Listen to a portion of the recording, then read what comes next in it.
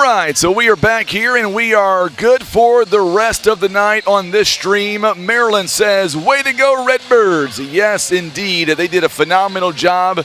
It was so nice to interview Kason Price. Good kid. He was our first Midwest Bank Player of the Game. Let's get reset. Now that we are back with a new live stream, we apologize for that. We had to do that just because of time restraints that's put in place by Facebook and on YouTube. So what we wanted to do was we just decided to go ahead and switch everything out after the fifth game. That way, overtime or no overtime, we should be good to go for the rest of the night. So make sure and tell your friends that we're going to have the rest of the games live on the air. Coming up, here is the remainder of our schedule. The 3:15 game, which I know it's 4:15. It is Naylor and Doniphan. That is varsity boys. After that, it'll be Naylor and Neelyville JV boys. That'll be the next game. And then the third game, game number 8, will be Clearwater and Neelyville. And then our last game of the night will take on Clearwater, Greenville JV. That should be good as well. So make sure and share this video post. Share this new live stream, and we'll get started. We've got about 2:20 until we begin between Doniphan and Naylor. Naylor coming in with a record of 5-13. They are averaging 50 points a ball game, giving up 67. You look at what they've done so far this year. They took on Doniphan back on January 13th, and Doniphan beat them 73-41. They're being coached by Ed Moore in his first season as the head coach. And then on the other side, the Doniphan Dons, they're being coached by Daniel Cagle. He is in his 7th season as the head basketball coach, a record of 105-68. Hunter Dilbeck is the assistant coach. They are coming in 13-6, averaging 59 points a ball game, giving up 56. So there you go. Naylor, by the way, are going to be wearing their away jerseys, black jerseys with the gold trim, the gold numbering. Doniphan wearing their white jerseys with the black numbers and black trim as well. So part of the semi-brackets are full now on the JV side. East Carter now moves on. They will take on Twin Rivers Monday beginning at 4:30. Winner of this game will take on the winner of, or wait a minute, I'm on the JV side, my apologies. On the varsity side, the winner of this game will take on the winner of Neelyville and Clearwater. Greenville takes on East Carter, or make that Twin Rivers rather. That'll be on Tuesday at 6 p.m. Lots and lots of games here tonight or this afternoon. We're going to go back down courtside, and we'll have the official lineups, and we'll bring them to you as well. Doniphan, Naylor coming up next, live from the 2023 OFC Basketball Tournament. Our contest now is a varsity boys contest between the number 2 seeded Doniphan Dons and the number 7 seed Naylor Eagles. So here we go. For the starting lineup, first for the Eagles, number 1, Brock Woolard. So Brock Woolard is a 5'8" senior. Number 2, Preston Johnson, a 5'10" senior. Number 3, Damian Thielman, he is a 5'11" senior. Cole Crawford, a 5'10" senior. And Jackson LaRue, he is a 5'10" junior. So now we'll look over at the Doniphan Dons and see who they're going to start. J.D. Burton, he is a 5'8" senior. Boy, he's a phenomenal baseball player too. Hey, look who's here. Daryl Atchison, Representative Daryl Atchison is here in attendance. Number 35, Max Owen, a 6'3 senior, and number 41, Cam Barton. He is a 6'5 senior. Here we go. It is varsity time between Naylor and Doniphan.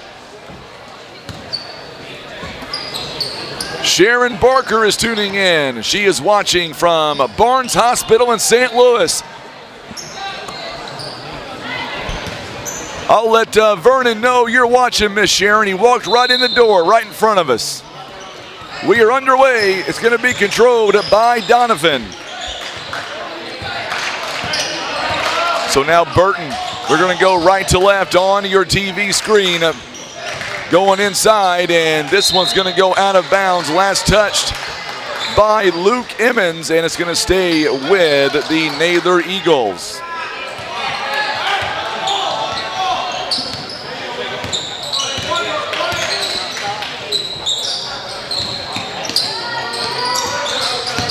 .734 to go here in the opening quarter. No score at this point in time, but that's going to change. Cole Crawford kicks it outside to LaRue. LaRue back out to Woolard. Going to be a turnover there as Max Owen takes it away. Max Owen, he goes rim coast to coast. First shot is no good, but the follow-up by Luke Emmons, it is up and it is good at 2-0 now. Doniphan leads early in this one. Doniphan, the heavy favorite to win as a 2 seed coming in.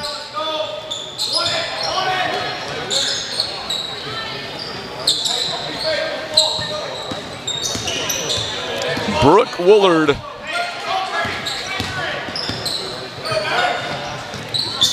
Gonna go inside now. Brock Woolard, that is. Long three-point basket is off the mark. It's no good by Johnson. J.D. Burton now on the rebound. Here comes the big man. Cam Barton's gonna be called for the travel.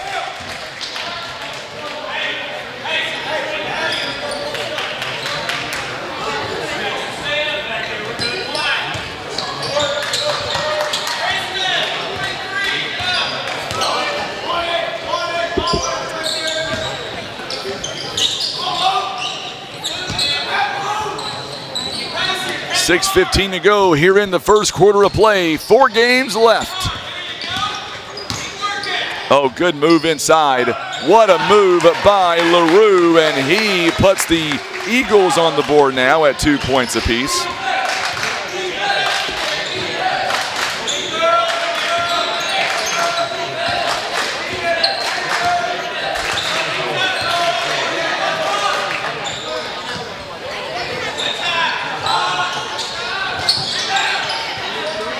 Good job by LaRue as he's going to be fouled in the process as J.D. Burton's shot would not fall.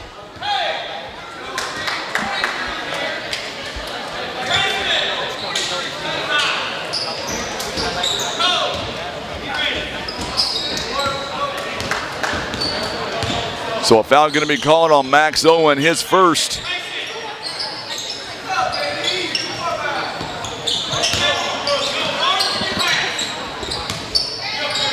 .5:52 to play here in the first quarter. 2-2 ball game. Good job going inside. Oh, what a good block by Max Owen. Cam Barton, he'll go, it rims out on him, no good. Rebound taken by Luke Emmons, and he's got all 4 points for the Doniphan Dons so far in the ball game.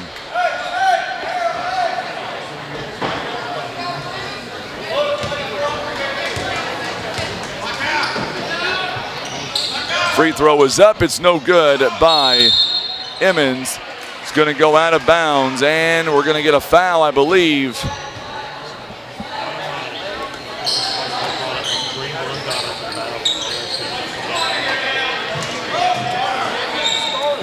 So a foul going to be called on Cole Crawford.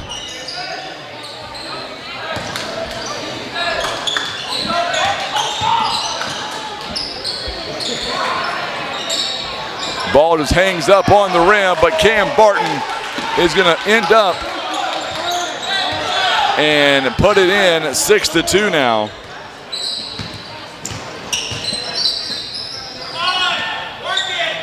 Six to 2 long three-pointer by LaRue is no good.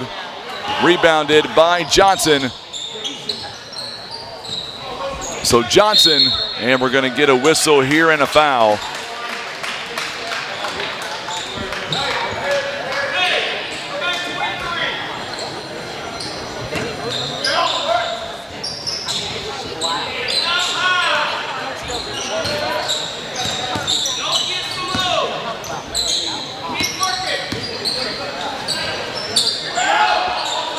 Three-point ball is no good by LaRue.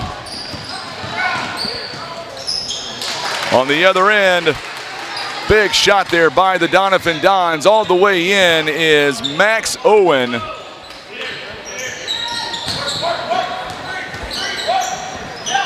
Each team with 2 fouls apiece. It is 8-2. Good move inside. Shot would not fall for Crawford. It's going to go out of bounds. Last touched. Dons are going to substitute some folks in, and Corey Haygood comes in. Also in the ball game is Isaac Rawlings. Cam Barton also takes a seat. Sean Gazaway going to come in. On the other end, Cole Crawford takes a seat.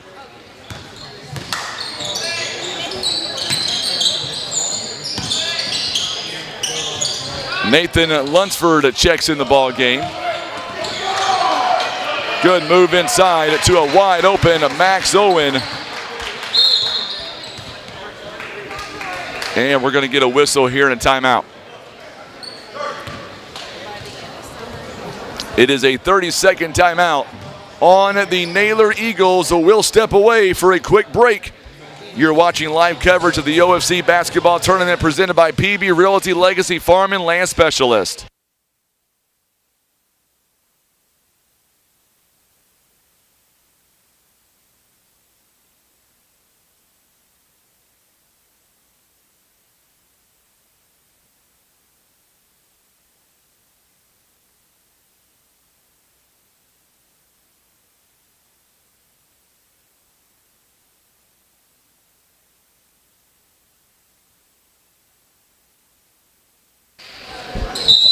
All right, so we are back. 3:31 to play here in the first quarter. It is a 10-2 lead right now.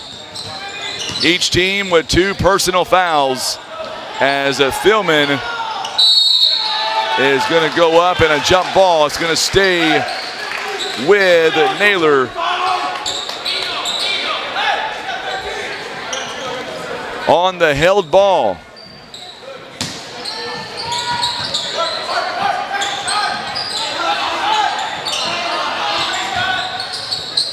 Going to be a turnover there, it looks like, on Brock Woolard.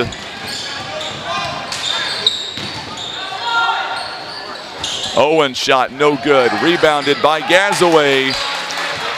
Or make that by Rawlings, rather.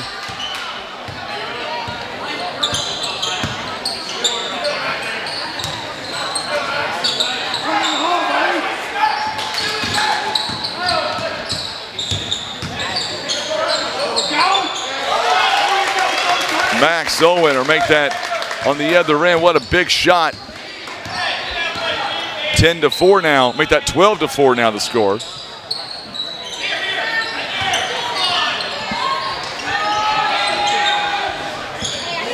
(12-4). What a move as Doniphan going to get a whistle here and a foul.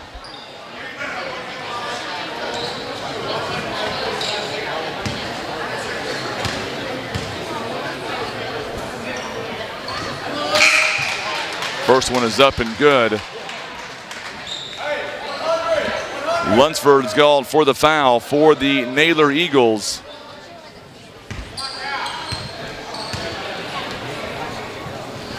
Second one is up. It is no good, but the tip in is no good.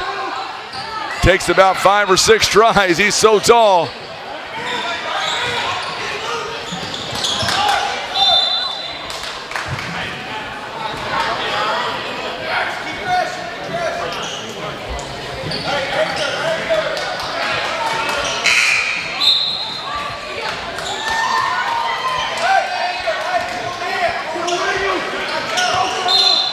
So now it's going to go out of bounds, and it's going to stay. It'll stay with Doniphan at 13-4 now. 3-point basket is good by Haygood. It is now 16-4 now. Quickly a 16-4 ball game.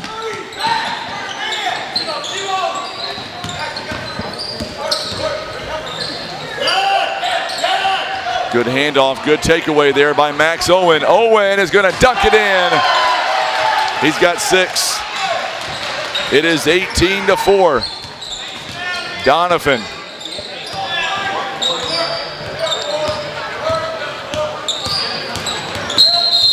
And we're going to get a whistle here and a foul coming up.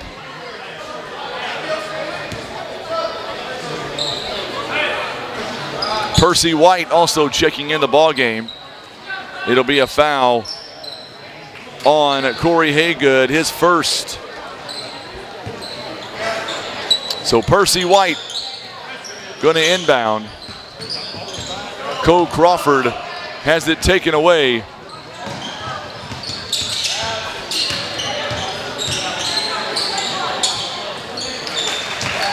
Two points there by Cam Barton. Fadeaway jumper, he's got 4 points. Boy, this Doniphan team, they are scary, scary good.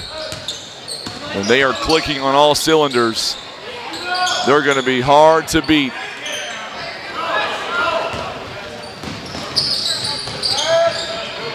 Just like that right there, Cam Barton again. One thing about Doniphan, they've got the size. They've got size on their side.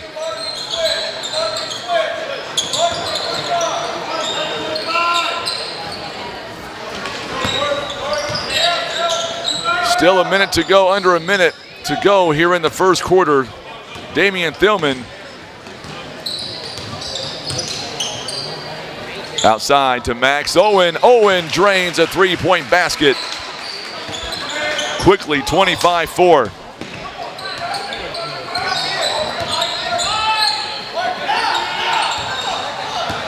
$25-4 is the score, and a turnover on Crawford.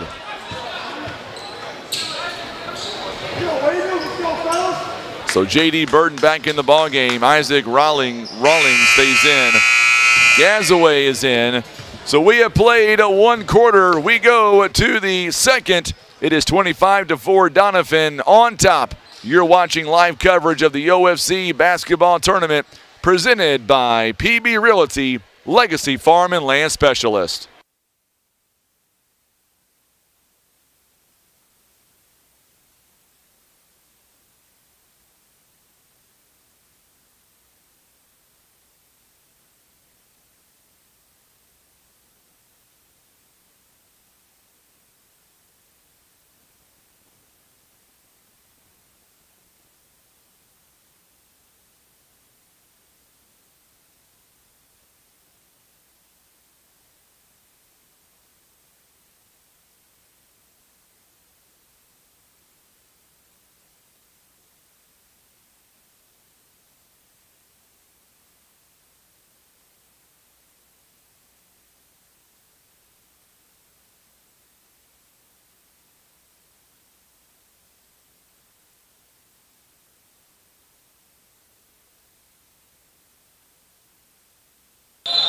All right, so here we go as we get ready for the second quarter. Doniphan now with the ball.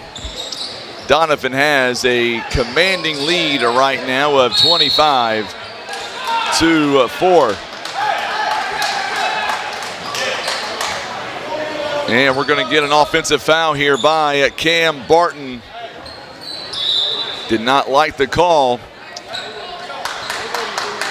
Team foul number 4 now. So Damian Tillman will get it in.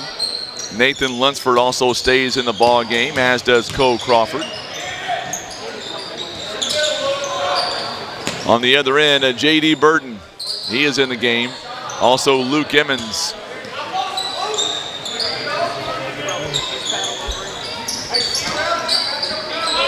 So we are in the second quarter now.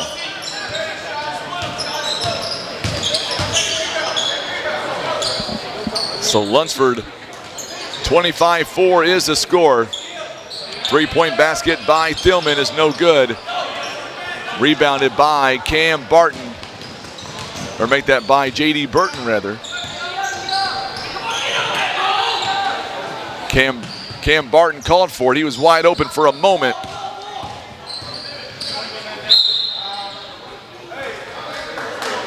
Emmett Jones.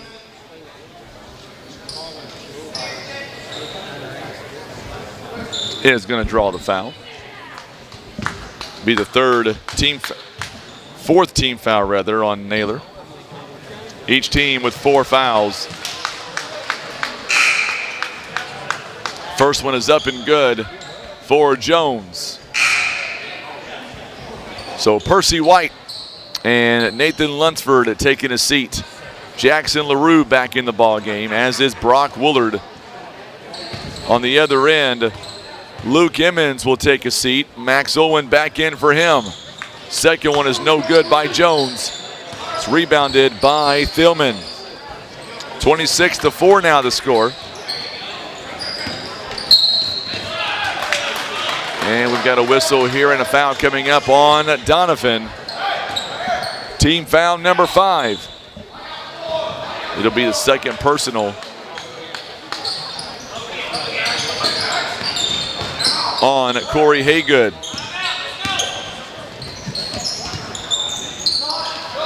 Three-point basket by LaRue is no good.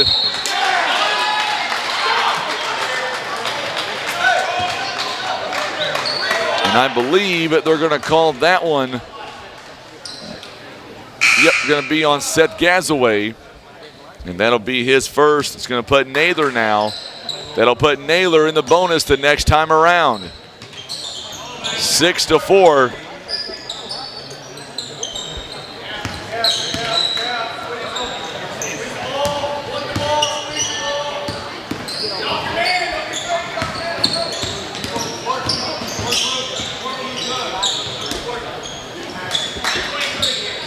.6:10 to go here in the first half. Doniphan out to a big lead. Oh, good job there by J.D. Burton taking it away. Burton pushing the tempo. First one no good by Emmett Jones. The second one, he gets it to go down. 28-4. 28-4 now the score.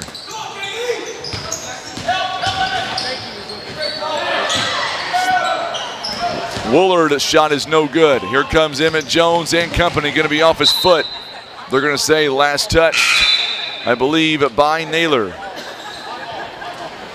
So Naylor make that Doniphan and bringing in Isaac Rawlings now for Emmett Jones at 3 points and 2 rebounds. So the bracket starting to get smaller now as we make our way through the opening day. Now the officials get together. Our broadcast here this afternoon presented by Barker's Towing and Auto Repair.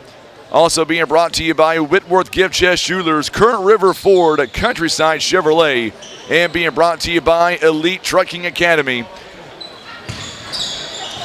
On the inbound, no good by Max Owen. Second shot is up and good. We get a whistle and a timeout called by Naylor. So we'll step away. It is a 30-4 score following the putback there by the Doniphan Dons. You're watching live coverage of the OFC basketball tournament. It is presented by PB Realty, Legacy Farm and Land Specialist.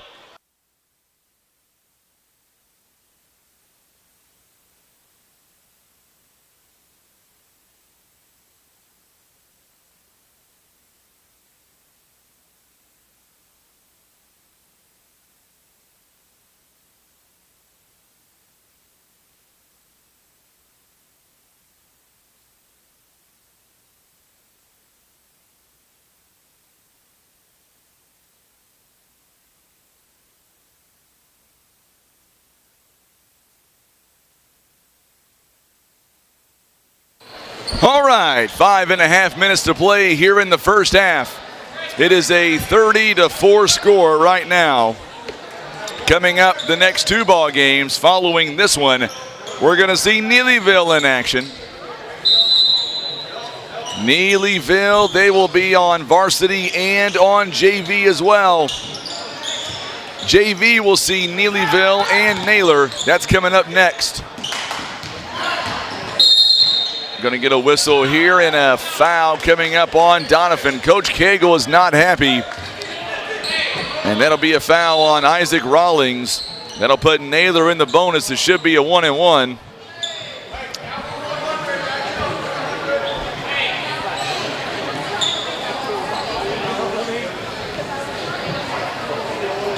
So Neelyville coming up next as Preston Johnson now. Free throw is no good. Rebounded by Luke Emmons. Here come the Doniphan Dons. Three-point ball is no good by Rawlings. Damian Thielman.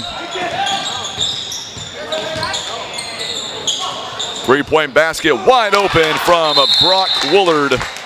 That's big. Boy, they needed that one.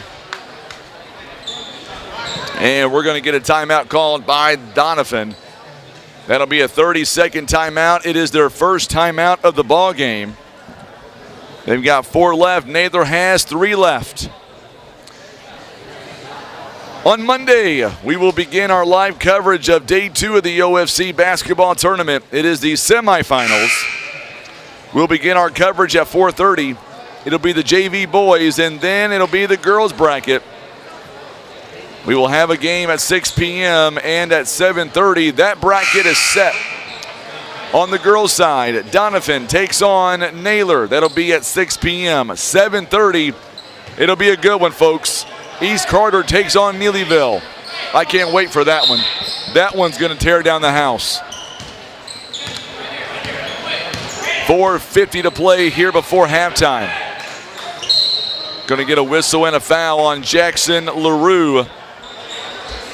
So LaRue going to be called for the personal foul.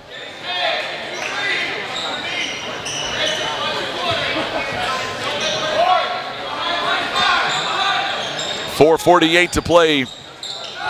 Max Owen again drains a three-point basket. Man, he's got 12. He has 12 of their 33 already. He's a good player.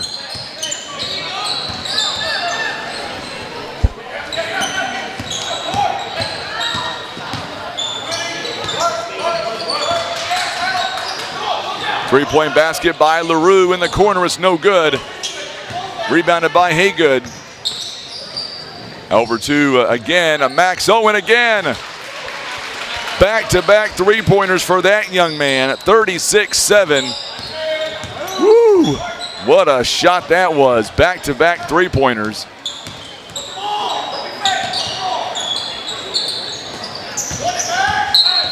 Going to get a whistle here and a foul, I believe, on J.D. Burton possibly.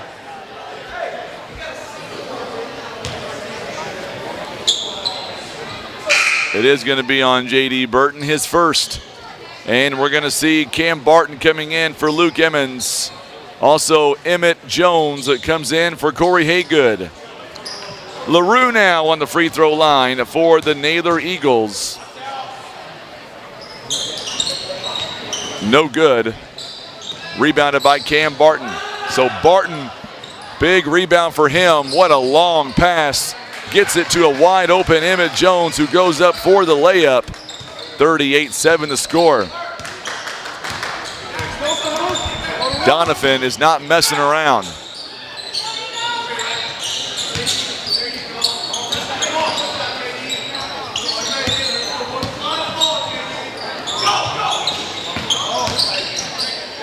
Good move by LaRue, just rims out on him, it's no good. Ooh, thought Cam Barton may have been the guy that touched it last, but the official says it goes the other way, so we're going the other way. Gonna try to check in on the Greenville game. It's gone final now. between Greenville and Kennett. Good move inside. A foul going to be called on Naylor.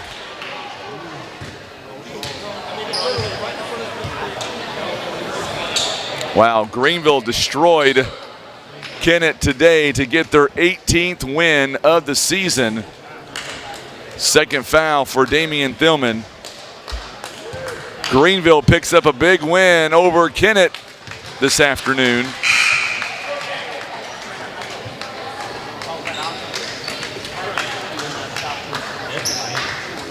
(77-55) was the score in that ball game. Second one is no good. Rebounded again by Jones. Greenville picks up their 18th win. You better believe they're ready for Monday, when they take on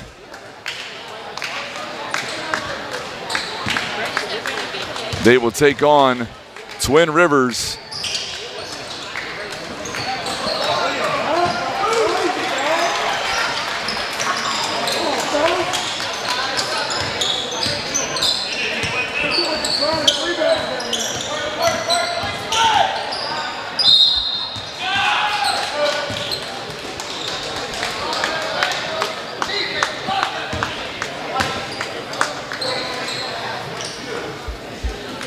(43-7) now the score.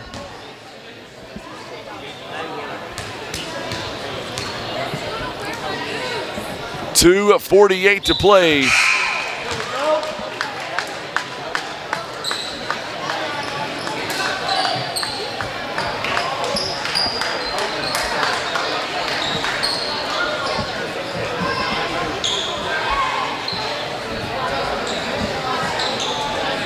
First one is up and good by Brock Woolard, 43-8.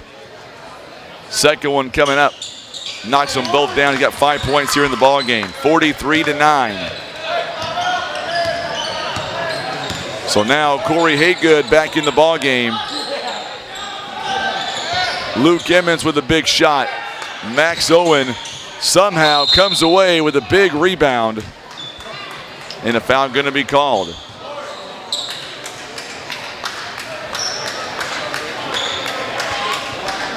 Going to be a foul on Lunsford. So Lunsford picks up his second personal foul. Max Owen, 16 points, 44-9 the score. Second one is up. It is good as well, 17. 2.5 to play here in the ball game, or in the first half rather, not the ball game, first half. It's been a long day.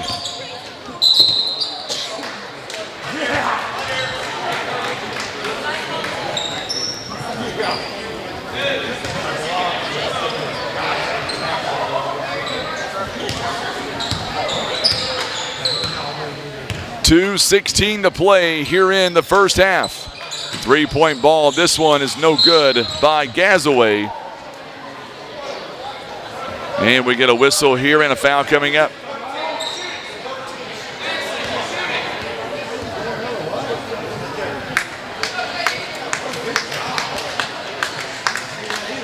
We'll call a foul, that one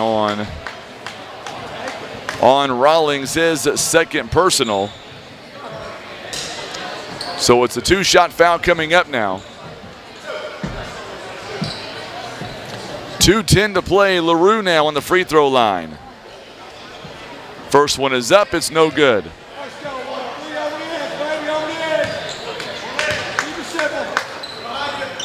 Second one is also no good.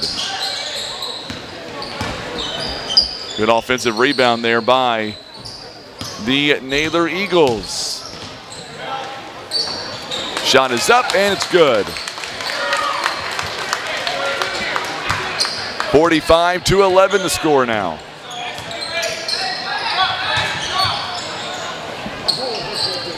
Good move inside as Haygood goes up and draws the contact, and he'll shoot the free throws coming up. It'll be a foul on Naylor. And that'll be the third foul on LaRue. That is 9 team fouls now. Corey Haygood, 3 points in the ball game. First one is up, and it's good. 46-11. We're going to see Damian Thillman back in the ball game now for Jackson LaRue. Thillman's got 2 fouls here in the ball game as well. Second one by Haygood is up and good. 47-11. Pushing the tempo is the Eagles. No good. Second opportunity. This time around, he'll get the offensive rebound and draw the contact. Doniphan double bonus the rest of the half. And that'll be on Luke Emmons. It'll be his second personal. Free throw coming up here for Thillman. He's got 2 points here in the ball game. First one is no good. Isaac Rawlings back in for J.D. Burton. Doniphan outscoring Naylor 25-4 in the first quarter, 22-7 here in the second. Second one is no good for Thillman. It's going to go out of bounds. The last touched by Lunsford.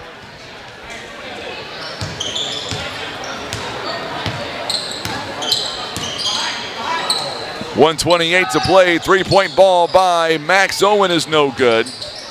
Good rebound again by Haygood as he hands it off to Emmett Jones. It is now 49-11 coming up on the 1 minute mark remaining here in the first half. 49-11. What a wild shot by Brock Woolard, but it worked. He's got 7. Emmett Jones again gets it from Haygood, and he'll draw the contact.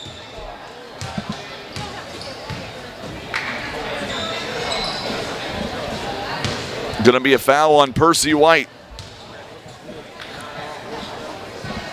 10 team fouls apiece. Jones now with 12 points. Haygood takes a seat. Lunsford is out. Crawford is back in.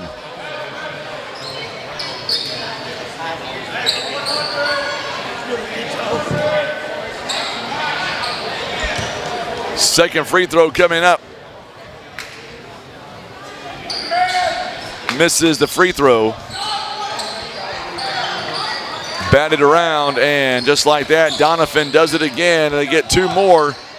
It's 52-13.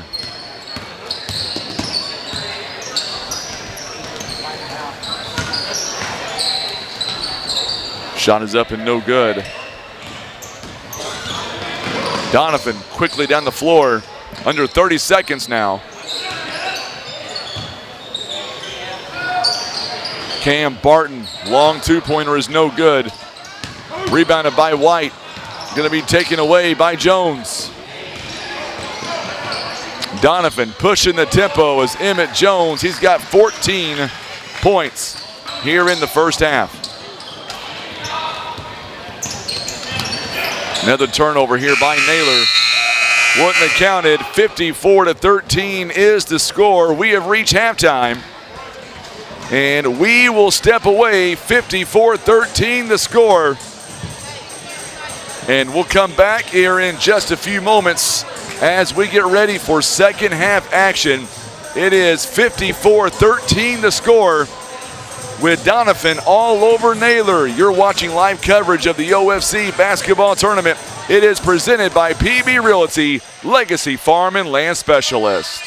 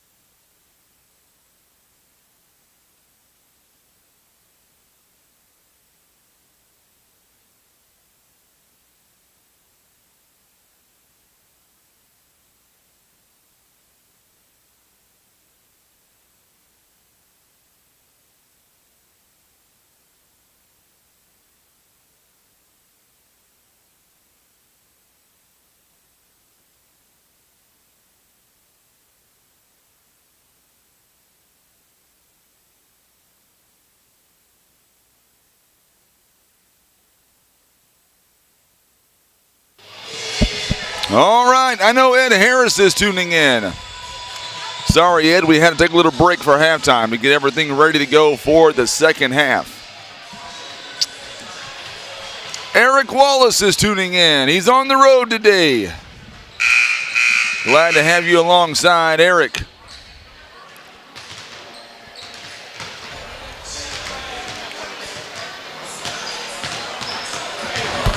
So we are under 3 minutes until we get ready for the second half.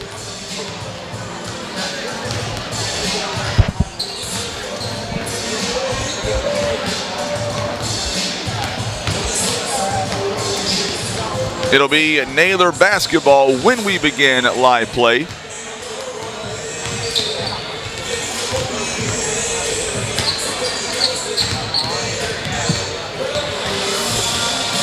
I was talking to head coach Becky Hell a moment ago. She's still here. She's going to watch the Neelyville boys play. They've been here for a long time.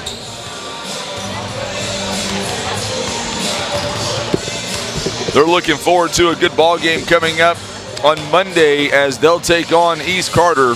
Should be a lot of fun. Can't wait for that one.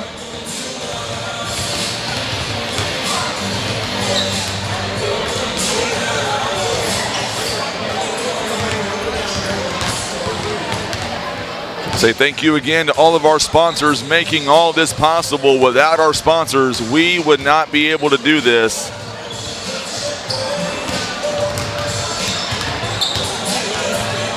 Make sure and share the video feed for us coming up in our next game. After this one, it'll be a JV game. It is Neelyville and Naylor.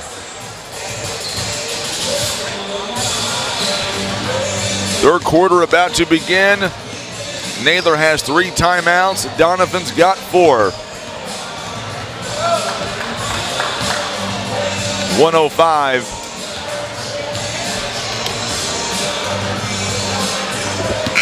Don't forget on Monday, we've got 3 games scheduled on Monday. 3 games on Tuesday, 3 games on Thursday, and 3 games on Friday.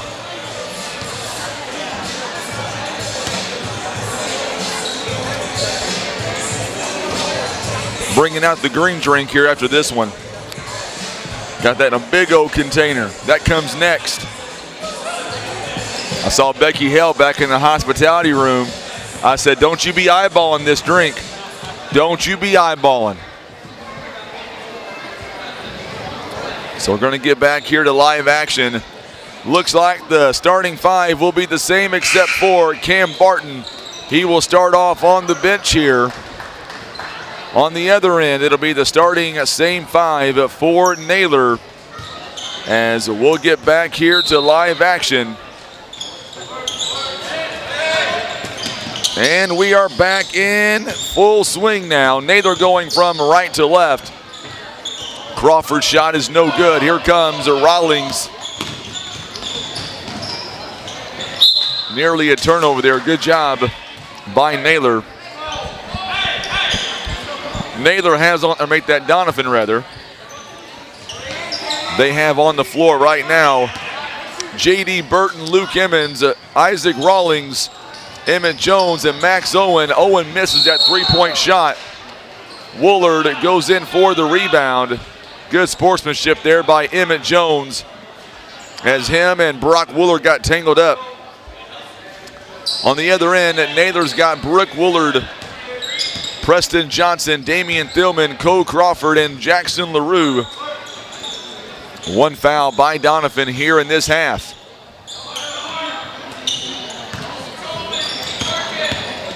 Seen House of Representatives member Daryl Atchison here a few moments ago. Spoke to him in the hallway.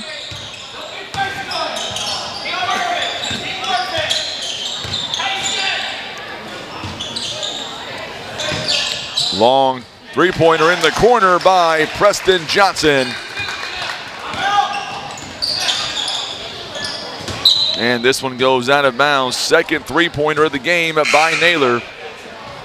Be a turnover on Doniphan. And we're going to see J.D. Burton taking a seat. Corey Haygood is in. 54-16 the score.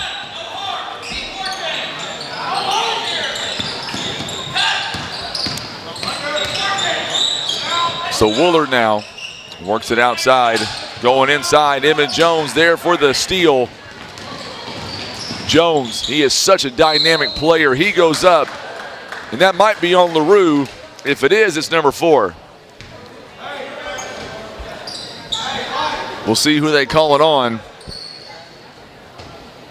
I thought it was going to be on LaRue. They haven't actually put it up on the scoreboard yet.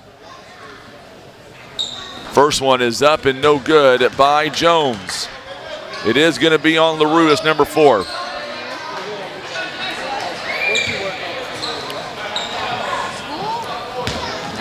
You hear that, Tim? I hear Vernon Barker down there talking. Second one no good by Emmett Jones. Did Vernon Barker just say that Chevy's rule and not his Ford? Is that what he said?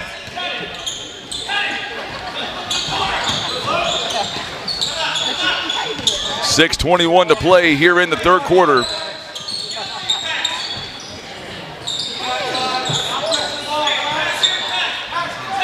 So now Damian Thielman now is going to work it around. 54-16. Ed Moore, the head coach of Naylor. We'll see them again coming up in the JV side of things. They will take on Neelyville coming up next.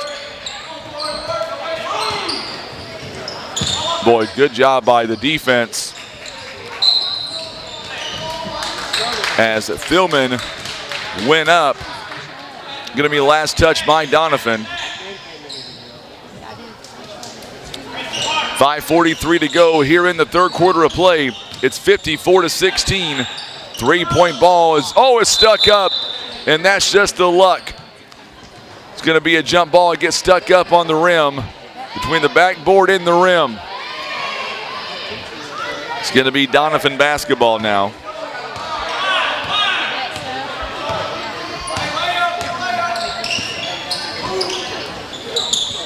.54-16. Out of bounds. The last touch is going to be a turnover on Doniphan.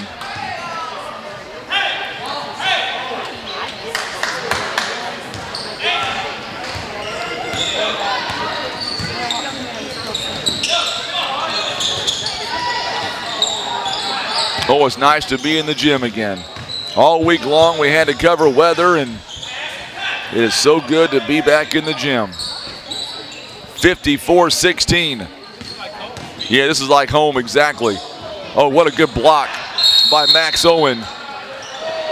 And we've got a timeout here on the floor. Going to be on Naylor. It is a 30-second timeout, I believe. I think it is going to be a 30. So we'll be back. I hope it's just you, Miss Dollins. I hope it's just you. I haven't heard of anybody saying they don't have sound. You check that real quick, Tim, just to make sure. Tim's going to double check it on our end to make sure that we have sound. No, we're good, Harriet.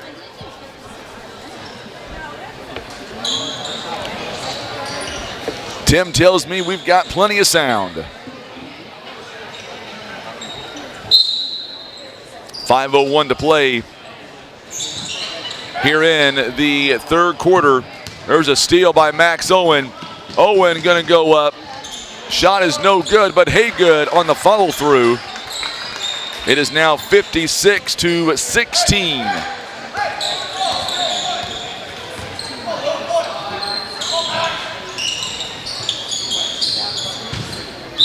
Good defense there by Cole Crawford. Substitutions now coming in for the Dons.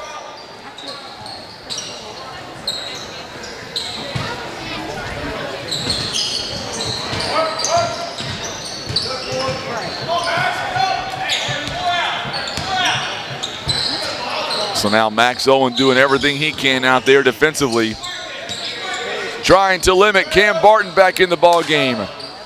Shot is no good. Rebounded by Gazaway there. Here comes Cam Barton driving inside. Offensive foul.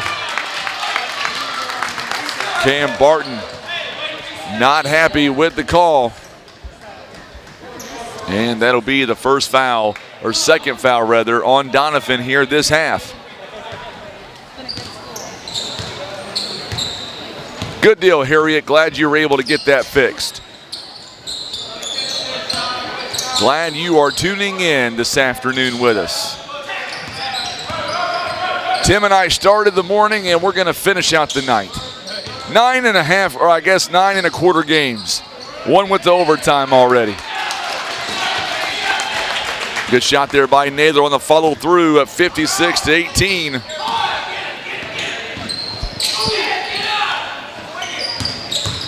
Naylor Neelyville coming up next on the JV side. Shot is no good by Gazaway, rebounded by Lunsford. 3:27 and counting. JV game up next. Another steal by Max Owen. Owen is going to lay it in. He's got 19 points.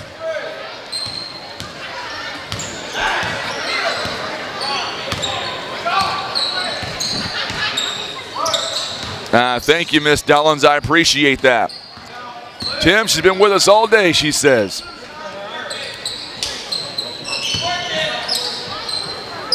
LaRue back outside. Johnson. They go back. Oh, what a good move by J.D. Burton as he is able to take it away, and I believe that's going to be on Lunsford. If it's on him, it's his third. It will be. 2 team fouls apiece, 2:48 to go here in the third. So we'll have the running clock coming up in the next game, or in the next quarter rather.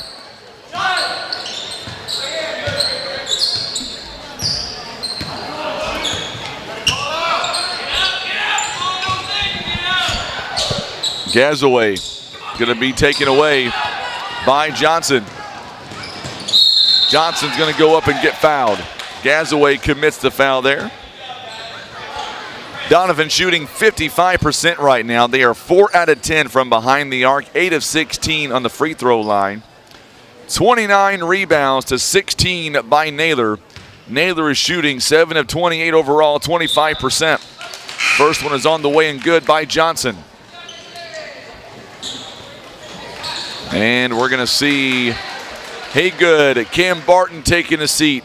Isaac Rawlings back in the ball game. Or Cam Barton stays out rather. Second one is no good. Rebounded by Brock Woolard.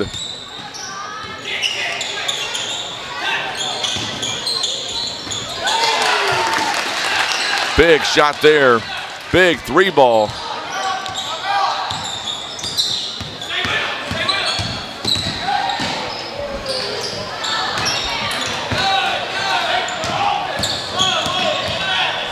Right now, Doniphan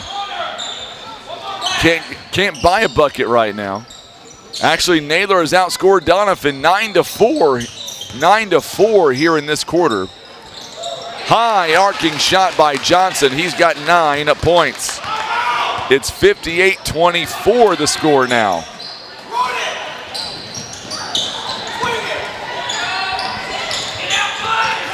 Jones wide open. He's got 16 points. May have heard me say they've been outscored. 60-24 now.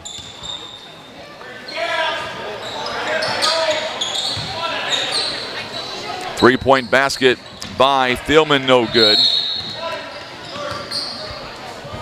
And a timeout called by the Doniphan Dons. It'll be a 30-second timeout.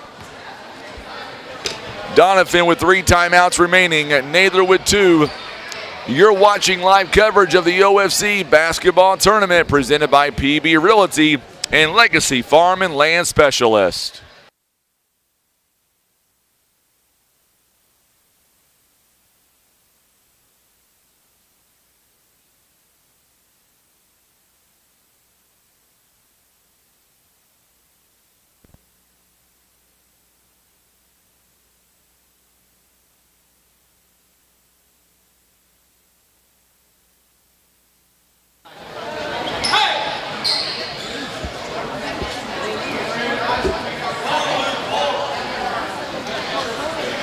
And we are back here.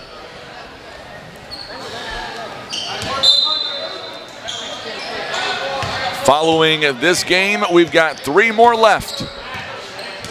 1 varsity and 2 JV.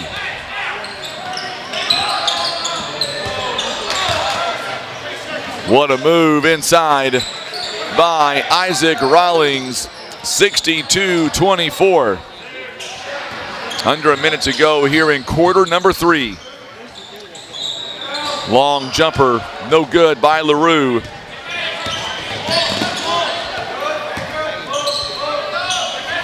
So now Haygood gonna set the offense he wants to run. Finds Emmett Jones. Jones at near the free throw line. Back out to Haygood. Haygood drains a 3-point basket.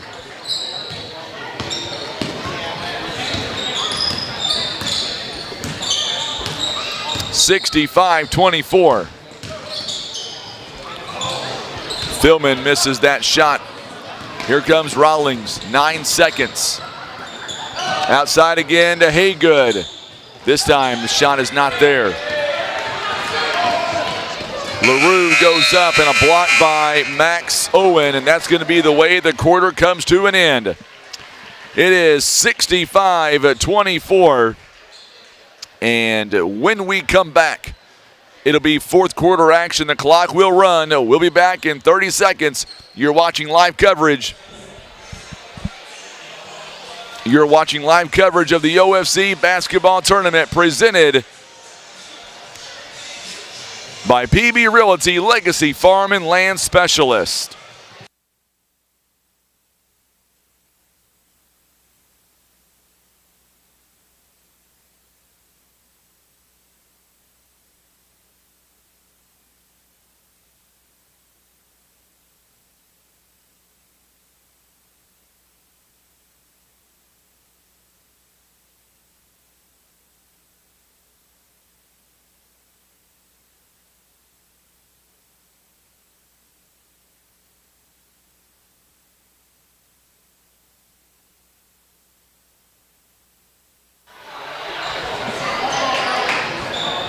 So Naylor with the ball to begin this 4th and final quarter. Brock Woolard going to inbound to Tillman. Tillman, he'll go in and he'll be fouled in the process.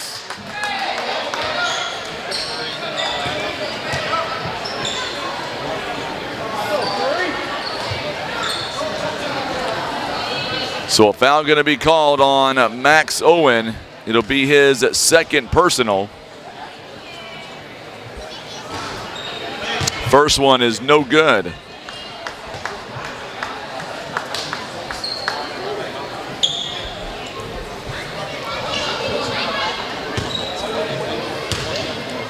Second one coming up.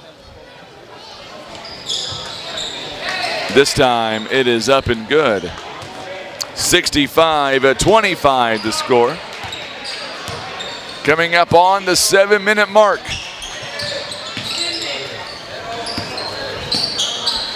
Max Owen again. Oh, this one rims out. It looked good on the way up. Good rebound by Tillman.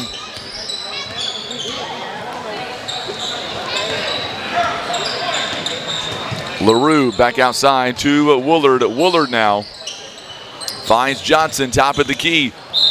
Max Owen playing defense, 2-3 zone by the Doniphan Dons. The winner of this game will move on, and they'll play the winner of Neelyville and Clearwater later on tonight. 3-point basket upcoming, no good by LaRue. Haygood gets it inside to Rawlings. His shot is no good on the first try, but he's able to get his own rebound, go back up and score. He's got 9 points in the ball game. 67-25.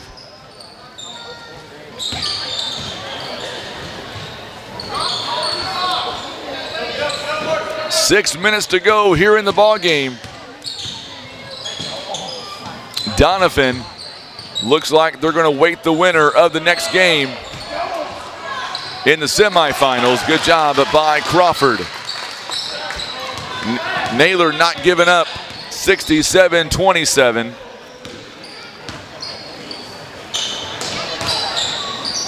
Max Owen again. His shot in the corner is no good. Emmons' shot. This one is up and it's good for Doniphan. 69-27.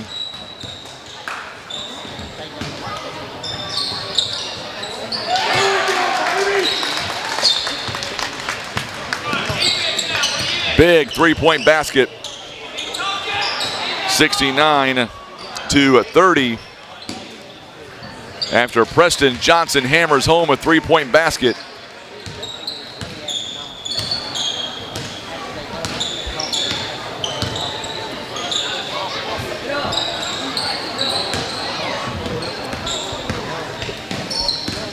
(71-30) the score. LaRue kicks it back outside to Woolard. Woolard now stepping inside the paint. Good shot by Brock Woolard. Give him 2 more points. He's got 9 also. On the other end, Max Owen three-point basket is no good. Rawlings on the rebound. They kick it inside to Emmett Jones. Jones' shot is no good. But cleaning it up is Max Owen, 23 points.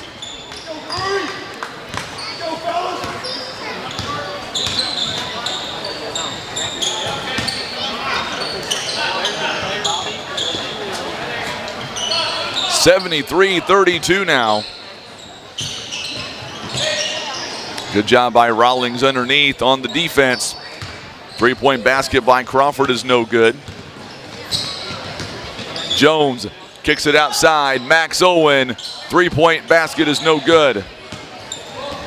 Rebounded by Tillman. Max Owen, 23 points. He's got another block and a steal there. Jones' shot is no good. Rebound by Rawlings is up and good. And we've got a 30-second timeout call by Doniphan here just to make some substitutions. It's going to be a full timeout, has to be a full. So we'll step away for 30 seconds. 75-32 the score, 3:37 left. You're watching live coverage of the OFC basketball tournament. It is presented by PB Realty and Legacy Farm and Land Specialist.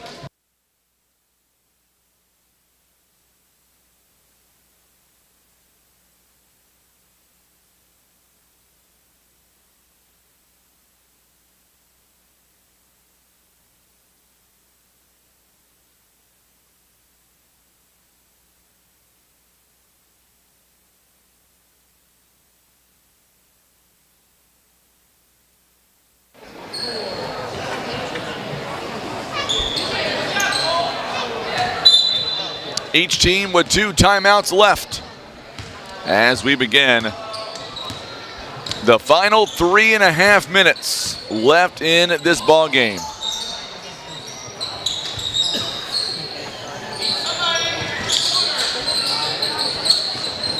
Three-point basket is coming up. Bang by Preston Johnson. He's got 15. Max Owen, 25, or make that 23 points, 1 assist. He's got 8 rebounds.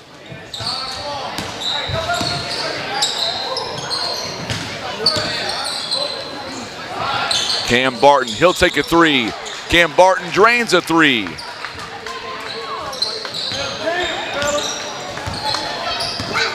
(78-35) the score.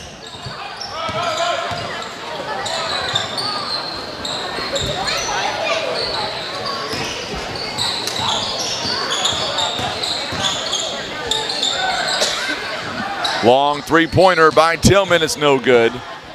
Rebounded by Gazaway, 2:25. Turnover on the Dons. And that'll be their 10th turnover of the ball, or make that 8th turnover of the ball game. Percy White takes the seat on the other end. Max Owen, his day is possibly done as well as Luke Emmons back in for him. Naylor Neelyville JV teams coming up next following our interview with the First Midwest Bank player of the game. Crawford's shot is no good.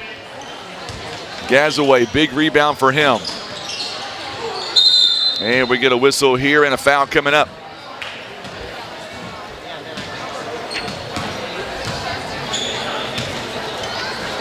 So Doniphan's going to move on to Tuesday.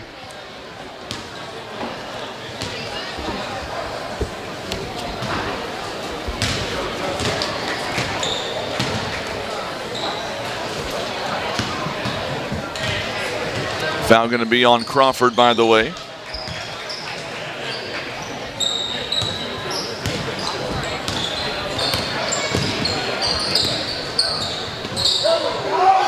There's a shot. That one's up and good.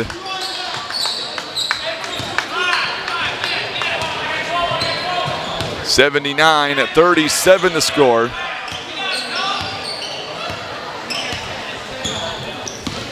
Tillman, he's got 7 points here in the ball game.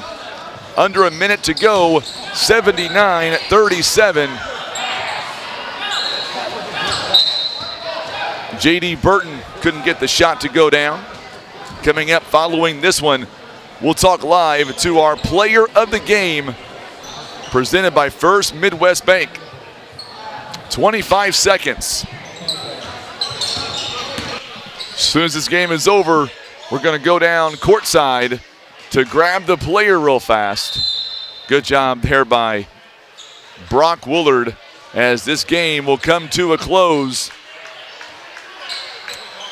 3-point basket attempt is no good, and this one is going to come to a final.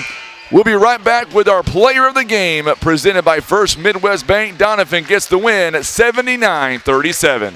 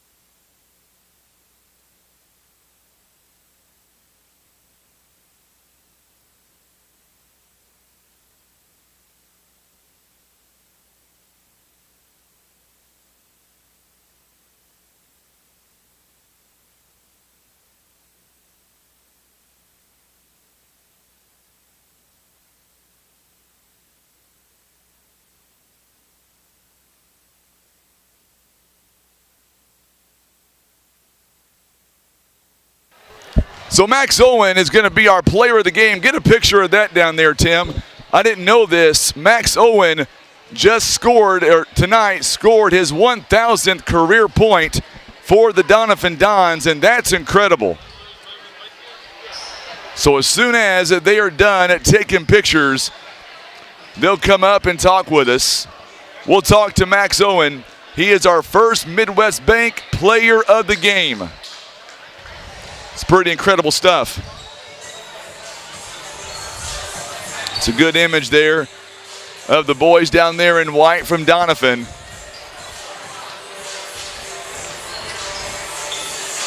So Max Owen, as he gets career point 1,000. He may or may not come up here. I don't know. I get it, though. It's an exciting thing for him. There he is. Yep. He's coming up. I knew they wouldn't let me down. I like Hunter Dillbeck, the assistant coach, Daniel Cagle, the head coach. We'll get him live on the air to talk about what this means to him to get career point 1,000. That's incredible. That's a big accomplishment for him.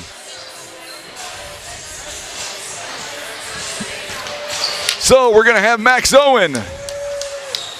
Put that bad boy on for me there, Max. All right, so talk about, I didn't know this until a few minutes ago, so what was it like scoring 1,000 here this afternoon in Greenville? Look at that camera right there for me. It was pretty good. I mean, my team kept it a secret pretty well. They would never tell me how much I had, so I never knew how close I was going to get. So you wasn't even sure you done it yet? No, they said you will get it this tournament, but I had no idea when. Well, I can see why here today. You were a stud on the floor for sure tonight. 23 big points, 8 rebounds, 2 out of 2 on the free throw line, 3 of 9 from behind the arc. What is it about this team? You guys come in, a lot of swag, a lot of confidence. What about this team excites you as you guys move on now to face the winner of the Neelyville game coming up later tonight? What excites me is that I feel like we always play great in tournaments. I feel like in Bloomfield we did great, and I feel like we're going to try to do the same thing here, and I feel like we can win this. What are some things that you want to work on, though, before Tuesday as we get ready for semifinals now for you guys on Tuesday? What we've been working on a lot was offensive rebounds, which I showed a lot today. And I just hope we keep doing that and just make sure we have great man-to-man defense and pack-man. One thing I like is on free throws, you guys 9 out of 18. Was you guys happy with that number being 9 for 18? I feel like we can still do better, but I mean, you know, we get what you get. 8 turnovers is pretty incredible. Yeah. As fast as you guys play to have 8 turnovers, that says a lot about the offense and the defense. So coming up on Tuesday, does it matter at this point in time what team you face coming up on Tuesday, or is it that next team up? I feel like whoever we reverse, we're going to blow the water out of them. Well, do me a favor. Hold that sign up real quick and look in that camera. Anybody else you want to talk to in the camera? I just want to thank everyone for being a fan of me, I guess. Absolutely. Congratulations, Career Point 1,000, and we look forward to having you back on and seeing you guys on Tuesday.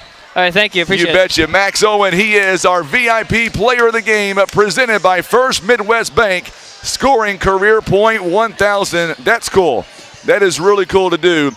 All right, 6 minutes to go before the next contest. It is Naylor and Neelyville. We're going to come back in just a moment.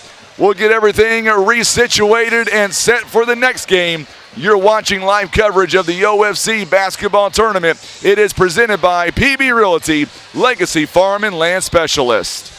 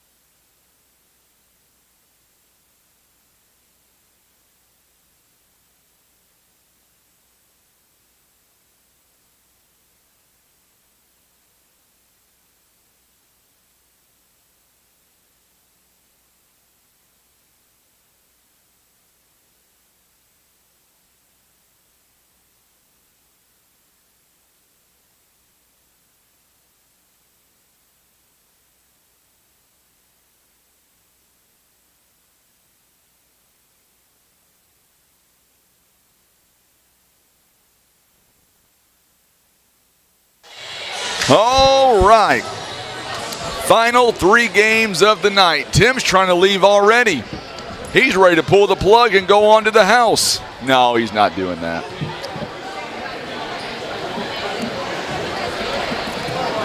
We're going to switch gears on you and get you back to a JV contest. This one is going to feature Neelyville and Naylor in the JV side of things. Welcome to the Ozark Tournament for 2023. This contest is a JV boys basketball game between the 6-seed Naylor Eagles and the 3-seed Neelyville Tigers. Starting lineup for Naylor. Number 11, Sam Rose. So number 11, Sam Rose. Number 12, Joseph Bunn. Number 30, Kobe Sullivan. Number 31, Kyle Tubb. Number 31, Kyle Tubb. Number 32, Colin Thomas.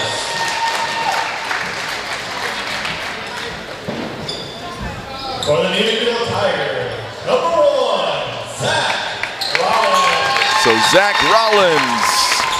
Number 5, Drew Shan. Number 15, KJ Fisk. Number 20, Booger Fisher. And number 33, Elijah Collins. So there you go. So Kyle Tubb is wearing 31 tonight. And Colin Thomas is wearing 32. We were given different numbers, but we got them all fixed. And we are ready to go. All right, Tim, you ready to go? 3 more. Here we go. Sam Rose will tip it off.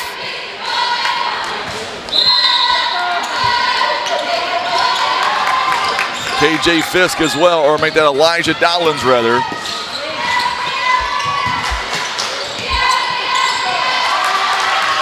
Quick turnover there. And this one goes out of bounds.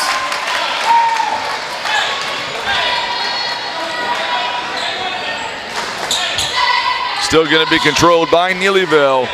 Ed Harris is tuning in. He's a Neelyville alumni. He's watching all the way from Everett, Washington, 20 miles south of Seattle. Glad to have you alongside. 6:40 to go here in the opening quarter. No score, Ed, as you're watching the JV team right now. Varsity plays after this. We've got 2 JV games left, well, including this one.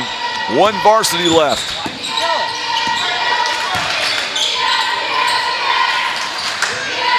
Three-point basket is good. Drains it from downtown.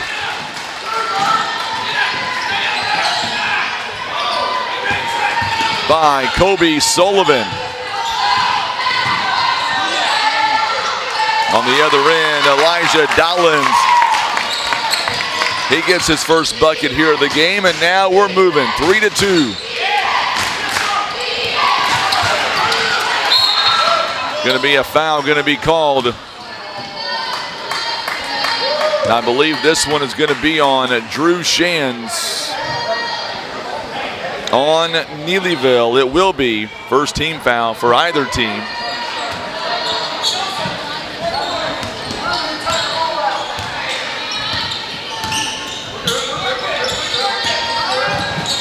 Doniphan now moves on, and they'll take on the winner of the next game between Clearwater and Neelyville.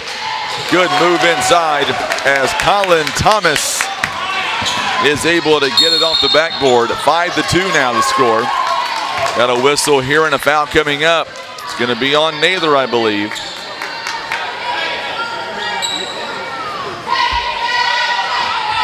It'll be on Colin Thomas, each team with 1 foul apiece.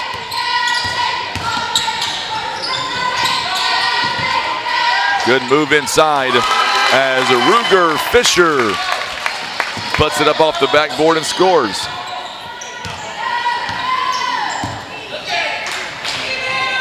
Three-point basket is no good this time by Colin Thomas. And we get a whistle here and a foul coming up. Going to be on Naylor. And that'll be on Kyle Tubb. It'll be his first, team foul number 2.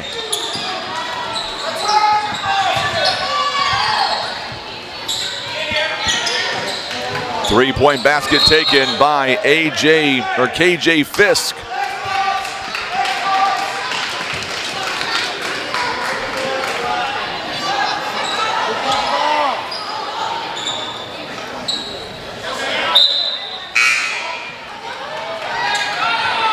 So Cameron Dragon gonna check in now for Kyle Tubb.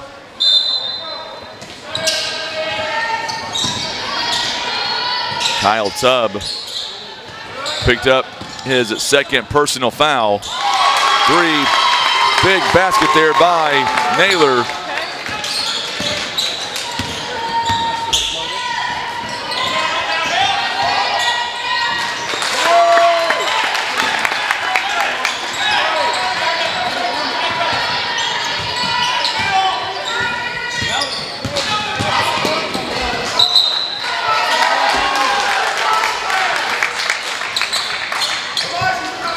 Seven to 6 is the score in favor of Naylor.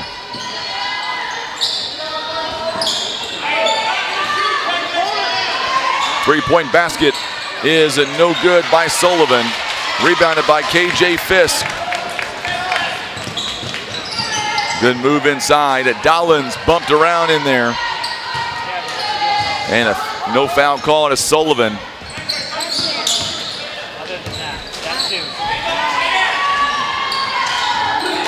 Big three-point basket by Colin Thomas.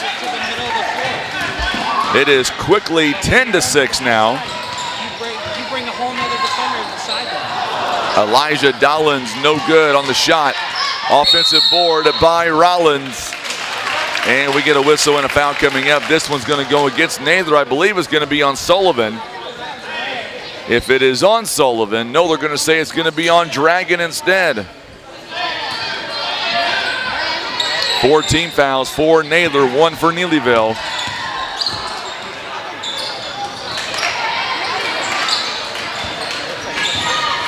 So Zach Rollins has it taken away. It's a 4-point game right now by Naylor. Nearly a turnover there by the Eagles. Good move by Kobe Sullivan.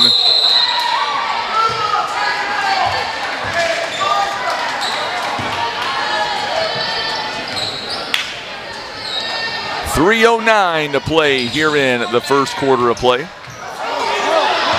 Make sure and hit that share button for us on Facebook. Let us know where you're watching from. I know Ed Harris is tuning in all the way near Seattle. Three-point ball is no good by KJ Fisk. Colin Thomas is going to be fouled in the process.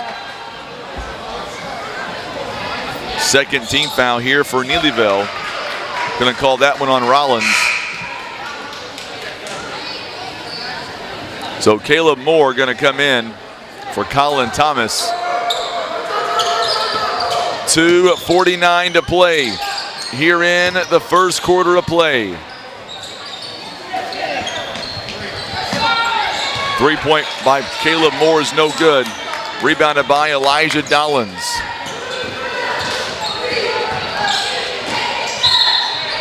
And another foul.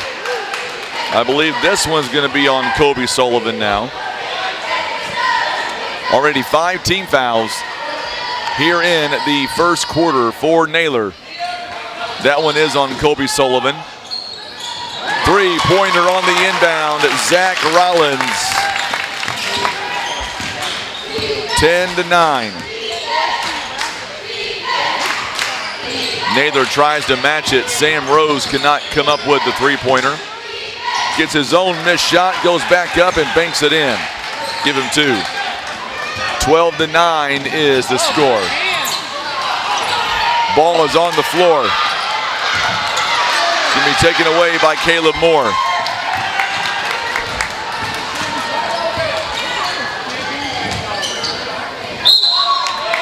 Whistle and a foul coming up. I believe it's going to be on Ruger Fisher. Team foul number 3. Our live coverage this evening is presented by First Choice Insurance, Russians Towing, Scott Law Group, also Day One Chiropractic, Elite Trucking Academy, Countryside Chevrolet, and Current River Ford. Sam Rose misses that one, and Fisher with the rebound.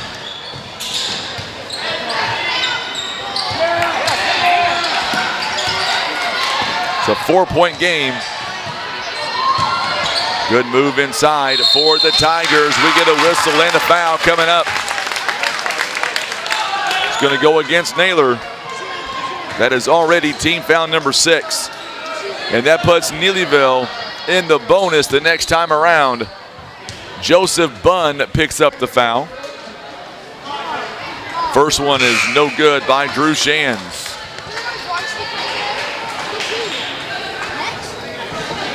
So Colin Thomas gonna check in now. Second free throw coming up by Drew Shands. It is up. Lane violation. It's gonna go against Neelyville. So 1:34 to play here in the opening quarter. 4-point game.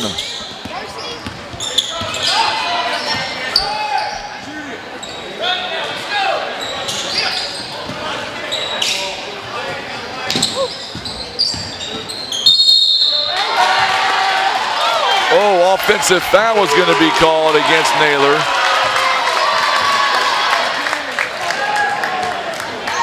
They're going to call that one on Cameron Dragon.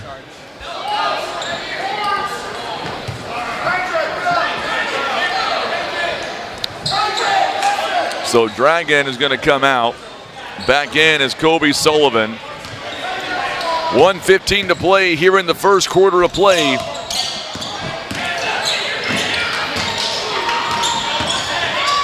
Ed Moore down there coaching his JV team, man. He's into it. No good by Fisher. And we get a whistle and a foul coming up on Neelyville, it looks like. It'll be on Elijah Dollins, his first, team's 4th.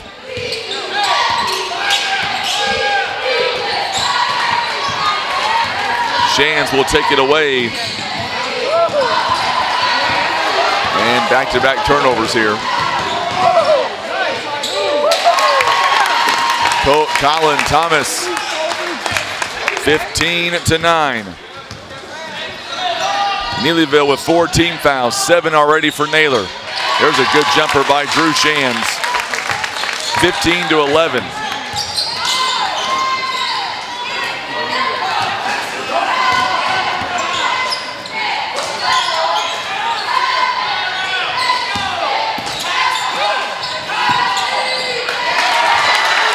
There's a steal by Shands.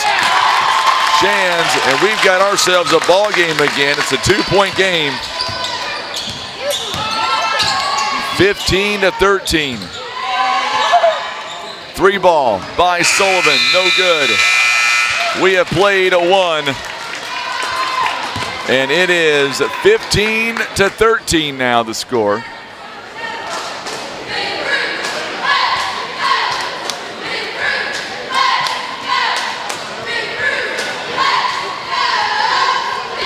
So our broadcast here being brought to you by PB Realty Legacy Farm and Land Specialists. Also being brought to you by First Midwest Bank. 15-13 is the score. And right now Neelyville trails by 2 points. Coming up following this game. It is our final varsity game of the night. Could be a good one too. Neelyville takes on Clearwater. And then our final JV game of the night. Clearwater and Greenville. Tim's old stomping grounds. I'm not sure if it's Clearwater or Greenville. Is it Greenville? Is that your stomping grounds? Okay. But he can't say that because Clearwater is in Wayne County, and that's all him. So now we're back here to live action. Oh, come on, you can't. Going in is Ruger Fisher, and we are tied at 15. That was a good move there by Fisher. Fisher has 6 points. 15-15 all.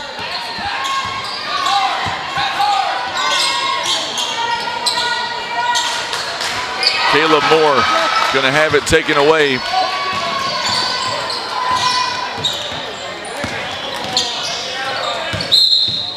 One too many steps by KJ Fisk.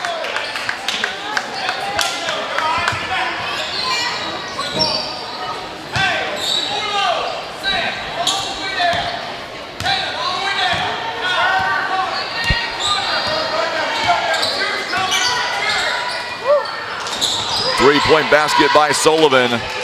Long three-pointer, no good. On the other end, going to be a whistle and a foul coming up against Naylor, and that is their 8th team foul. Sullivan picks it up, and Shands on the free throw line is 0 for 1 so far tonight, or this afternoon. So now we're going to see back in for Naylor, Kyle Tubb, back in for Caleb Moore. 16-15.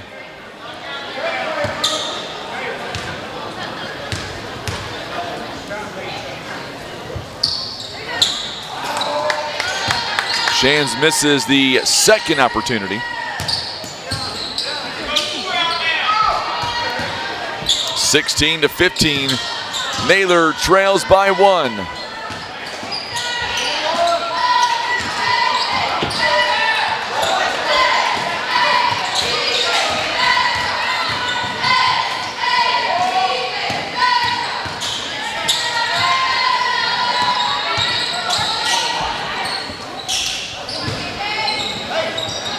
On the other end, no, Fisher misses that one inside the paint.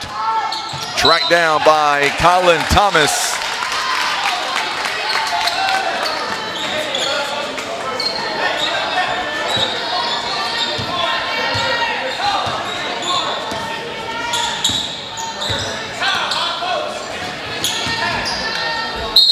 On the other end, going to be a blocking foul coming up on Elijah Dollins. And that'll be his second, team's 5th.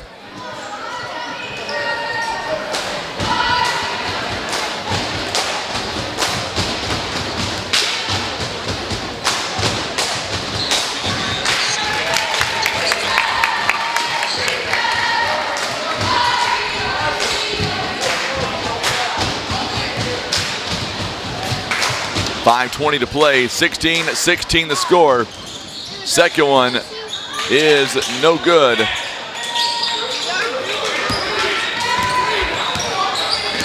Pretty good first half. 16-16 the score. As KJ Fisk puts it down for 2 more.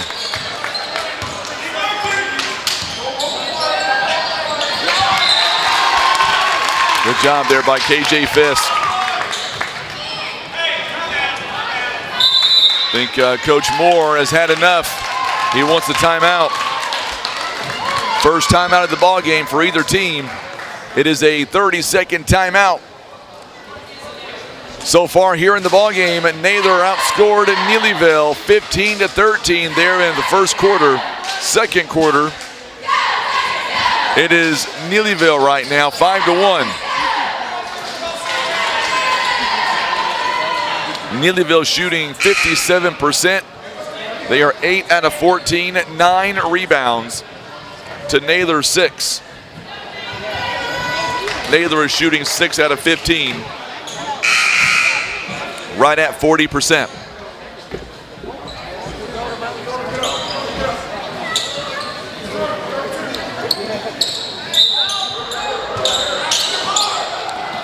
So now on the inbound, Bunn gets it to Thomas.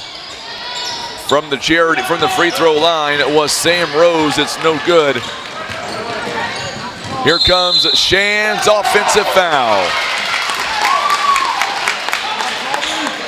And now both teams are going to be in the bonus the rest of this half. 4:43 to play.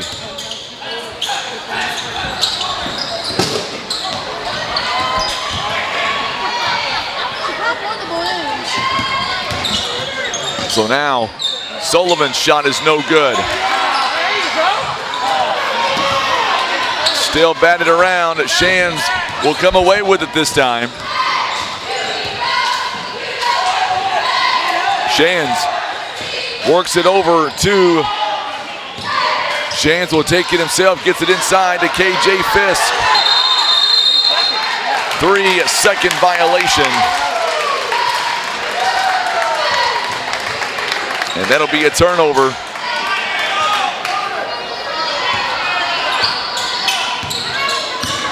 .404 to play here in the first half. There's another turnover by Shands. Shands goes in and scores it up. He's got 7. 20-16 the score. And we've got a whistle here, and going to be a foul, going to be called on Naylor. It's going to go against Sullivan.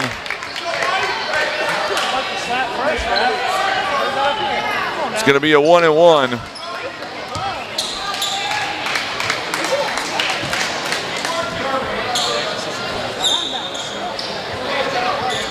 So it's a 1-and-1 coming up, 9-6.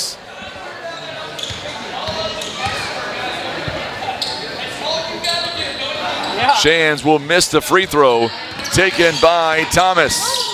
Look up. Get your help.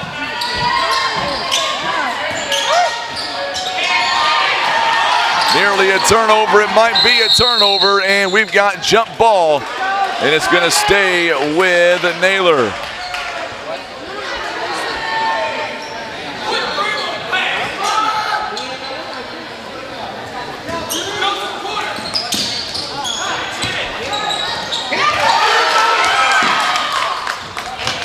Turnover by Naylor. Shands kicks it over to Fisher. His shot is no good. Tipped out to Sam Rose. Oh, Rose took one too many steps. I counted about 4 that time. Got to give him his props for trying.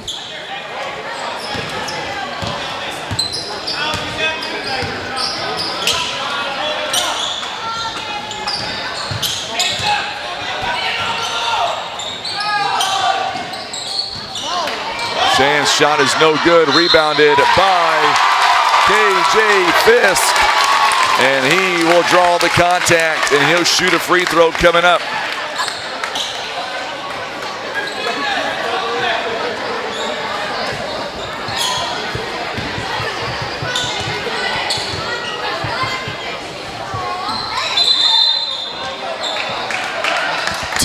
Team fouls.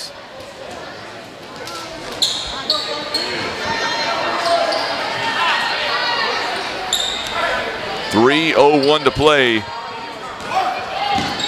22-16. Jamil Watkins checks in for Shands. Watkins quickly with a rebound. Nearly a turnover there by Neelyville. Watkins going up, and he will draw the contact on Sam Rose.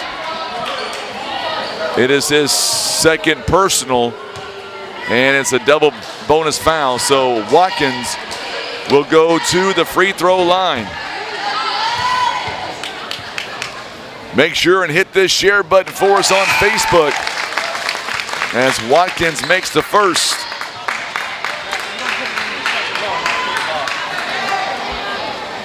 (23-16) the score. Second one is up, and it's no good.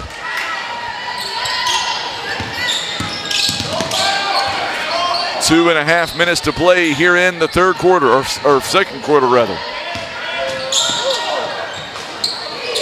Bounce pass. Short by Thomas. Rebounded by KJ Fisk. Long pass in the corner. It will go out of bounds. KJ Fisk.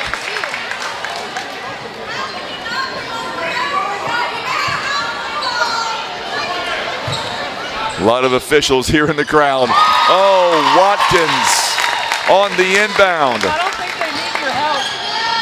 26-16. Shot is no good. Rebounded there by the Naylor Eagles. Taken away by KJ Fisk. That is the 10th turnover by Naylor. And we get a whistle here and a foul coming up.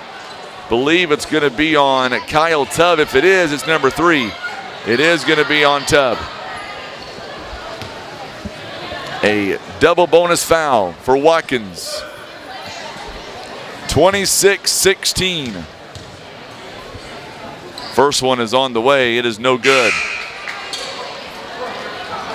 For Neelyville, Jaheim Watkins now coming in the ball game for the first time. Jameel Watkins on the free throw line, banks in the second one. Nothing but net that time. So now Neelyville extends their lead. They lead by 11, 27-16. Another steal by Elijah Dollins. And a travel going to be called on Neelyville. That'll be turnover number 8 for the JV team here for Neelyville. Winner of this game will take on the winner of the last game of the night between Clearwater and Greenville.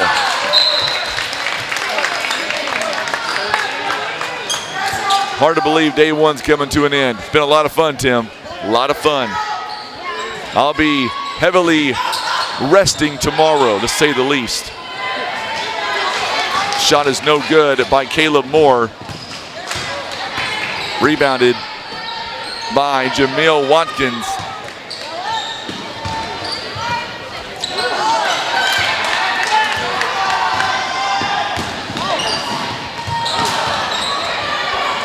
Bunn misses that shot. Here comes Watkins. Going to be knocked away out of bounds. So coming up at halftime, we're going to let our sponsor video roll, and we're going to take a little break for ourselves.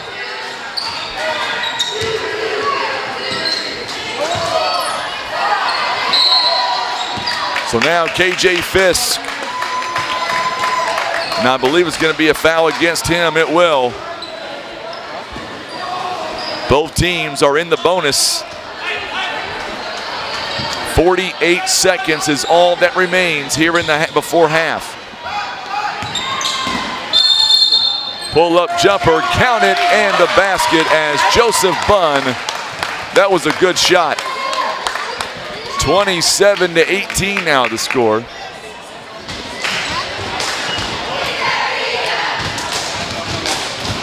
Foul going to be called on Watkins, Jaheim Watkins.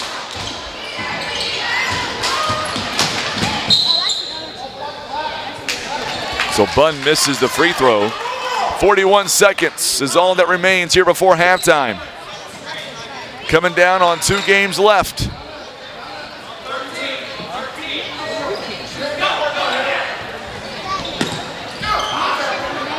$37 seconds. Good job by Caleb Moore.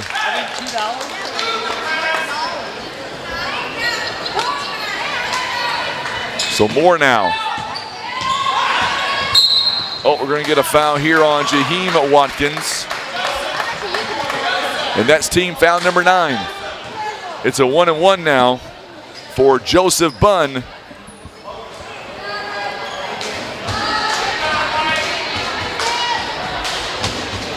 See, Brian Chilton and Jim Vaughn tells me they'll have the next 2 games. That one is no good. Fisher all the way down to Watkins, in and out, no good. So Watkins' shot is in and out.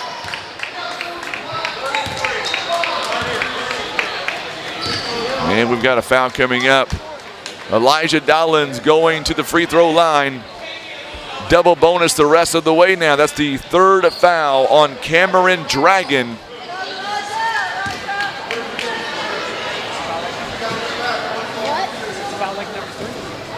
First one is up and good. 28-18 now. 10-point game. Second one is up, and this one is no good.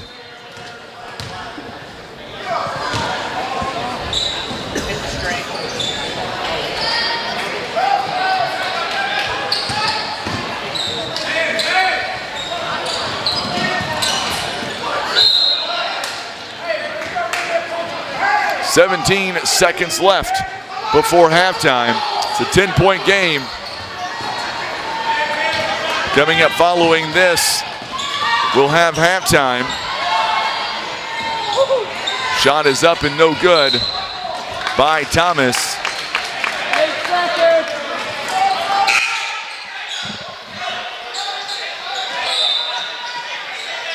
So Drew Shands is back in the ball game.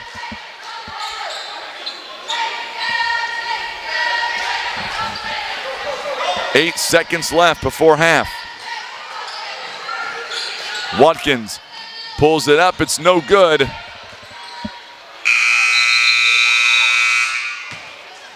And that's how the half will come to an end. We have reached halftime, 28-18. We're back in a few moments. You're watching live coverage of the OFC basketball tournament. It is presented by PB Realty, Legacy Farm and Land Specialist.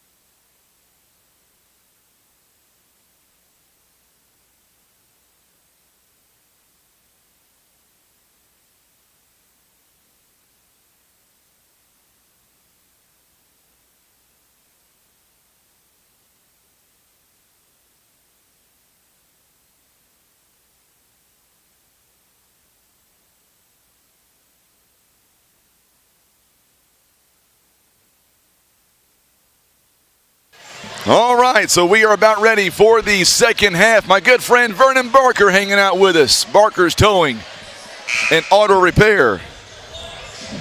Those guys were lifesavers when the ice hit last week.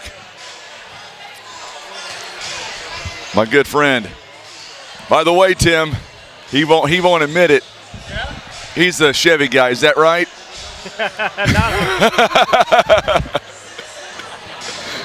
Oh, he won't admit it. He knows. He knows. Well, I don't know what that is. We're about ready to get back to second half action. It's been a lot of fun here so far. Tim and I had to regroup during halftime.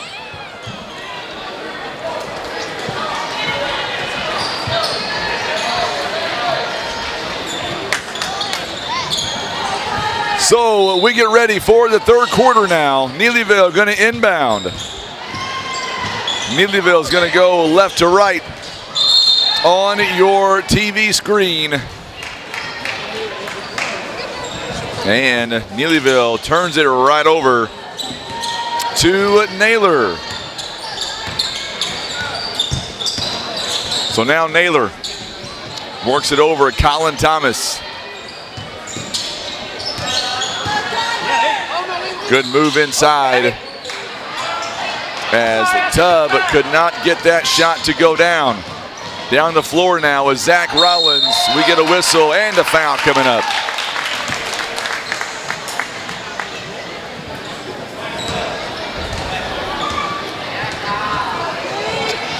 Wayne Vernon's already told me all about you, my friend.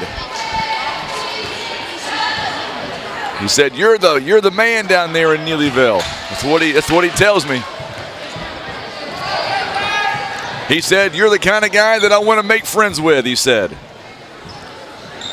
Naylor picks up the foul, by the way. It'll be on Joseph Bunn, his second personal foul. 28-18 the score.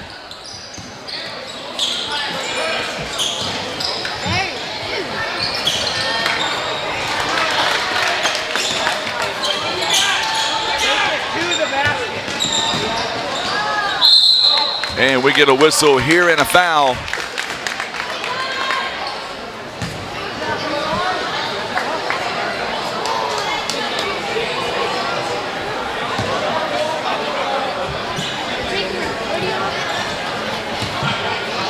So Sam Rose picks up the foul. Quickly, 2 fouls here. First one is up and good by Dollins. 29-18 the score.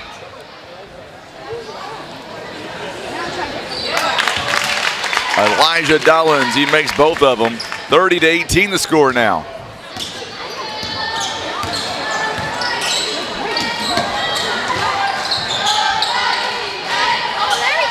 There you go.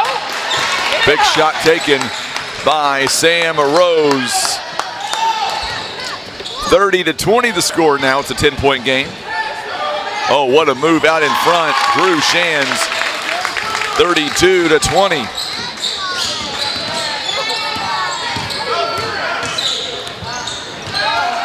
Shot is no good. Last touch by Neelyville. It'll stay with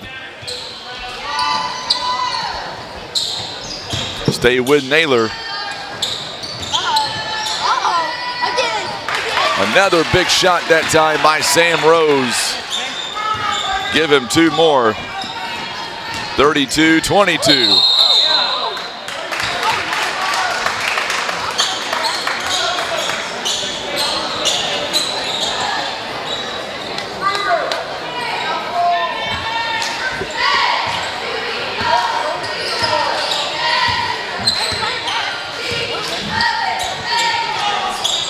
Ten-point ball game. And we're going to get a whistle here and a foul coming up. This one, I believe, is going to be on Drew Shands. If it is, it's number 3 on him.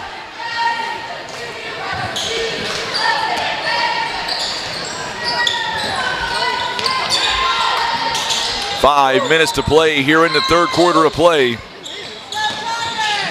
10-point game.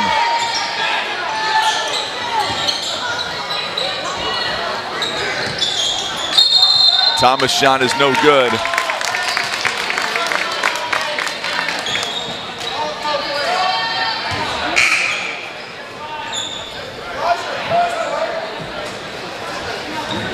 It's going to be a 4th foul on Kyle Tubb.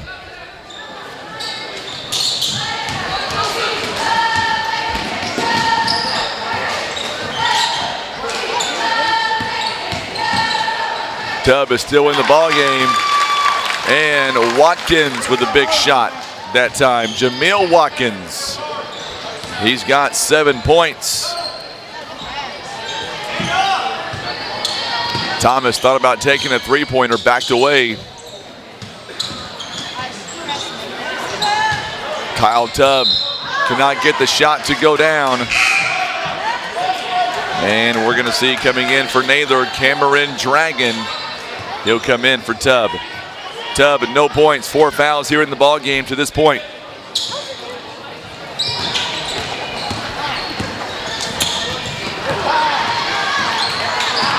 Shot is no good by Rollins. Elijah Dollins on the putback. And a travel on Sullivan.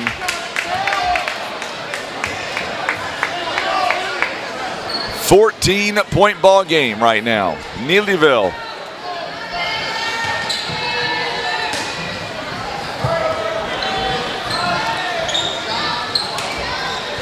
Rollins' shot is no good. And we get a whistle here and a foul coming up. It'll be on the Tigers. KJ Fisk. Elijah Dollins coming out right now. In for him, Jaheim Watkins.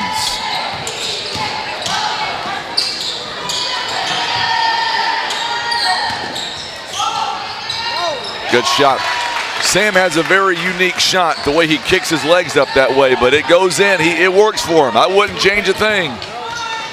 36-24. 3-point basket by Jaheim, or make that Jameel Watkins, no good. Tracked down by KJ Fisk. Now Zach Rollins, his shot is no good. Jameel Watkins is no good. 3 opportunities there.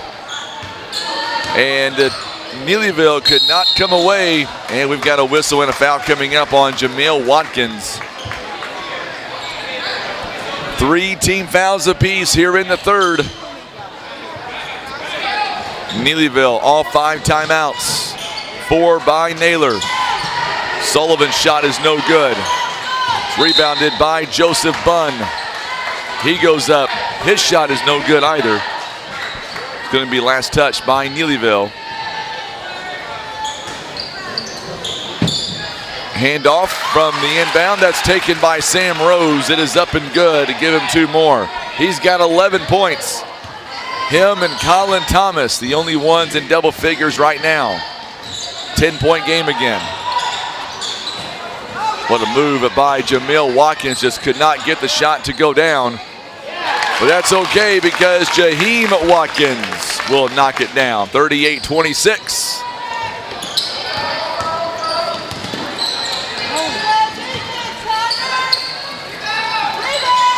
Long shot there by Sam Rose is no good. Here comes Zach Rollins and company. Pull-up jumper is good by Jaheim Watkins.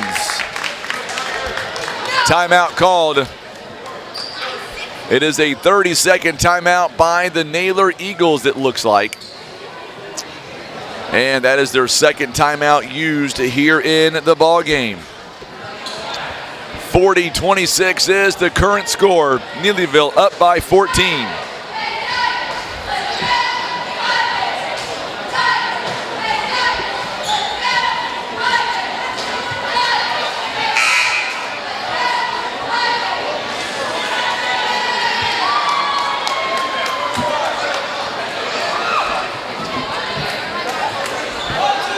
.2:21 to play in quarter number 3.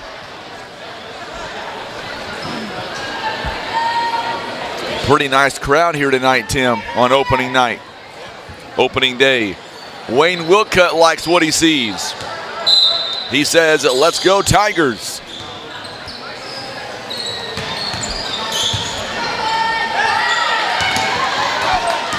Shands winds up and takes it away.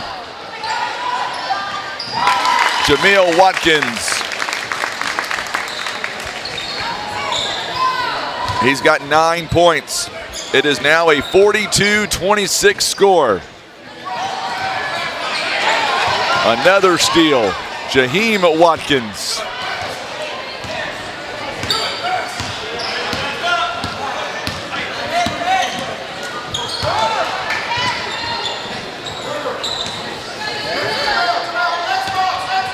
.137 and counting. So Monday, we're off tomorrow, but Monday 3 games. It'll be semifinals. Fisher misses the shot, Rose on the rebound. Another steal. Counted and the foul as Fisher goes in for 2. 44-26.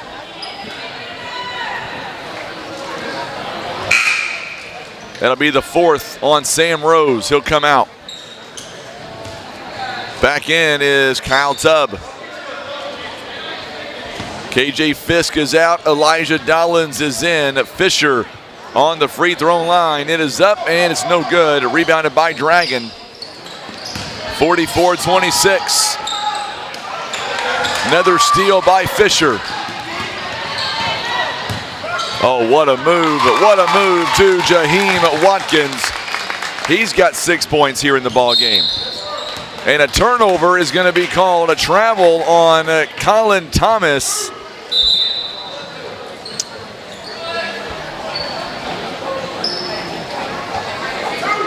Cameron Foster going to come in the ball game now. Neelyville has outscored Naylor 18-8 here in this quarter. Pretty good for Neelyville. Jaheim Watkins no good. Oh, could have been an offensive foul, but it's not going to matter because Neelyville gets it right back. Oh, they're going to turn it over. It goes through the fingertips of Shands. 41.3 seconds left.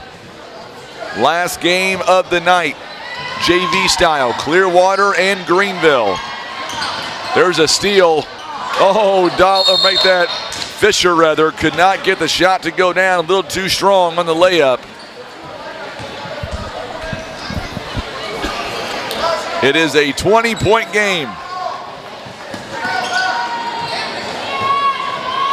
So Joseph Bunn is going to inbound. 35 seconds and counting. Good move by Joseph Bunn as he goes the distance back to within 18. Oh, Jameel thought he may have hit his noggin there on the floor, but he shakes it off.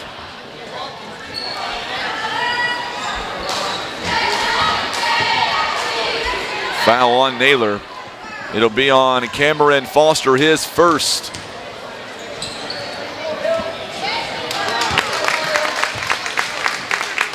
First one is up and good. 47 now.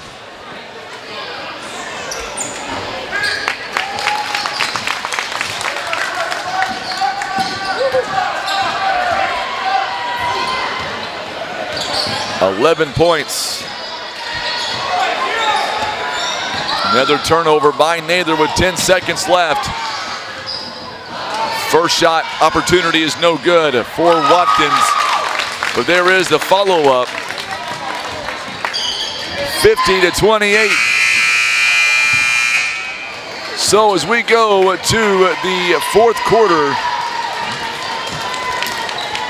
it is a 50-28 ball game. Carol Dolan says, great game, go Tigers. We're going to let you listen to the Neelyville Lady Tigers cheerleading team.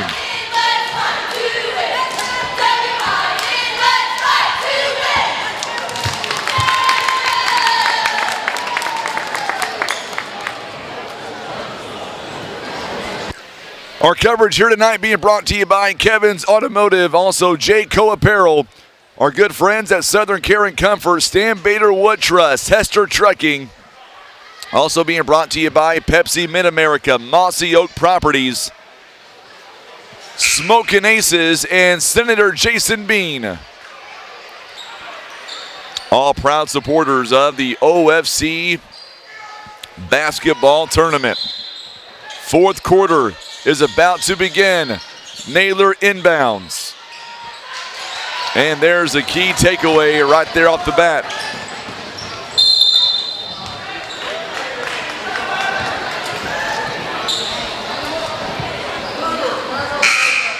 And that's going to be a foul, it looks like, on Cameron Foster, his second personal. So now Neelyville is going to be in the bonus the next time around. Zach Rollins on the free throw line. First one is up and he knocks it down. He's got 4 points.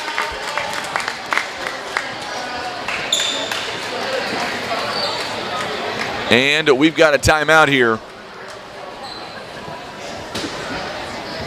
I believe it's going to be on Neelyville. They take their first timeout here, a 30-second timeout. Still got 4 left. Susan says, way to go, Neelyville JV. Right now, they are having literally no trouble, 51-28. So Neelyville using their first timeout of the ball game.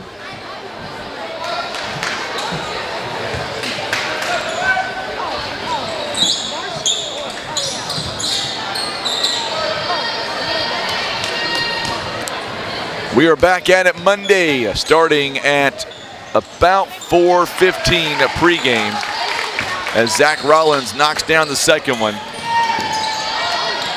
We'll be with you all week long, actually. We'll cap it off at Three Rivers College coming up on Friday night. I haven't heard how the basketball teams are doing.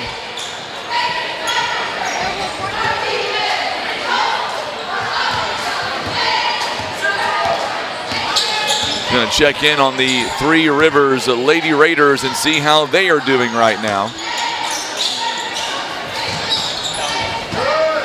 Good move inside to an Elijah Dollins. He gets the 2 points. 54.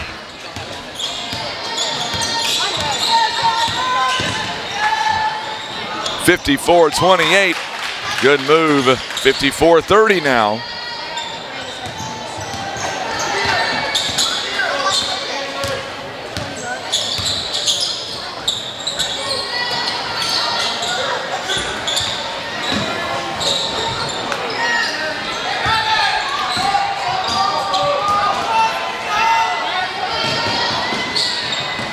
Good move by Cameron Foster.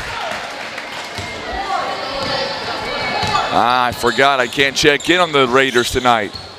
They're on ESPN Plus. Forgot about that.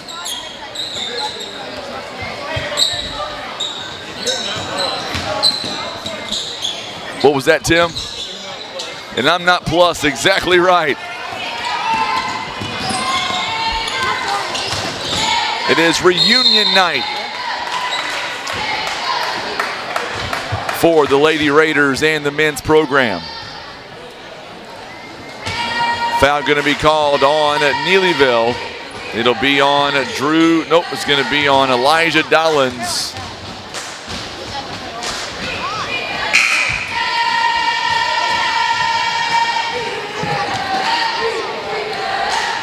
Back in the ball game now is Joseph Bunn. 54-32. Second one is up and good by Thomas. 54-33 now.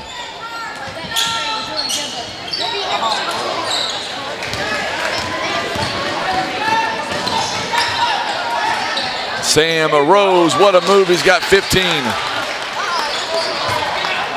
54-35.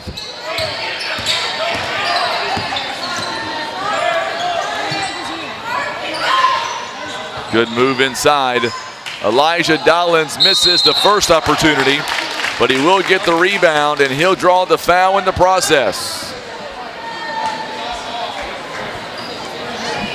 17 fouls now, and that's going to be the 5th foul on Sam Rose.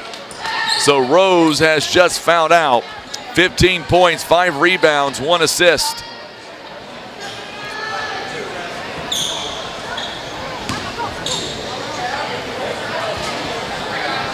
Free throw by Elijah Dollins. He misses the first. He's got 9 points in this ball game.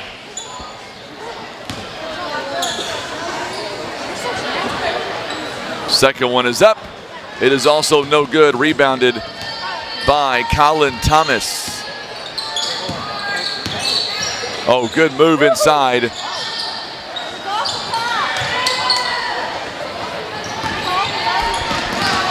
Tell you what, this Naylor team, they don't quit.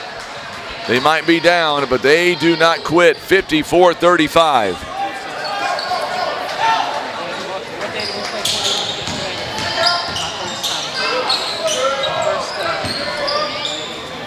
Pull-up shot by Zach Rollins is no good. Rebounded by Thomas. Here comes Naylor. 54-35. Shot is no good by Sullivan. Out in front is Drew Shands.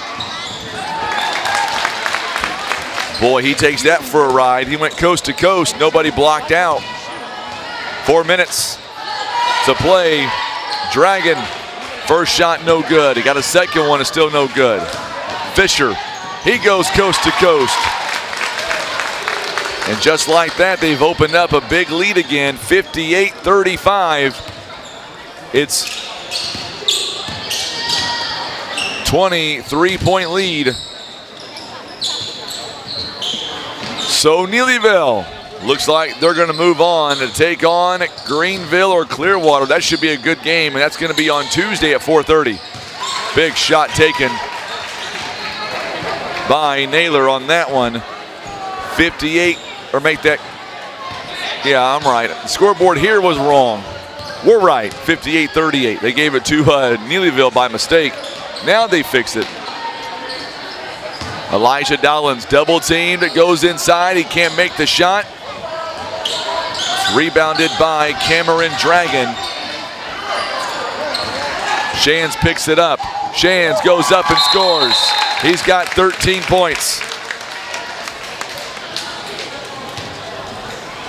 And we're going to see for Naylor, Kyle Tubb coming in for Cameron Dragon. On the other end, KJ Fisk is going to take a seat.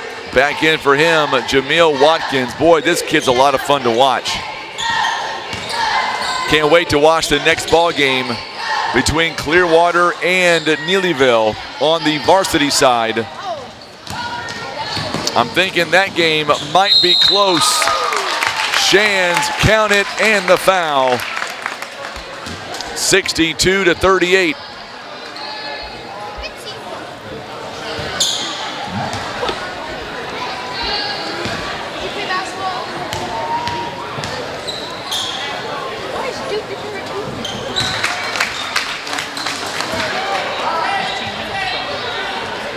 (63-38) the score as Shands makes it.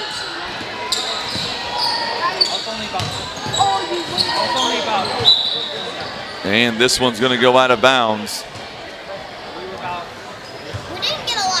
So looking at Neelyville, looking at what they have done so far this season. The last time they took on Clearwater this season was back on January 10th. And they got a commanding lead at 93-69 victory. So we'll see what happens in the next game coming up.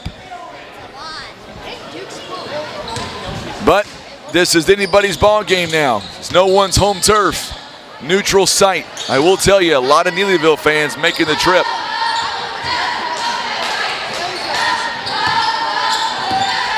Make sure and hit that share button for us. There's a big steal by Shands. A whistle and a foul coming up. As Sullivan got him on the way up. Shands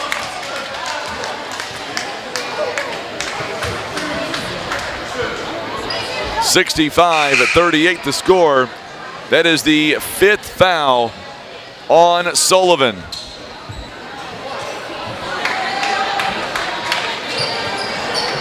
And they're going to call that one intentional foul. It's going to be an intentional foul. So Drew Shands will get 2 free throws and the ball back. Misses the first one. Man, Drew Shands, 18 points. If I got to pick a player of the game, and I'm not sure if I'll be the one picking it or not, but Drew Shands is definitely in that conversation with 18 points. Coming up, Clearwater, Neelyville. That game will be next. It'll be varsity time.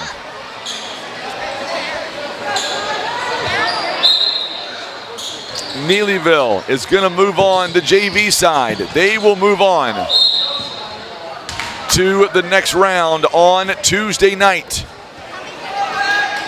And they are going to take on the winner of the last game of the night between Greenville and Clearwater. 1:46 to play in the ball game. When it comes to the JV side, we don't have a record of what team did what in the regular season to this point when it comes to JV. Varsity, I do. JV, no. Kyle Tubb gets his first make of the ball game. Good shot by him. 65 to 40. Jameel Watkins gets it in to Fisher. It's no good. Elijah Dollins got a rebound. Donna says, way to go, JV Tigers. So I'm interested to know, in the first matchup, has Neelyville JV taken on Greenville or Clearwater in the JV side, for those of you that are watching right now on the Neelyville side? And if they did, do you know who won that first matchup? We're not given any kind of statistics or scores from the JV side of things. We are on varsity, so I've got all that. As Elijah Dollins makes both free throws, 67 to 40 now. There's a steal out in front of Shands. Shands is going to draw the contact. Tell you what, Monday and Tuesday night setting up to be some pretty good ball games involving Neelyville. Monday night, the girls' game, that will be at 7:30. The last game of the night, that's going to tear the house down. No doubt in my mind on that one.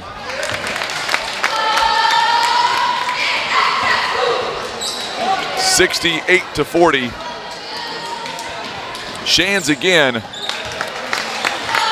I'm going to pull rank.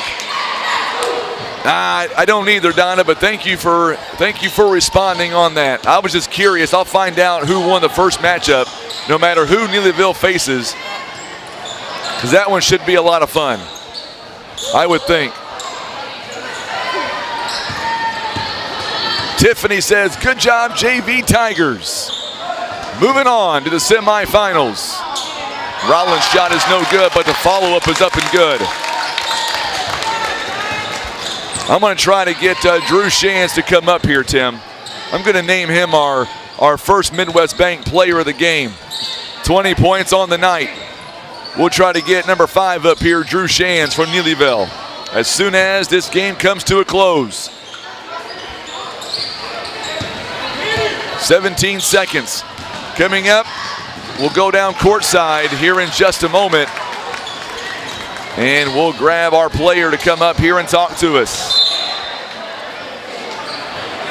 And the clock is going to keep on running. So this game comes to a close. We'll be right back with our player of the game presented by First Midwest Bank.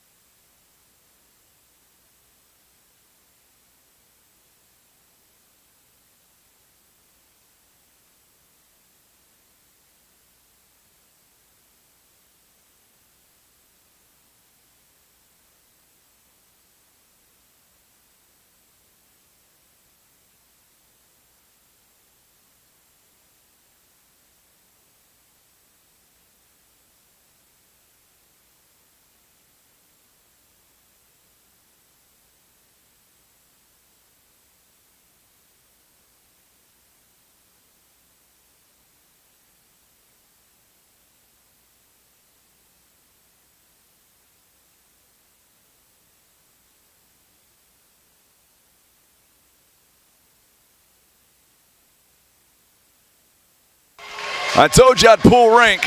And here is our first Midwest Bank player of the game. I've got Drew Shands. And Drew, what a ball game you guys had here tonight. Walk us through, look in that camera there, walk us through tonight and what this game means to your JV program. I think it was really important for us. We came out with a lot of confidence. I think we were ready to win. 20 points for you tonight, but it was really a team effort. You guys shot the ball pretty well overall, 52%, 14 turnovers. What was that like here tonight? It was fun. So coming up here, answer me this. So have you guys taken on Clearwater or Greenville so far this season on the JV side? We have. We faced both of them. Okay, tell me about those two games. On Greenville, did you guys win that game or did you guys lose that game? I don't think we won Greenville. Was it close? I think it was pretty close, maybe 4 points. What about Clearwater? Clearwater, we beat them pretty badly. So walk us through, does it matter at this point which team you face coming up on Tuesday? I think we're ready for both of them. Ready for both of them. So yes, what sir. are some weaknesses for those who have never seen Neelyville play? What are some weaknesses you guys will work on between now and Tuesday before the big game? I think we need to work on handling the ball a little better. But I think we're ready for them, and I think we'll pull through. 33 rebounds here in the ball game as a team, 11 offensive rebounds. How big is that? That's huge for us. That was our goal. We knew the boards would be important for this game. And then a free throw line at 15 out of 28, 54%, but your defense was able to force 24 turnovers in the matchup against Clearwater or Greenville. Was you guys able to force turnovers as well? Absolutely. Clearwater, it was just like this game. It would be a steal and a fast break every time. And the other question is, even though we're not in Neelyville, I felt like you were at home because the crowd for Neelyville showed up tonight to watch you guys play. They're a big part of our success every time. They come out and support wherever we're at. Is it safe to say they're the sixth man tonight for sure? Absolutely. So do me a favor, look in that camera right there. Carol Dollins tuning in, watching you guys. Also Wayne Wilcutt, look in that camera and shout out to whoever you want to. I want to shout out to my grandma. Also Wayne, I see him on Facebook all the time supporting us. So absolutely, I like the grandma shout. I do the same thing too. Congratulations, our player of the game. Get some rest. We'll see you on Tuesday. Okay, thank you. You betcha. Drew Shands here joining us live. 20 points tonight as he is our player of the game, brought to you by First Midwest Bank. All right, we're down to 2 now, Tim. We are down to 2 more games. Wayne Wilcutt, he's a big fan of yours. Drew's a big fan of yours, my friend. All right, we've got 7 minutes to go. We're going to come right back, and we will get set for the next game.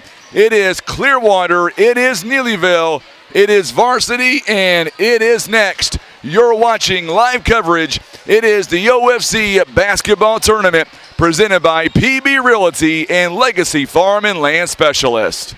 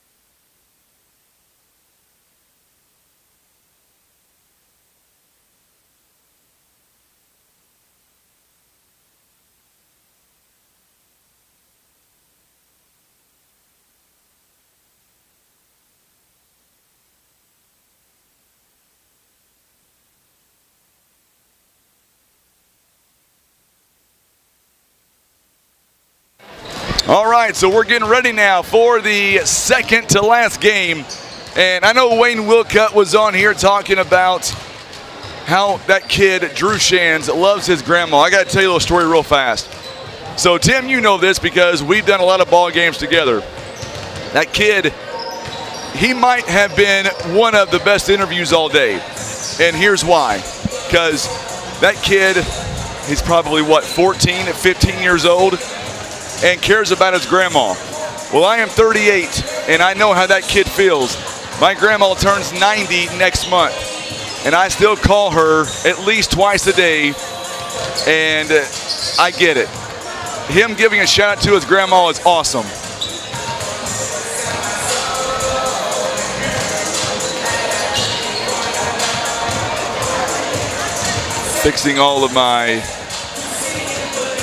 Fixing my scoreboard here as we get ready.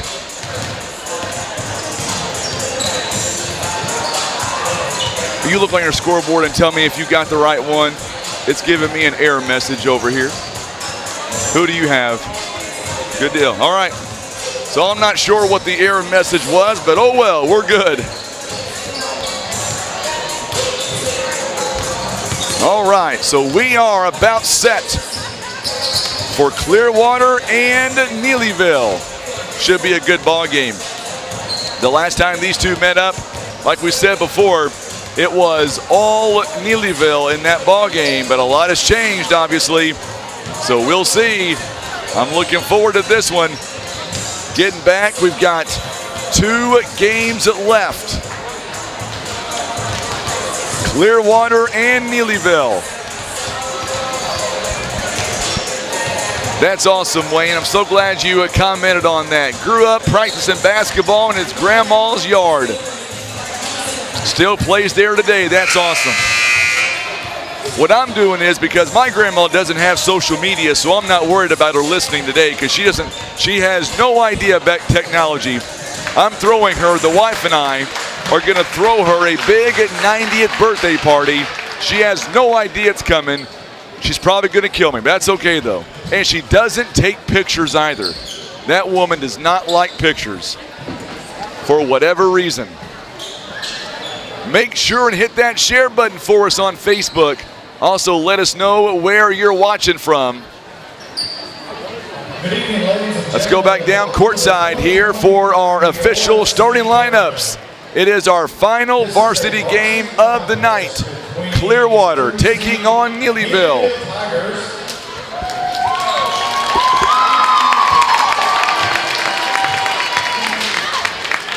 And the 6th seed, Clearwater. You know what? Here, my prediction this game, the Tigers are going to win the game here tonight. Tigers will win this game tonight. The first one is Charles Robbins. Evan Took. Number 13, Brandon Mays is going to get the start. Number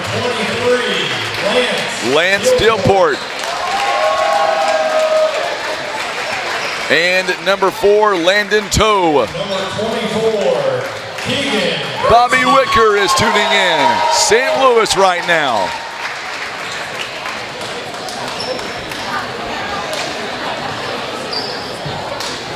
So Keegan Gracie is also introduced.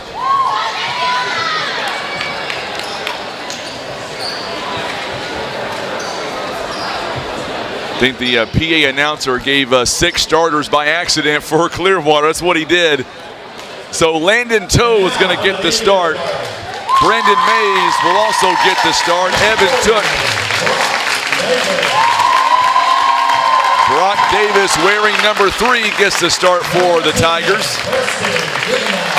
Preston Goodnight. Number 22, Ty Wolfram. Number 24, Kaysen Stevens going to get the introduction. And number 32, Grant Hale. And number 32, Grant Hale. So our officials here tonight, Brian Chilton, Jim Vaughn, and Mr. Stuckey out there. All right, 8 minutes now on the board. Here we go. 2 games left. Nice crowd here on social media and on YouTube as well. Clearwater wearing the black jerseys with the orange numbering. Somebody messed up on the starting lineups. They introduced 6 players for Clearwater. That's something that Vernon Barker would do. He would stick 6 players out there if he got the opportunity. That's what he's trying to do. I missed it.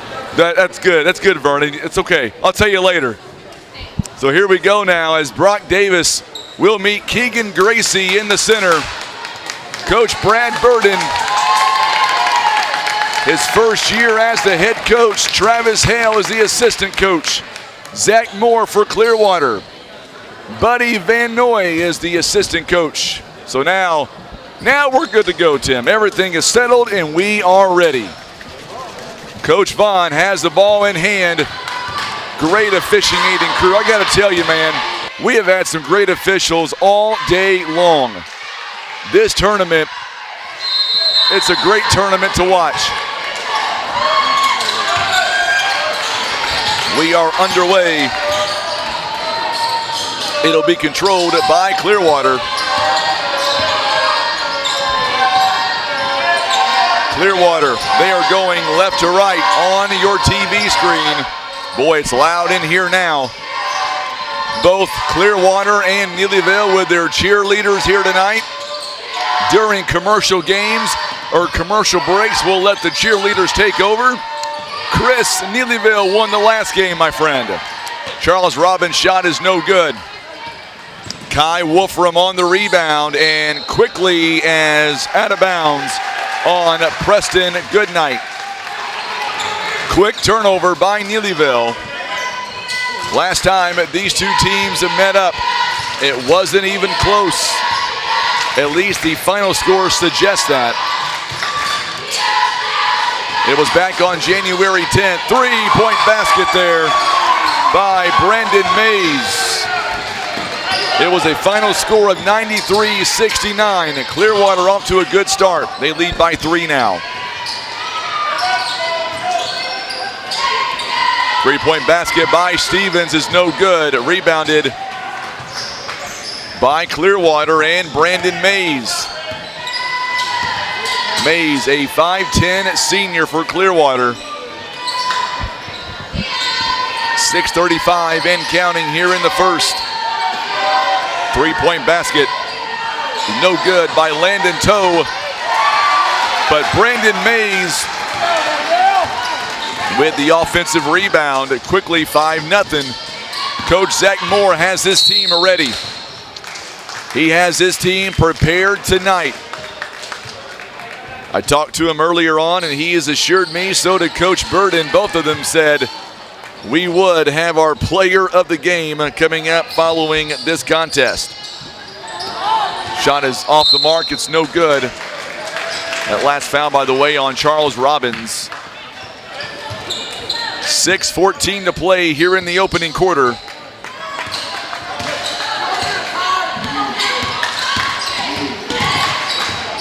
Oh, good move by Robbins. He may have took one too many steps, he did. So Charles Robbins will turn it over. So Neelyville JV, they got a big win over Naylor. They move on to take on Greenville or Clearwater.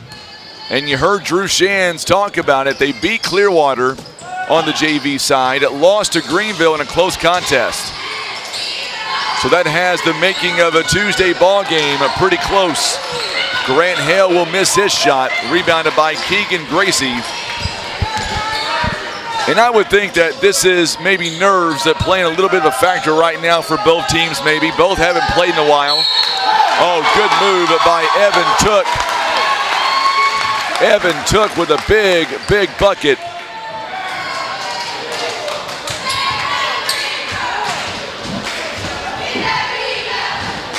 It's going to be a foul on Grant Hale. Each team with one foul. It is a 7-0 run by Clearwater. Had a player tying his shoe on the other end, Charles Robbins. Now we're good to go. Evan Took with 2 points here in the ball game to this point. Trying to make it 3, he does. Nothing but net. The best part about the OFC, at least for Tim and myself, the best part is we have no dog in the fight. All we see is great competition, great officiating. We're just here to call a ball game. Oh, good bounce pass to Grant Hale. Hale's going to be blocked. Hale is blocked by Gracie. On the other end, Charles Robbins. I would say Neelyville right now they have come out, Clearwater has, and punched them right in the mouth. Timeout is called by Neelyville, a 30-second timeout. It is a 10-0 run.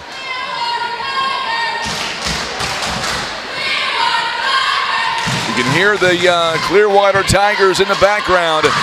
Neelyville right now, they are 0 of 4 shooting the ball. They are 0 out of 4. Clearwater, they are 4 out of 6, 67%. That's a significant difference, and they're up by 10 points. A lot of game left to watch in this one.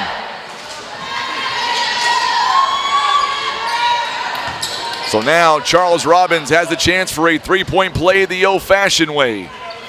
10-0 the score.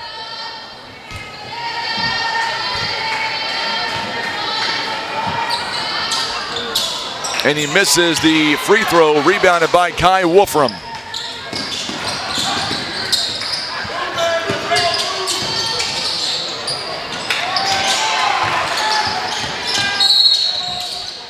And we've got a whistle here and a foul coming up. I believe it's on Mays, maybe. Nope. They're going to say it's on Landon Toe instead. So both teams now with 2 personal fouls in the half. Under 5 minutes to play here in the first quarter. Grant Hale gets a little bit of space, gets it back out to Goodnight. Goodnight has it taken away. There's a steal.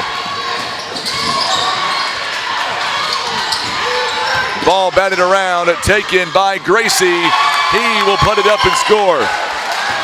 12-0 right now in favor of Clearwater. And there's another unforced turnover as Mays will take it away. Neelyville down by 12 points. Not many people saw this one coming early. Still a lot of game left. Charles Robbins, long pass over to Landon Toe. His shot is going to be short. So now Neelyville making a substitution here. Owen Connor will come in for Kai Wolfram. Under 4 to play here in the first quarter of play. 12-0 right now. The Piedmont fans, they have made their trip from Clearwater. Shot is no good by Stevens. Also, Davis could not get the shot to go down. Neelyville now 0 for 6 to begin the ball game. 0 for 6.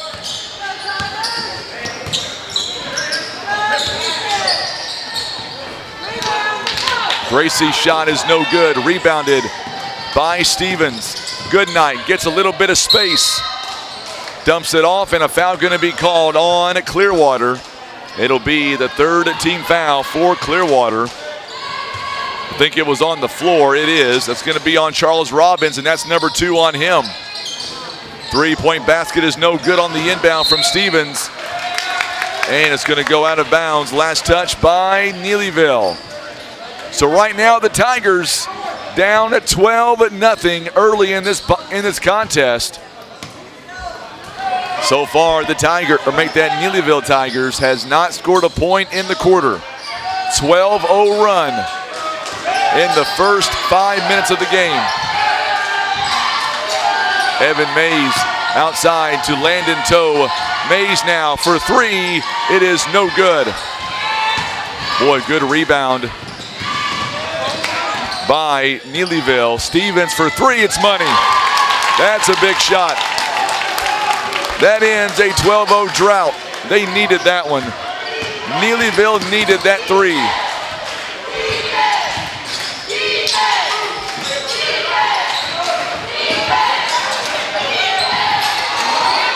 Gracie goes in, it's no good. Grant Hale with the rebound. Hale gets it over to Brock Davis, and now Neelyville has woke up. It is a 5-0 run for them. 5-0 run. 12-5.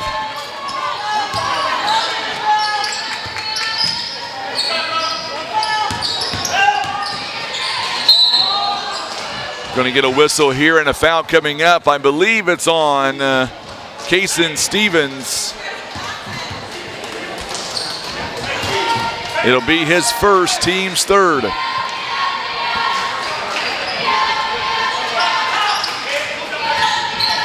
Two minutes now to play here in the first quarter. Oh, what a move by Keegan Gracie. That was a very strong move. Going to see our first bench player coming off the bench now for Coach Zach Moore. And another turnover there as, oh, good job by Stevens on the other end with a big turnover. Shot is no good by Brock Davis. He rebounded by Mays.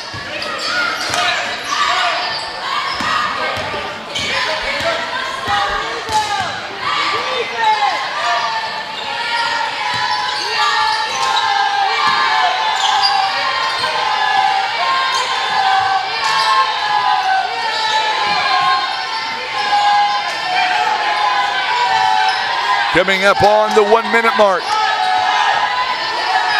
14-5, Clearwater right now. Clearwater in the varsity tournament. Clearwater is the 6th seed, Neelyville 3 seed. Robbins. And if that's going to be on Robbins, that's number 3 on him. I think it is. Oh, that's on Robbins. Boy, that's big. That's his 3rd. That is a big, big foul.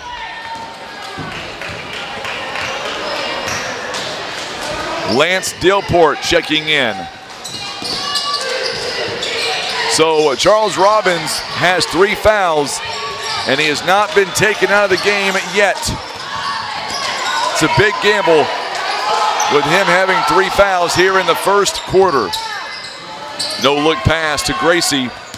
Gracie back outside to Robbins. Robbins for 3, it's money. That's why he's got to be in the ball game. It is back to 12.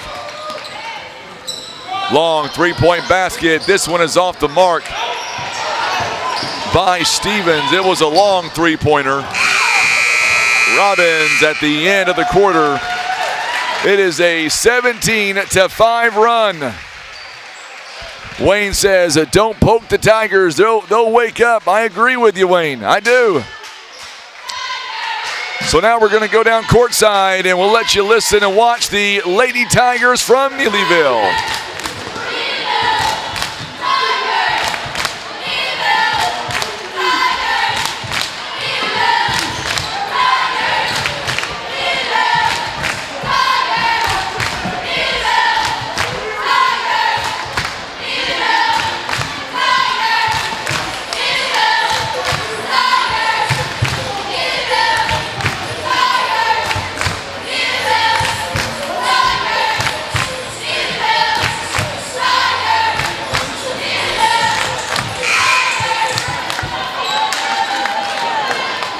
Great job, as always, by the cheerleaders here from Neelyville. We'll get Clearwater next time when they come out and do their little performance.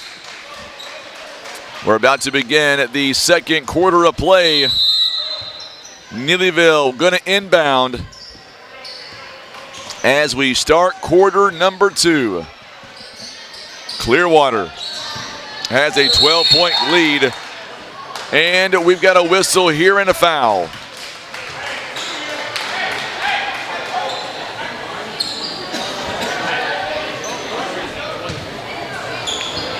That one is going to be on Lance Dillport from Clearwater. That is team foul number 5.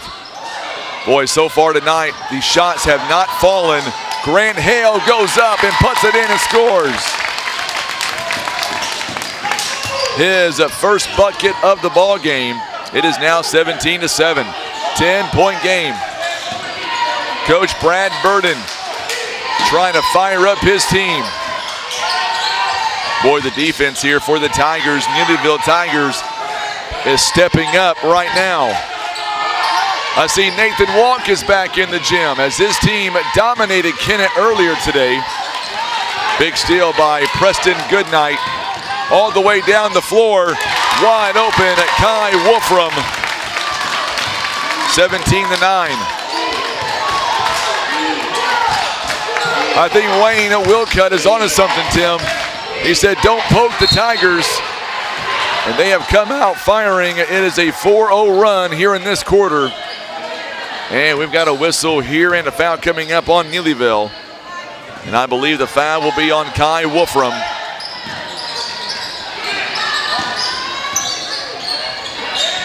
Mays in the corner, no look pass to Gracie. He goes up, it's no good. Over the back, I believe. And that one is going to be on Landon Toe. And that's already 16 fouls. And that puts the Tigers, Neelyville Tigers now win the bonus, the next foul.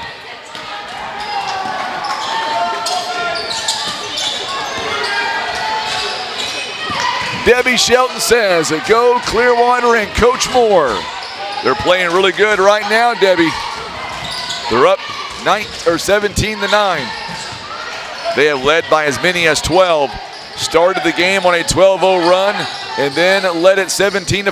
What a three-point basket by Kaysen Stevens. It is now down to a 5-point game right now. Telling you, this game could have the making of a good battle all the way around. That's all we want to see. One game has already been into overtime today. That was a JV game. Good job there by Mays. Clearwater shooting 44%, 7 out of 16. Mays double teamed. Oh, good bounce pass inside. Dillport could not get the shot to go down. Rebounded by Stevens and the Tigers. Good night. Back over to Kaysen Stevens. Works it around to Brock Davis. Davis now. Kai Wolfram gets it to Grant Hale. Hale now works it outside to Goodnight. Good backdoor pass. Grant Hale inside the paint, money. It is 17-14. Tigers on a 9-0 run to begin this quarter. Remember last quarter, it was Clearwater on a 12-0 run. And now Neelyville on a 9-0 run. Foul going to be called maybe on Goodnight. It'll be on Neelyville. It will be on Goodnight, his second. And we're going to see back in the ball game, Evan Took. He'll come in for Lance Dillport. Goodnight has just picked up foul number 3. They could not sub in time. They could not sub in time. And that is Goodnight's third personal foul. That is big. So Preston Goodnight will take a seat and Owen Connor will check in. Keegan Gracie, he's got 5 points here in the ball game. It is 18-14 now. I was just about to say Goodnight has 2 fouls and then boom, got the third one off the bat.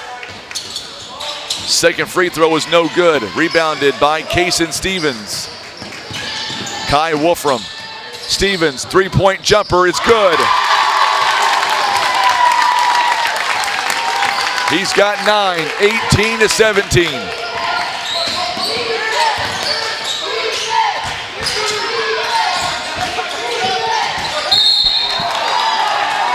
Whistle and a foul coming up. It's going to be on Neelyville.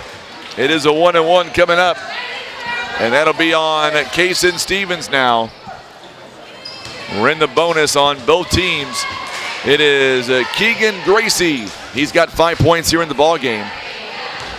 He is 1 out of 2 on the free throw line. So far, Clearwater is 2 out of 4 from behind the charity stripe. 2-point game again, 19-17.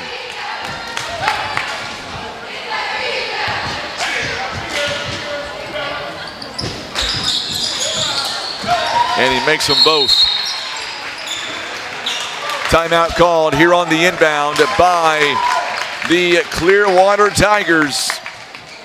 And we will stay here. 20-17 the score. So now the two cheerleading sides are going to compete. You mind if I say something, Tim, real quick? If you don't mind, for those of you that are watching right now on Facebook and on YouTube, I know she's not feeling well right now. Say a big prayer for Tim's mom. He should actually be there with her right now, but he cares so much about this product. We're praying for Ms. Hicks, and hopefully she'll be good to go by Monday. Voice is starting to crack. I apologize on that. After 6 games, 7 games so far, it was bound to happen. Each team taking a timeout here in the first half.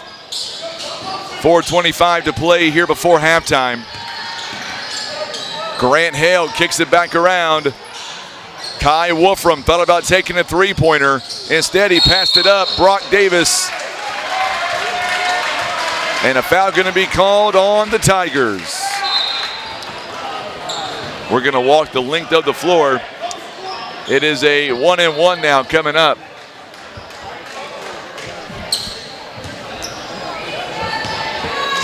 That'll be on Grant Hale, his second personal. Charles Robbins on the free throw line. He is 0 for 1 so far tonight. They've got a 3-point lead. And this one is no good. Rebounded by Kaysen Stevens. Tigers have out-rebounded 12-9. Tigers 2 offensive rebounds. Talking about Neelyville. Brock Davis cannot get the shot to go down. Keegan Gracie with the rebound. Good move by Charles Robbins. It's no good. And Kai Wolfram, he'll get the rebound. It's going to go out of bounds. The last touch by Neelyville.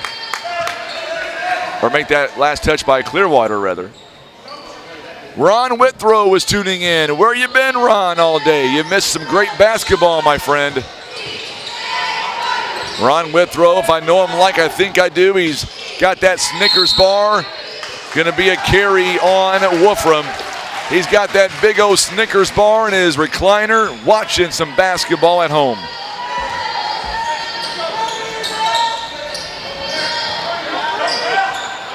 We've got one more football game to get through, Ron. That's the big game, and then it's going to be baseball season, my friend. Oh, I think Grant Hale. No, they're going to say a turnover on Charles Robbins.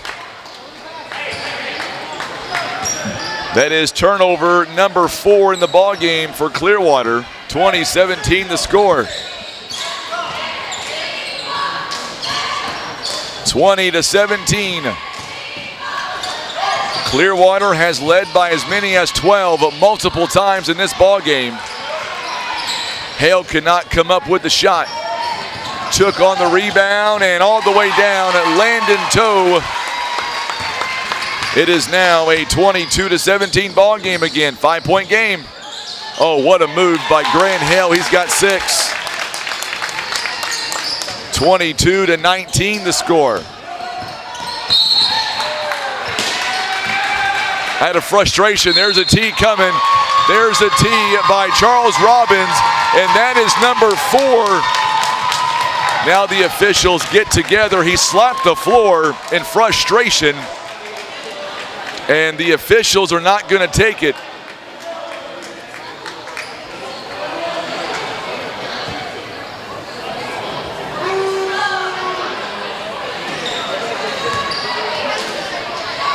So they're going to call the technical foul also on Owen Connor.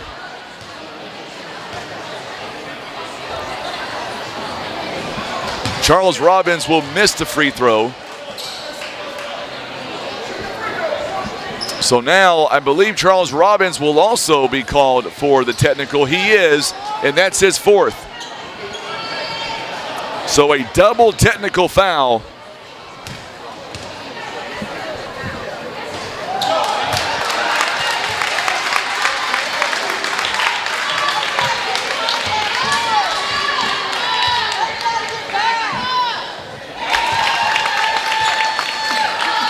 So now Kason Stevens, as he makes his free throw, 2-point game.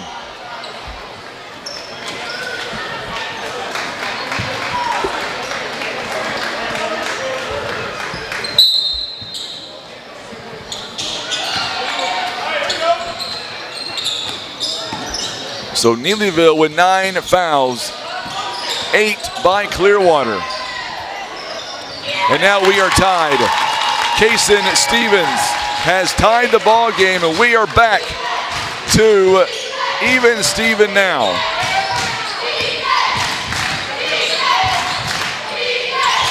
Donna, I don't know what the double technical was about myself. I just seen some frustration, and that was all that I saw.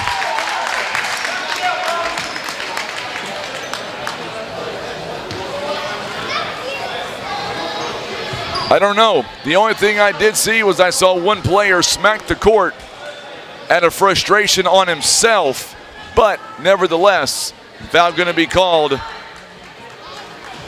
on Braden Wilson, who checks in. So Wilson picks up a foul. At the free throw line is Brock Davis, and that gives Neelyville their first lead of the ball game. It is 24-22 now.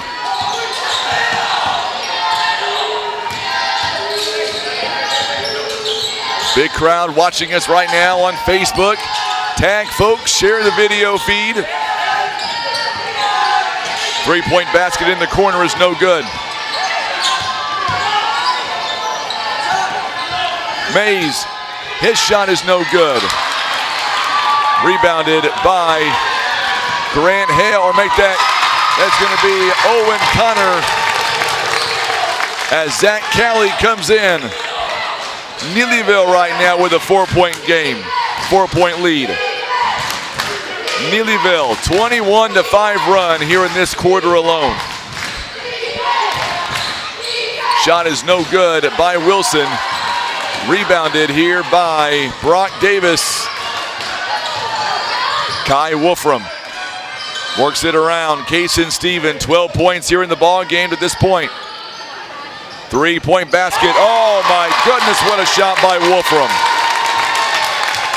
It seemed like that shot hung up forever. It is a 7-point lead right now. Another steal from Wolfram. Boy, the Tigers right now, they have come to play. They have woke up in this quarter. Brock Davis for 3.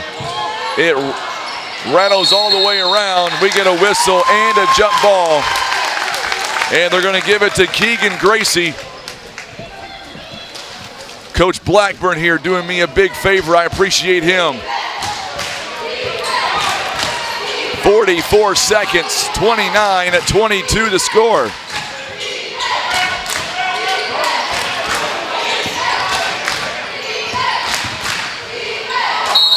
And we're going to get a whistle here. Travel going to be called on Lance Dillport. 31 seconds. The Tigers right now, each team with 6 turnovers.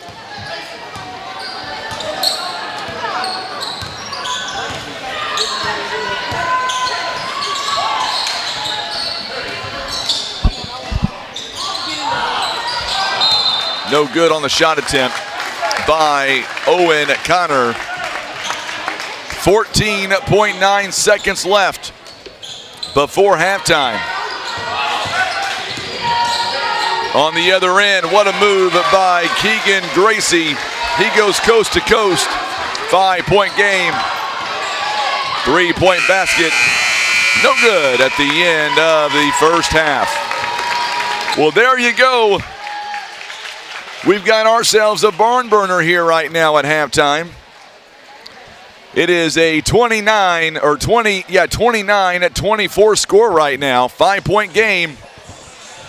We're going to come right back, and we'll break it all down for you. You're watching live coverage of the OFC basketball tournament presented by PB Realty and Legacy Farm and Land Specialist.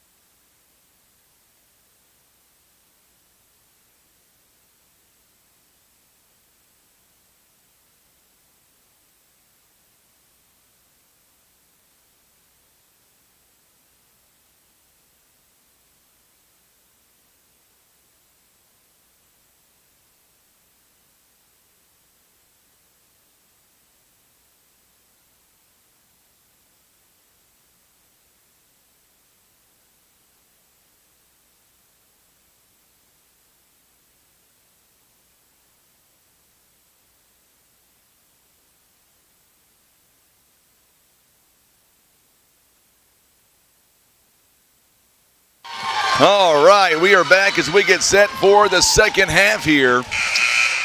Carol Dolan says the grandparents are watching from Benton, Kentucky. Glad to have them alongside here tonight.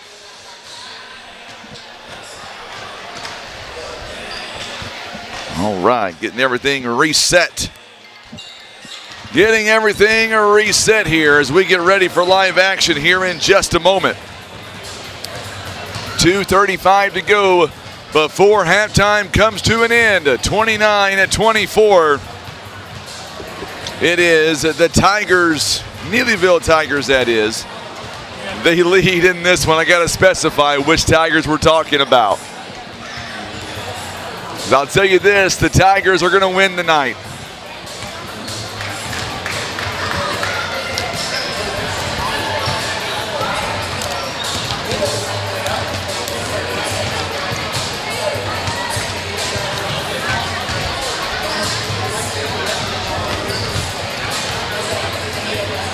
All right, getting everything reset here as we get ready for the second half of play.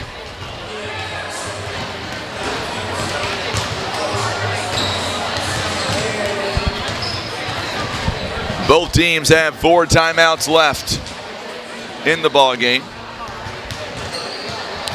As we get ready for the third quarter, it is a Neelyville basketball. Real quick, the Neelyville Tigers shooting 41% overall, 11 out of 27, 4 out of 11, which isn't bad from behind the arc. 3 out of 3 on the free throw line, 16 rebounds, only 6 turnovers in the ball game. Pretty impressive. Clearwater also very impressive, 6 turnovers. They are shooting 38% overall, 9 for 24. They are 2 of 8 from behind the arc and 4 out of 8 on the free throw line. So let's recap it real fast. Let's talk about Monday's action for you. Monday on the girls' side. Nope, let's do JV first. JV begins at 4:30. Twin Rivers, they're going to take on East Carter. Going to be a good ball game. Can't wait for that one. That should be fun. 6 p.m. Doniphan takes on Naylor. And then the game of the night, game of the tournament, I believe, could be East Carter and Neelyville. That'll be on Monday. And I have said this a lot tonight. I believe that game in itself could possibly tear the house down. All right, we're about ready to get back to live action now. Lance Steelport, he will begin on the floor right now. Here we go. Neelyville switches sides, and we are underway. The Tigers, Neelyville, going to go left to right on your TV screen. Kason Stevens has it taken away. Good job there by Keegan Gracie on the steal. Kai Wolfram is also out there. Basket is no good. Oh, good job. And a foul going to be called. As Evan Took got the offensive rebound. And then a foul going to be called on Neelyville. Foul going to be on Grant Hill. It'll be his third personal. Evan Took 3 points in the ball game. First free throw is up, and it is good. A 4-point ball game now. We're going to see Grant Hill take a seat. Zach Cowley in the game now. Evan Took. Donna says that she agrees with me on the game of the night.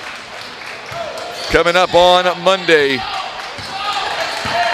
Telling you, Donna, that game is going to be a full throttle all the way around. I can't wait for that game. I was there during the Lady Royals Christmas Classic tournament. That game was just phenomenal to watch. Doniphan was down by double digits. They come back, they put a firestorm on late. Now we're going to get a whistle and a foul against Neelyville. And I believe it's going to go against Brock Davis. It is going to be on Brock.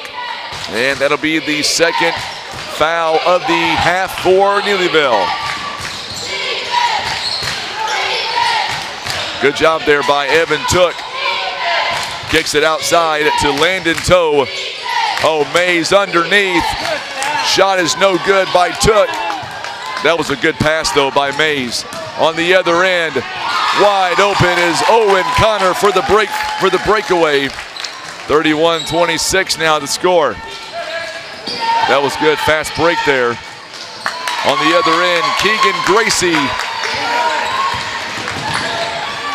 31-28 now. We're going back and forth.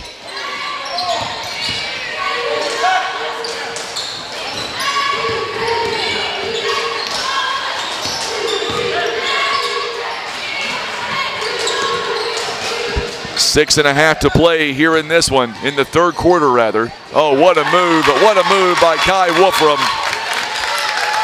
33-28.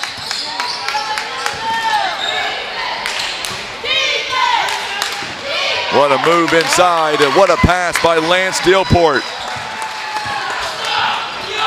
33-30, 3-point game.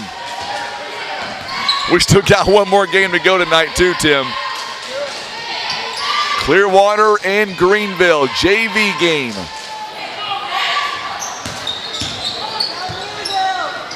Big shot coming up here by Connor, no good. Here comes Gracie on the other end. He's got 13 points. Hold on to your hat, it's a 1-point game again.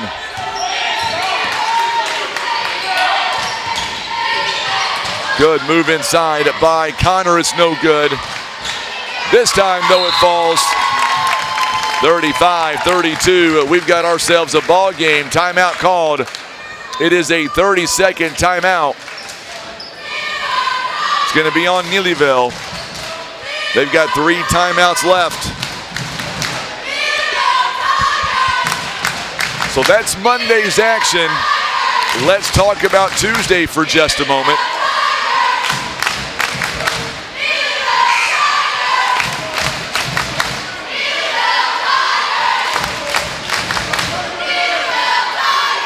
So Tuesday at 4:30, it'll be the JV.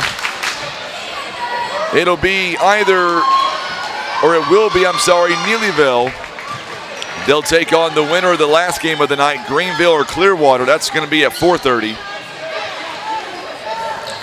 And then the varsity boys, Greenville will take on Twin Rivers. That'll be a lot of fun at 6 p.m. Doniphan takes on the winner of this game at 7:30. Keegan off the backboard and scores. He's got 15 points. 35-34. I believe it's a backcourt. It is a backcourt. That is the right call. Coach Moore, he was all over that one. That was the right call. The officials, they got it right. That's all that matters. They got it right. I'm telling you, man, these officials all day long have been spot on. There's a steal, big steal. Here comes Connor. Goes up and scores. I want to get excited, but I can't. I've got 20 more games to go this week. Or no, 15. Got a whistle and a foul coming up on Neelyville. It'll be on the Tigers. They call that foul on Kai Wolfram. 3 fouls here in the second half for Neelyville. 3-point basket by Keegan is good. Keegan, 18 points. We got a tie ball game, Tim, and a travel on Cali. So now for Neelyville, Preston Goodnight comes in for Cali. Grant Hale also coming in as well for Owen Connor.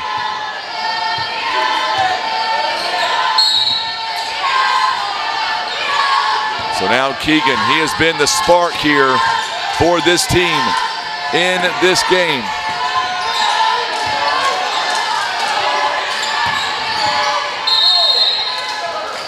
Offensive foul away from the ball. It's going to be against Clearwater. Coach Moore just shrugs his shoulders there. Be a foul on Braden Wilson. First team foul. Boy, let us know who you're going for tonight, whether it's Clearwater or it's Neelyville. Grant Hale misses the shot. Here comes a bounce pass. Gracie again. He's got 20. 2-point game again. Boy, what a game this has been. It is a 15-8 start. Going to be a kick ball by Evan Took. So far, Clearwater has outscored Neelyville 15-8 in this half.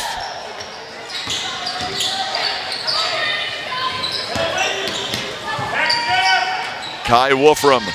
Wolfram now works it around to Brock Davis. Goes inside. Grant Hale. Shot is no good. Brock Davis with a big offensive rebound. 3-point basket. It's good. Kaysen Stevens. Oh, I love a game like this.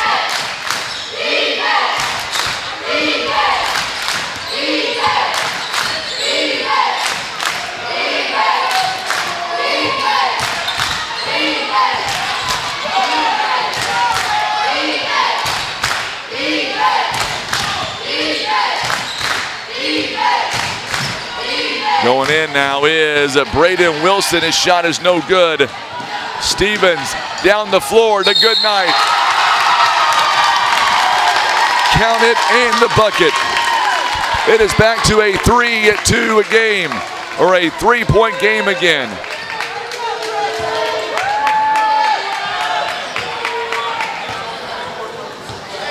James Gracie, glad that you are tuning in. I hope you feel better very soon.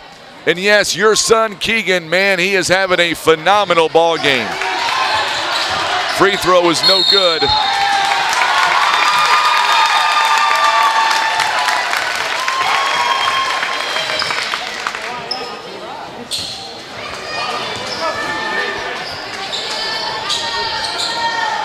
Fourth foul on Landon Toe. Yeah, Keegan Gracie, 20 points here in the night, James. Glad you're tuning in. Feel better soon. Quick bucket in the corner by Kai Wolfram. And just like that, back to a 5-point ball game again. Both teams have scored 15 here in this quarter.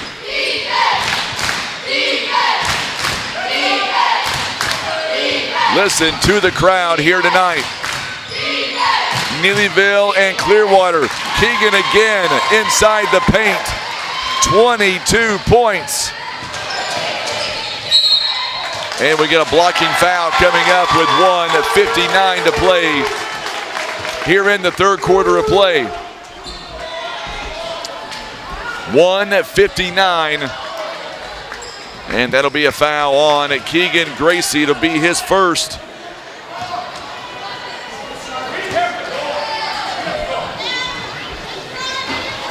First one is no good. And we're going to see for Clearwater, we'll see Dilport in the ball game for Braden Wilson.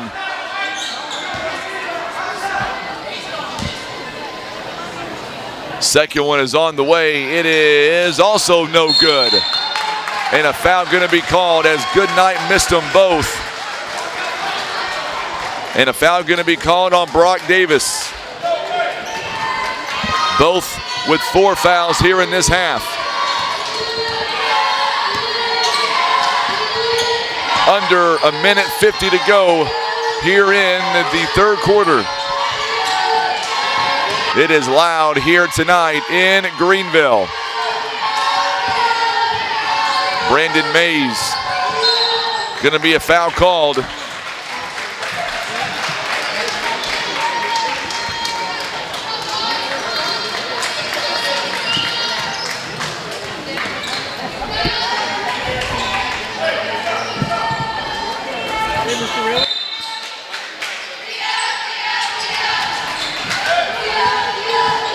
Fourth foul on Preston Goodnight.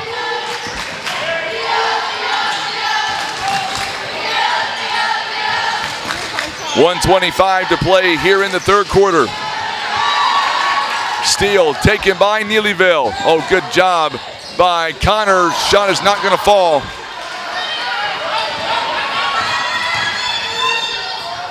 On the other end, it's no good.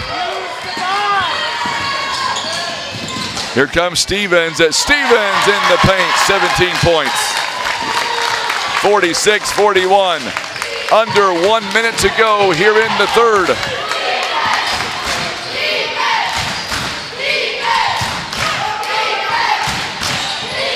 Make sure and share this video on Facebook. Good game developing here, 46-41. Three-point basket is good. Lance Toe with the assist by Keegan Gracie. It's a 2-point game again, Tim. And a carry on Neelyville, a turnover. And that is number 11 for the ball game. Only 8 by Clearwater. 29 seconds. All that remains in the quarter. If you're watching us on YouTube, let us know who you're going for tonight. Oh, good job by Kason Stevens. He gets the steal and the timeout. It's a full timeout. The Tigers with 2 timeouts left. Clearwater has 4.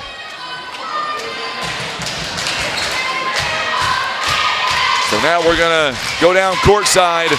Here comes, it looks like Neelyville. I thought Clearwater was coming out, but Neelyville's gonna come out first.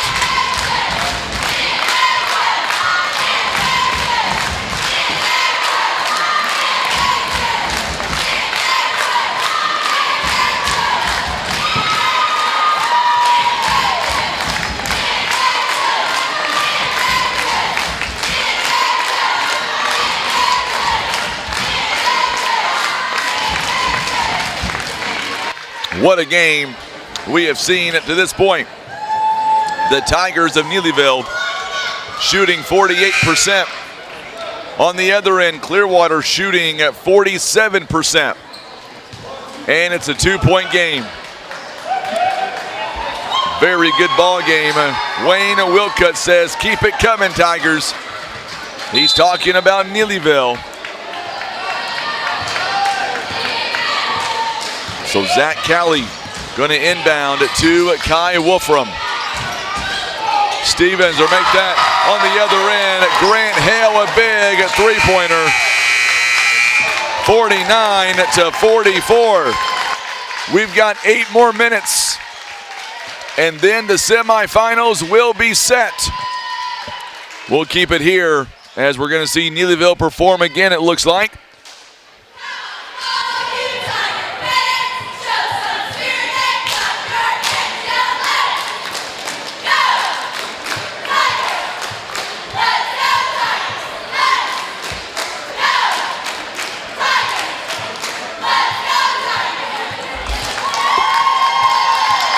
So 30 seconds now until we begin. Kimberly Moser says, let's go Neelyville, you got it. They lead right now by 5 points going into the 4th and final quarter. 49-44 the score. For the Tigers of Neelyville, they are led in scoring by Kason Stevens. He's got 17 points, 9 points each by Kai Wolfram and by Grant Hale. 8 points by Owen Connor, 4 points by Brock Davis, and 2 by Preston Goodnight. On the other end for Clearwater, they are led in scoring by Keegan Gracie, 22 points, 3 assists, 7 rebounds. This kid has had a phenomenal ball game. And now we are back to live action here as Mays will get it to Charles Robbins. He's got 4 fouls in the ball game. 3-point basket is no good. It is rebounded by Neelyville. By Kai Wolfram, who got the rebound there. Jump ball. And it's going to stay with the Tigers. Neelyville. So Neelyville now Going to inbound. Kason Stevens in the ball game, as well as Zach Callie. Big jumper that time by Wolfram is no good. Ball is still on the floor, and we've got jump ball. It's going to go back to Clearwater. They're going to give Landon Toe the rebound on that exchange. No, it's Clearwater's ball. It's Clearwater's basketball. Once again, the officials did it right. They got together and they got it right. There was a little bit of confusion as far as maybe who had the possession arrow, and they got together and they made sure they had it right. Big steal by Brock Davis. He gets the steal and the points. He's got 6.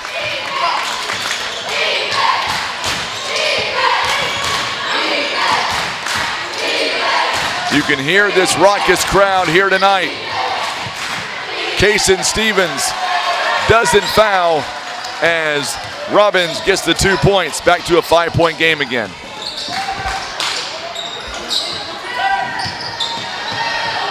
Pull-up jumper is good by Brock Davis.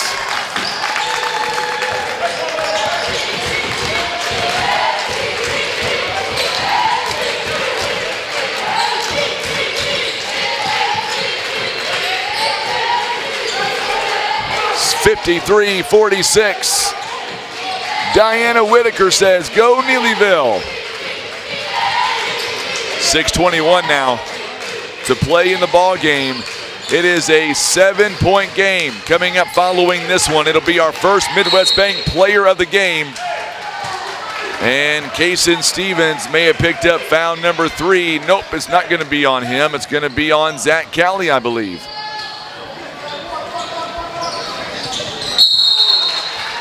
And that's going to be Clearwater now in the bonus. That'll be 17 fouls. And that one is going to be on Stevens. So Stevens now with 3 personal fouls. On the line is Keegan Gracie. He is 3 out of 4 tonight. 3 out of 4 on the free throw line. He has a nice stroke. 53-47. Evan Took will take a seat. Braden Wilson comes in for him. 53-47, misses that one. But an offensive board by Brandon Mays. Every rebound right now so critical. 6-point game at 6-minute mark. 3-point basket, no good by Mays. Strike down by Zach Callie.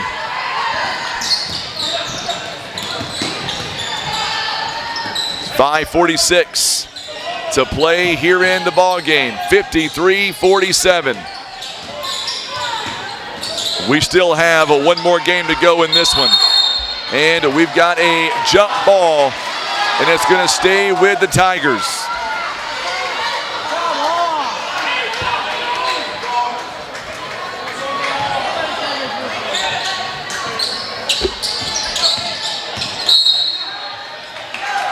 Stepped out of bounds, I believe. It's going to go against a turnover on Neelyville.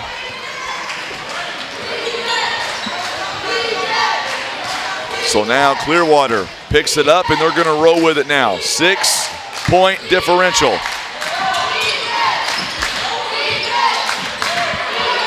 Mays now double teamed in the corner. We get a timeout called. Timeout is called by Clearwater, so we'll step away with them.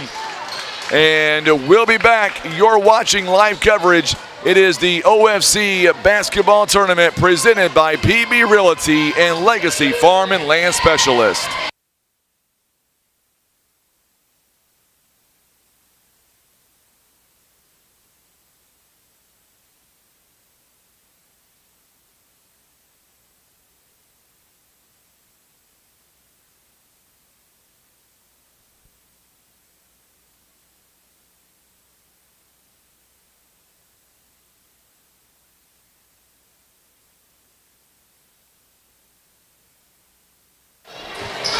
All right, so 5:21 to play, a 6-point ball game. We still have one more game to go here tonight. Clearwater and Greenville. It is the final game coming up of day one of the OFC basketball tournament. Oh, good handoff. Keegan nearly converted that to a three-point play. It's going to be a foul coming up on Neelyville, and that's already 18 fouls. It'll be on Grant Hale. That's number 4 on him. That's a big one. Keegan Gracie on the free throw line, 4 out of 6. Makes that one 53-48. So Grant Hale will take a seat. Preston Goodnight back in. Second one upcoming. This one a little bit short. Another possible offensive rebound. They're talking about it. It's going to go back to Clearwater. Boy, Neelyville right now having all kinds of trouble. The last time these two met up, 93-69 final score. Nowhere near that tonight. Remember, Clearwater opened up on a 12-0 run. They led by 12 twice in the ball game. Three-point basket off the mark by Charles Robbins. It's picked up by Brock Davis. 5-point game, under 5 to play.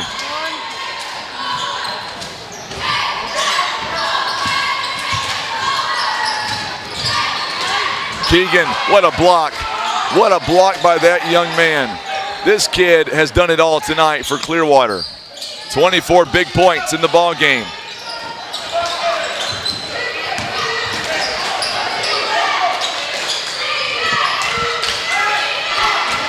Kaysen Stevens, winner against Doniphan.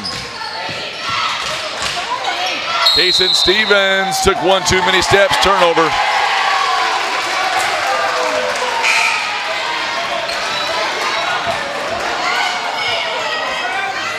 So Wilson comes out, Evan Took is back in. Coming up midway through the fourth quarter, still a 5-point game. It's anybody's game. Took is open down low, they missed him. And now they get it to Mays. Mays works it around to Robbins. Long pass in the corner, 3-point basket, no good. So Toe could not get the shot to go down. It's gonna go out of bounds and last touched by Clearwater. It'll stay with Neelyville. 3:51 to play in the ball game. As they inbound to Kai Wolfram. He'll hand it off to Brock Davis. It's no good. Rebound goes to Landon Toe. 3:36 to play in the fourth quarter.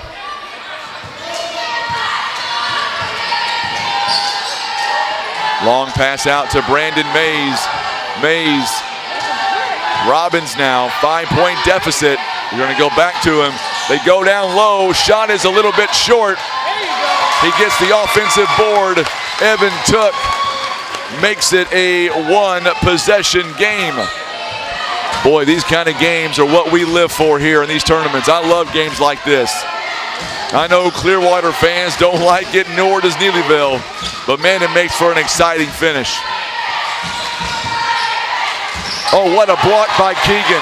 What a block by Keegan. Goes up and scores. 26 points. It is a one-possession game. 1-point lead, rather. Coach Burden telling his team instructions right now, 2.5 to play. Coming up following this contest, it'll be our first Midwest Bank player of the game. That's who I'm pulling for on Neelyville's side to get it if Neelyville pulls it out. That's a big jumper, a fadeaway jumper in the wing. He's going to the floor and still makes it. 19 points. He is the only player right now on Neelyville in double figures. And we've got a turnover on Charles Robbins. Grant Hale back in the ball game. He'll replace Zach Calley. Neelyville shooting 50%.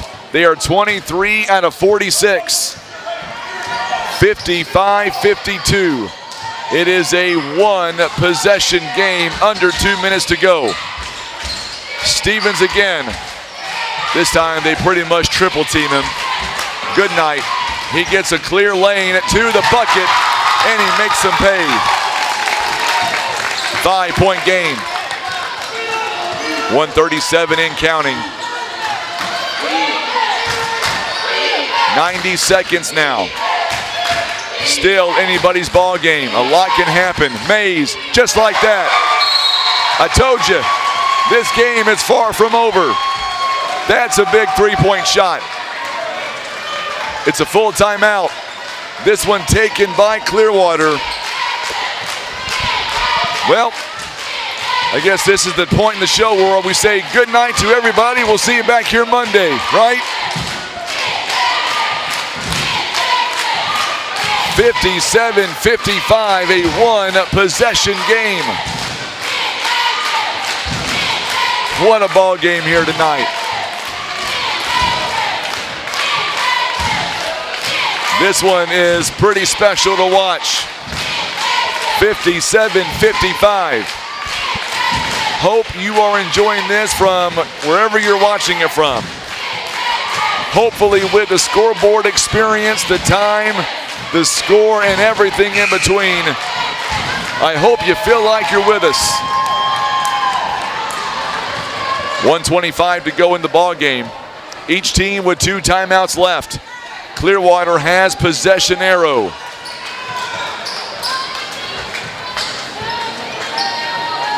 .57, or make that, 57-55. One possession game.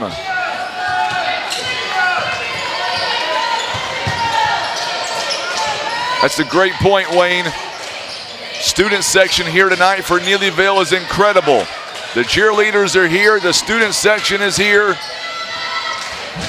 making Neelyville proud for sure.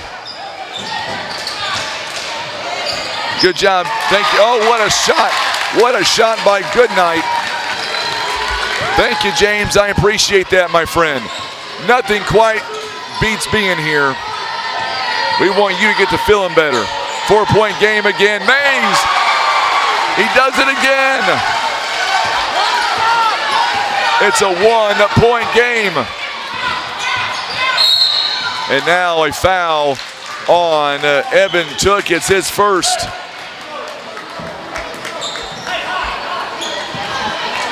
That is 5 team fouls for Clearwater. They still have a couple of team fouls to give, and now they're going to sub in. They're going to put Lance Steelport. Charles Robbins also will come out. Braden Wilson is in. They're in for the fouling purposes. And that's going to be on Evan Took. That is his second personal. And that's team foul number 6. So now the next team foul will put the Tigers on the free throw line. They get it in.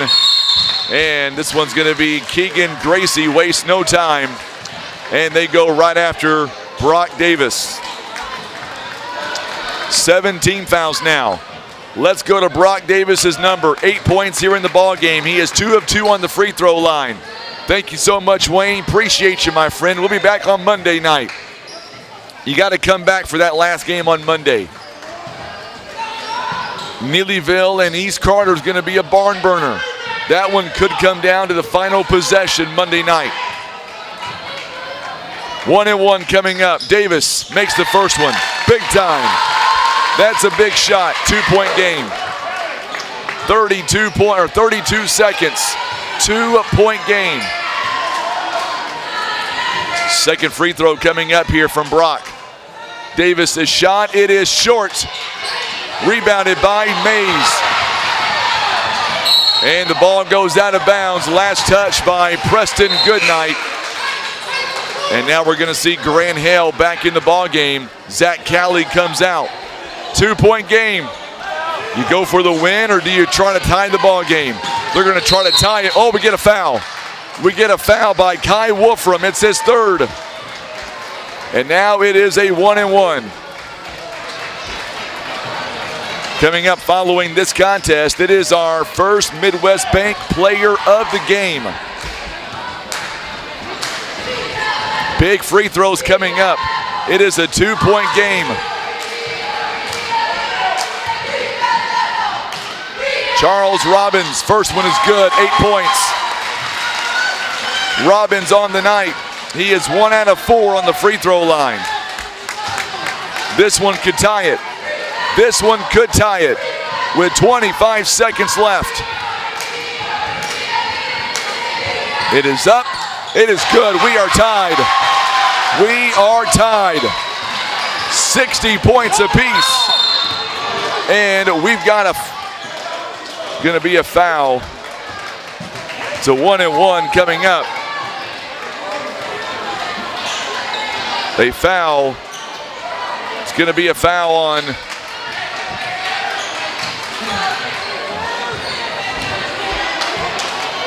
so Grant Hale on the free throw line. He has not been there tonight.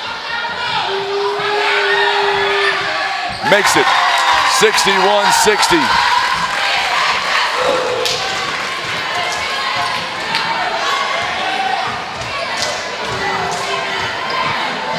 Second one is on the way. This one is good. Makes them both. 62-60. 21 seconds left. It is a barn burner. Mays. They're going to go baseline. Go up and score. Oh my goodness. Oh, what a game.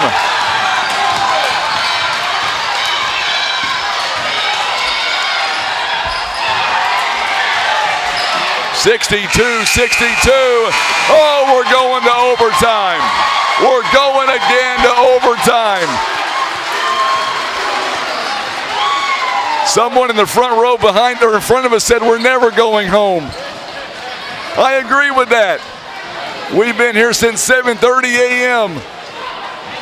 We're never going home. We might as well sleep here all night.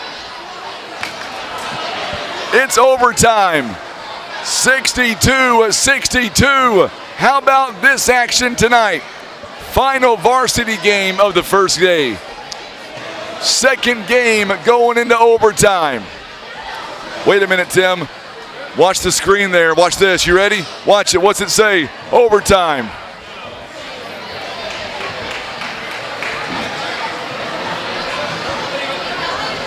So we're going to add one more timeout to each team.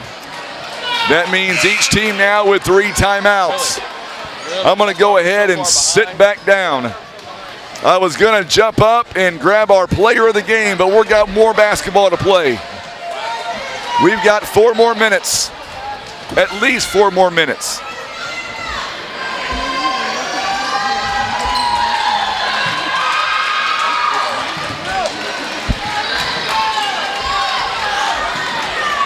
Four minutes left to go.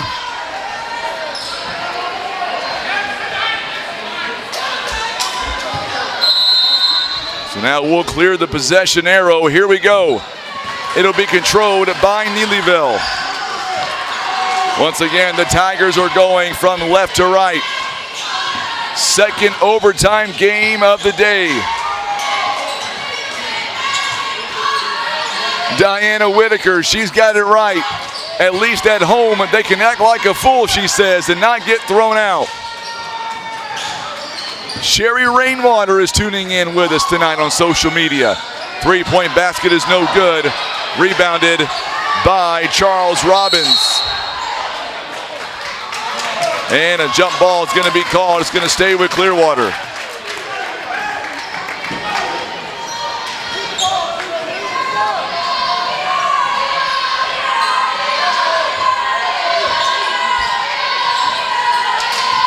(62-62).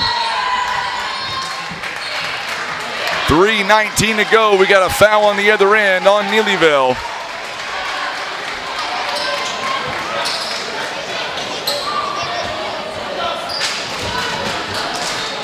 Foul going to be on Owen Connor.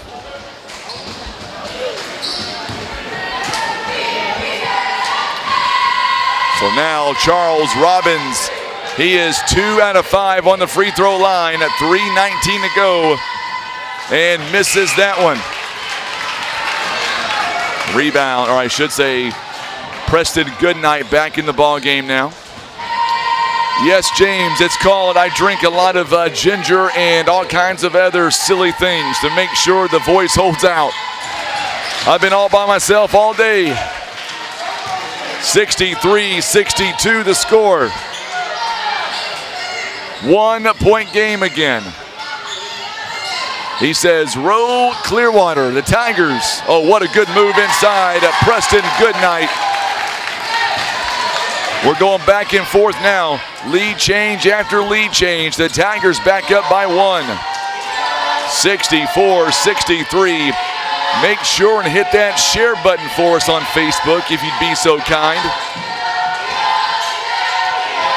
Still have one more game to go tonight. They're going to wave it off, a turnover on Charles Robbins. Coming up following this contest, we'll be interviewing our First Midwest Bank Player of the Game.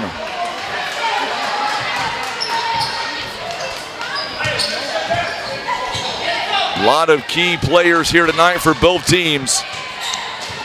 Christy Johnson, proud Clearwater teacher watching. Thank you so much, Christy, for watching. Boy, Clearwater, they have brought it tonight. 64-63 right now. The Tigers. Neelyville leads by 1. 2:17 to play here in the ball game. In the first overtime.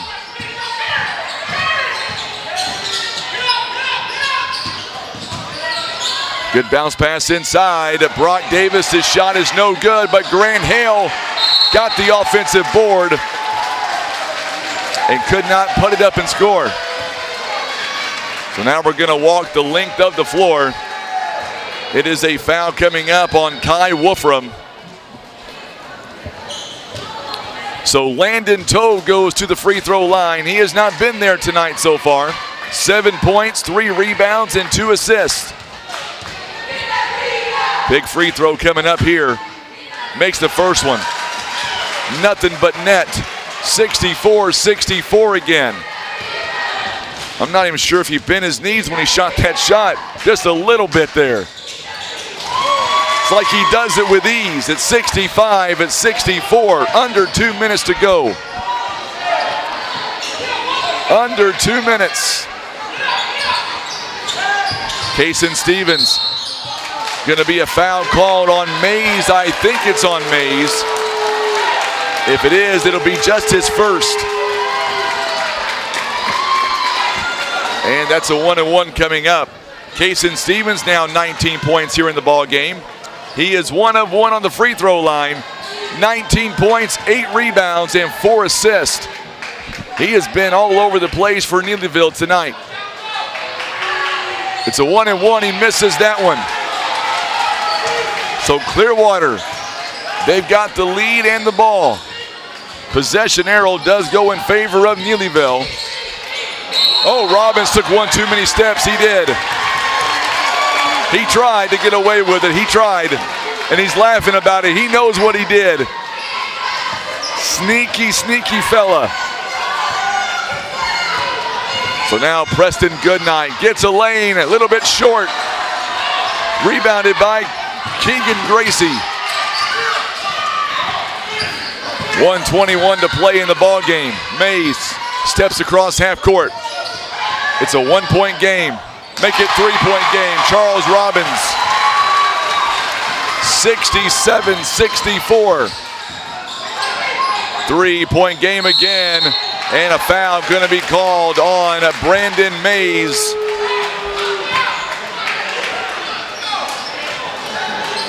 That's going to be his second personal foul. So each team in the double bonus. Stevens is 1 of 2 on the night. Makes that one. That's big free throws right there. That's money. Sherry says, go Charlie.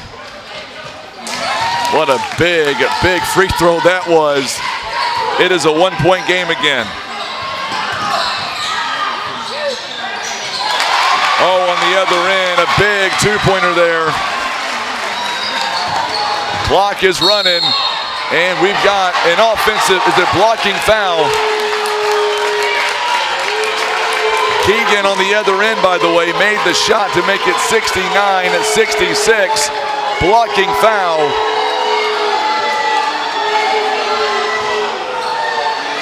Is on Evan Took.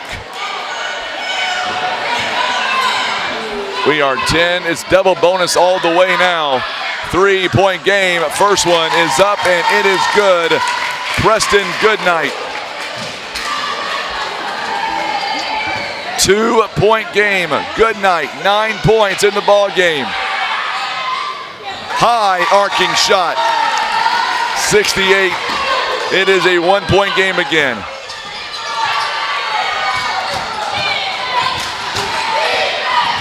One-point game. What a move. He misses that shot. Robbins missed it. Wolfram with the rebound. Stevens. And we get a whistle here. Another foul.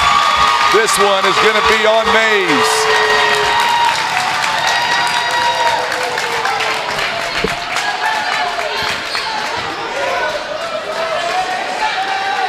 .5 seconds left. Stevens misses the first one. So now Stevens has to compose himself. He is 3 out of 5 on the ball game. He needs this one to go down. He needs this one to go down to tie the ball game. Stevens, he makes it. We are tied at 69 apiece.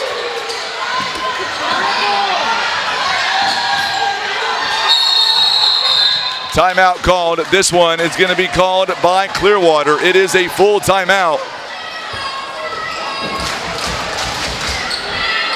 Oh, if you're watching us on Facebook here tonight, hit that share button for us.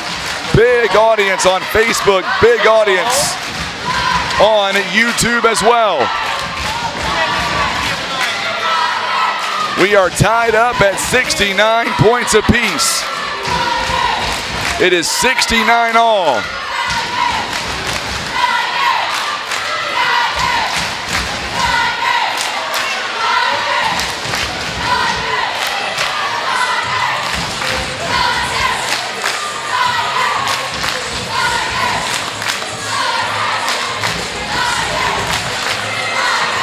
Wayne says he is taking his blood pressure medication right now. This game has been a lot of fun. Wayne, I don't want to call somebody out. I think Vernon Barker said he wants to go 3 overtimes. I'm just saying. Next time you see Vernon Barker, you let him know about that. 29 seconds, all that remains. We're going to have ourselves a good, lengthy post-game conversation coming up with somebody. Brought to you by First Midwest Bank. It is our player of the game. 17 seconds. Clearwater's playing for one shot. It's either going to win the game or we're going to double overtime. Keegan got it. 30 points. And wow, what a ball game. Zach Moore is out there. He is jumping up and down. An upset tonight. An upset. Wow. We'll be right back. Don't go anywhere.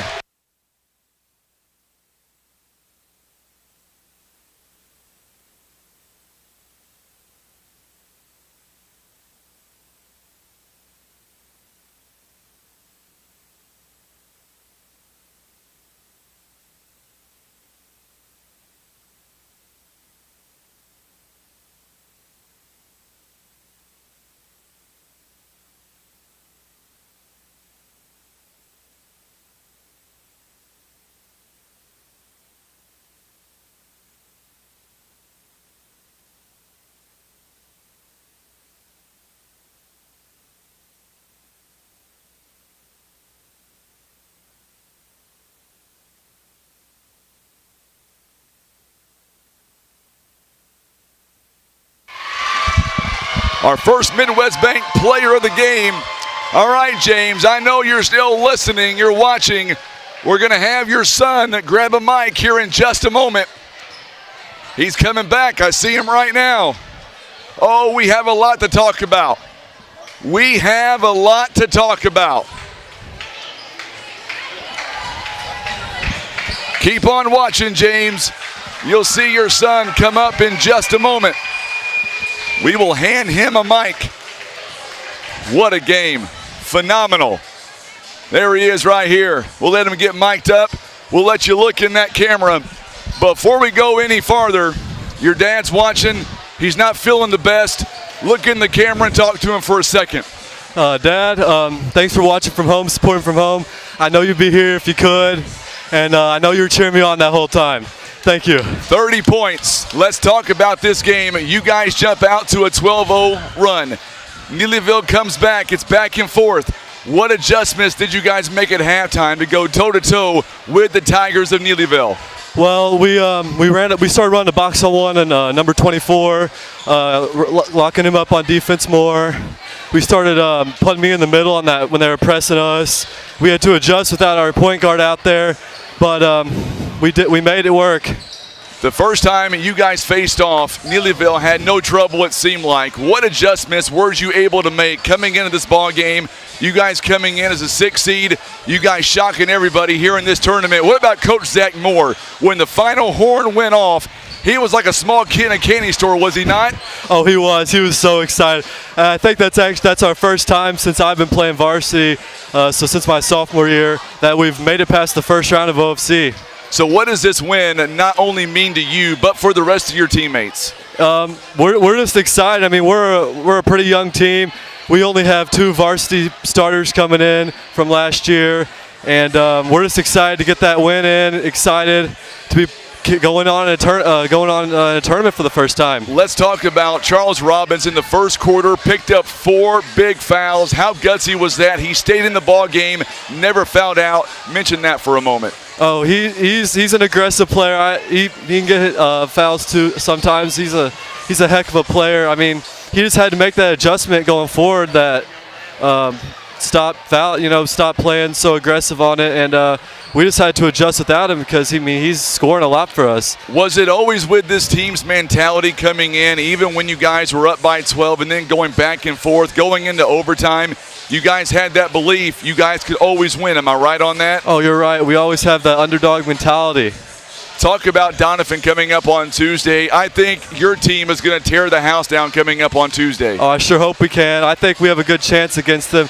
Only lost by 7 last time we played them. I'm excited for that. So what you're saying is I better drink a lot more ginger because it's going to be a phenomenal ball game on Tuesday. Oh, you sure should. All right, last question. We talked about your dad. What about the rest of the fans watching right now back in Clearwater, cheering you guys all the way? Talk to them a second. Thanks, you guys, for supporting us so much. I know we've had our down seasons in the past few years, but thank you guys so much for coming to all our games, home and away, and cheering us on. We'll get your dad back to 100%. Keegan, congratulations. Go be with your team. We'll see you on Tuesday. Thank you. You betcha. Keegan Gracie, 30 points on the night, our first Midwest Bank player of the game. Great kid, great interview. And we've got about 6 minutes to go. And this is why we do this tournament. This is why we do these broadcasts. It's not about me and Tim. I give you everything I've got on vocals.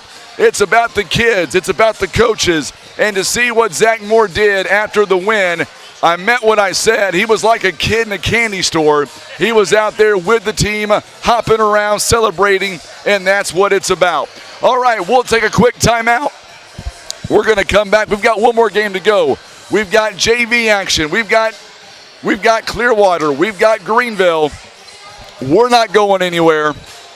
We'll be right back. You're watching live coverage OFC basketball, presented by our good friends at PB Realty, Legacy Farm and Land Specialist.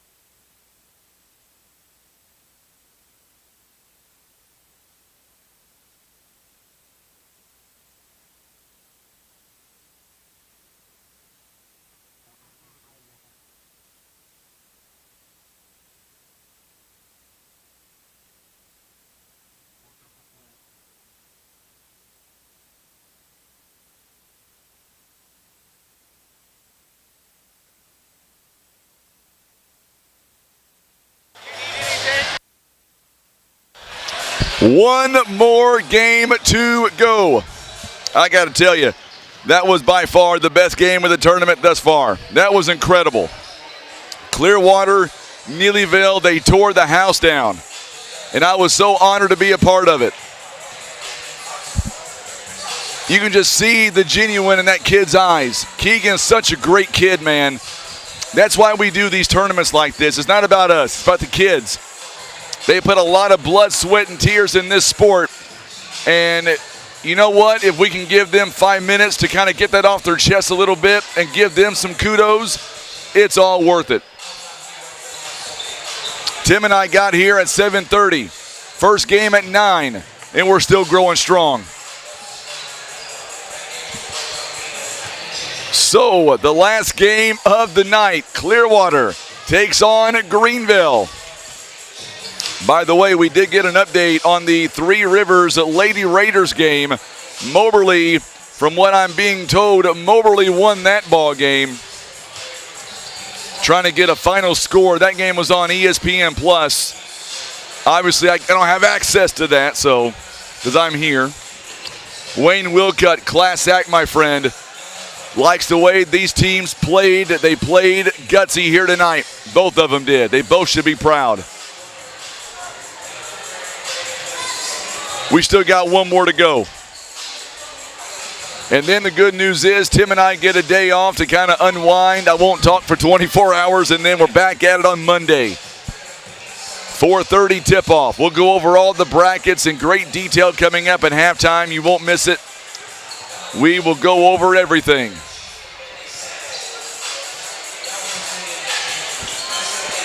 You're seeing our sponsors as they scroll on the screen there. Could not do it without our sponsors. Without them, we would not be able to do this. So a big shout out to all of our sponsors here tonight. They are phenomenal. We'll be talking about them all week long. By the way, the Greenville Varsity boys went down to Kennett. They picked a fight with the Indians, and they got a big win by 20. And now tonight, the JV Clearwater Tigers are trying to continue on in the tournament. Wouldn't mind getting Representative Daryl Atchison on the air at some point here tonight as well. He is still here with his family watching this game. We've got 1 minute to go until we tip off our last ball game of the night. 9th game today. That's a record. I've never done 9 games in one day. I've done 8, never done 9. Never done 9 before. Have you done 9 before, Tim? Nope. I think 8 is our max. Today is number 9. Tell you what, tip your cap to Neelyville too. Coach Brad Bird and his team has nothing to be ashamed about. They did everything they possibly could to continue on in this tournament.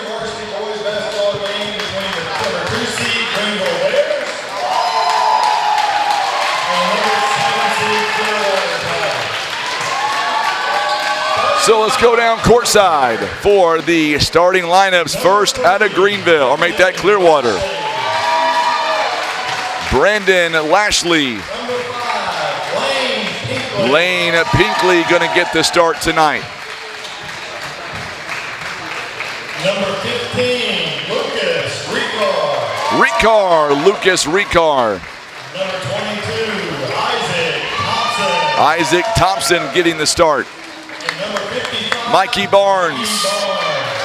So Mikey Barnes out there as well. And now for your Greenville Bears.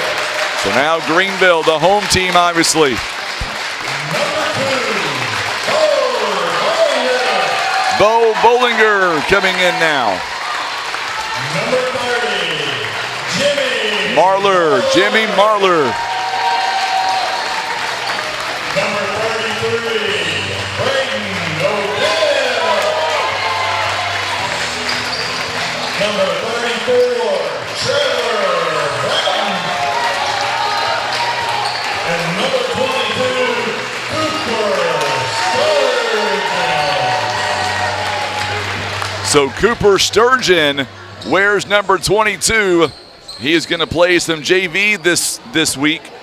He plays both a little bit on varsity and on JV, but tonight he is on JV. All right, so William Norman wants to wish his son Kobe Kelly good luck. He wears number 0 on Clearwater. It's going to be Greenville basketball as we get ready. So there you go, William. We'll give a shout out to Kobe Kelly. Boy, if the JV team is as good as the varsity, we're in for a treat here tonight. Clearwater will have the next possession.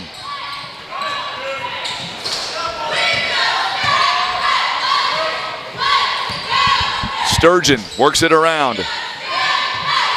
Going inside to Bratton. Bratton inside the paint. He gets the first bucket of this game. Last game of the night. Bobby Wicker says, let's go Greenville.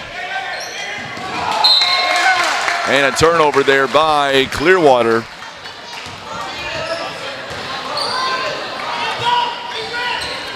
We might as well just pick up a cot right here, Tim, and spend the night. We might as well.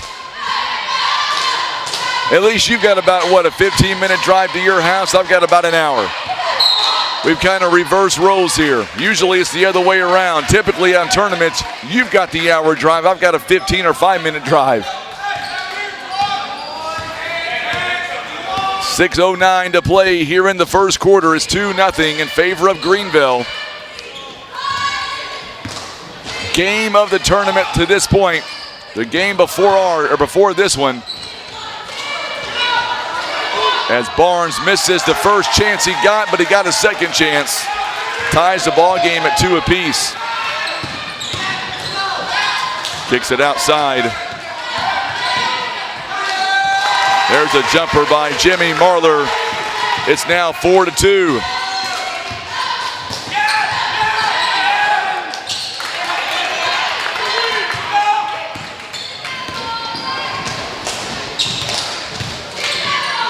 On the other end, what a move by Cooper Sturgeon.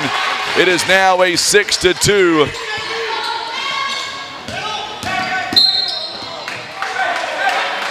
Thank you, Miss Mike and Pamela Joe Green. So yeah, Moberly gets a big win over Three Rivers tonight, 72-56. I did not see that one coming.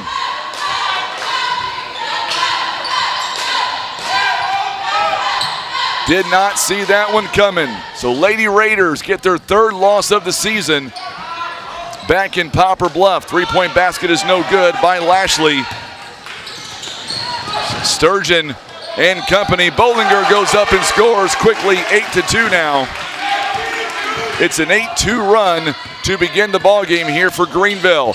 Thank you, Vicky. I appreciate you saying that so much. We'll hang in there. We've got a game left and we're good. 4.5 to play here in the first quarter.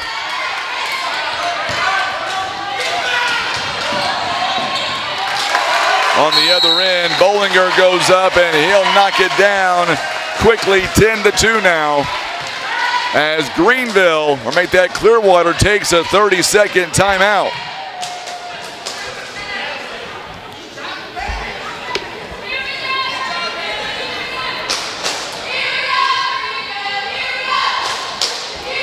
You're welcome, William, no problem.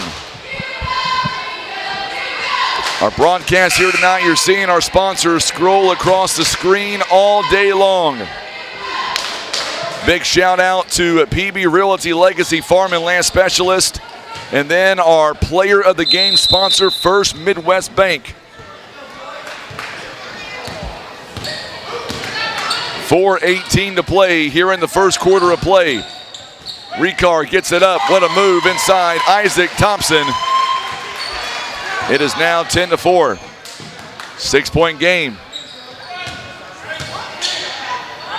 On the other end, Trevor Bratton underneath the basket. He just goes up and lays it in with no problem with ease. There's a steal by Marlar. Marlar dumps it off to Sturgeon, and we're going to get a foul coming up.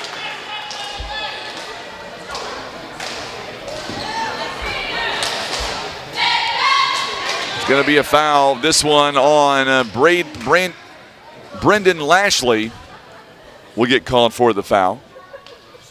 Each team with one personal foul.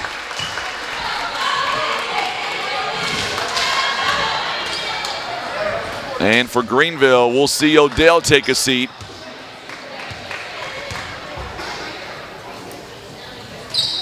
Second one is up, and it's good. 13-4.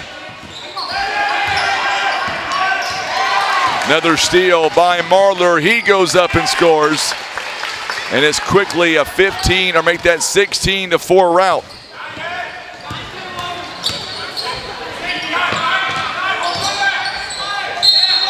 And a blocking foul coming up now on Trevor Bratton.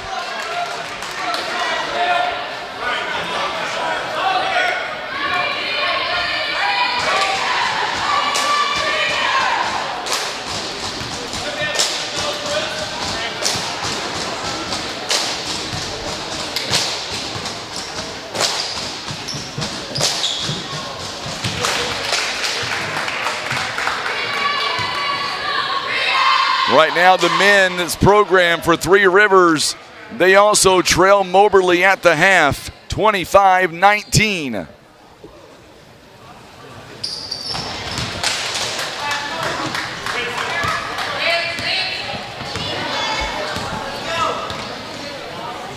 (16-6) now the score.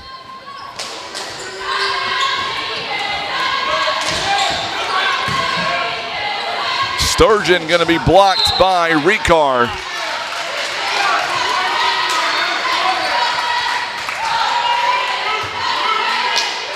So 3:13 to play here in the first quarter.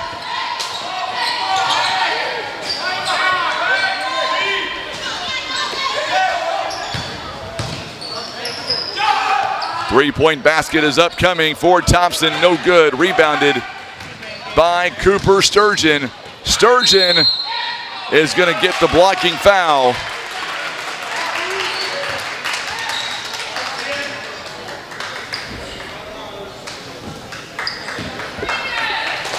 .253 to play. Foul going to be called on Clearwater, on Harris.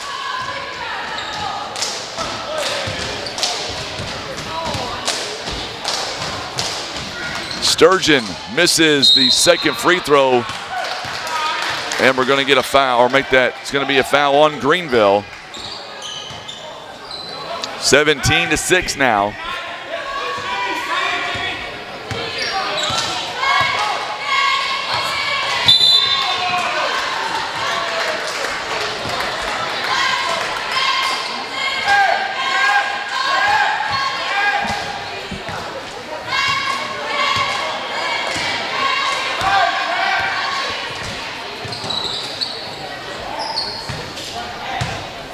Two and a half minutes to play here in the first, 17-6.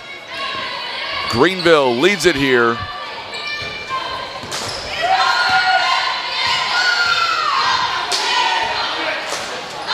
Ryan Payne checking in for the first time in this ball game.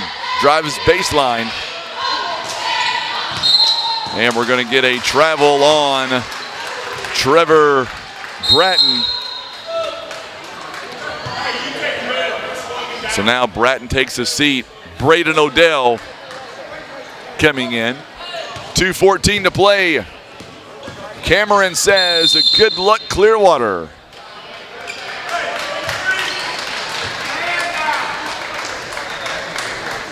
Coach Garrett Alexander for Greenville for the JV side.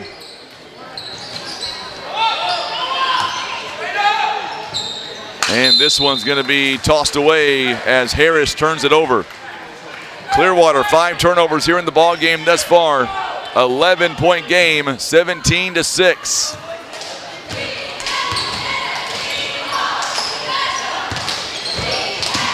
Cooper Sturgeon, offensive foul.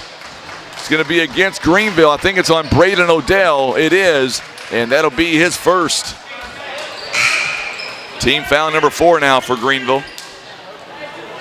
Bollinger back in the ball game now. Pinkley takes a seat. Brendan Lashley will bring it down the floor. 17-6 now the score.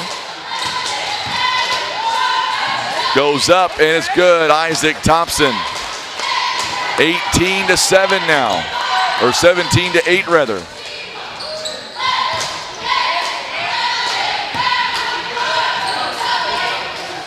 Three-point basket is long by Bollinger.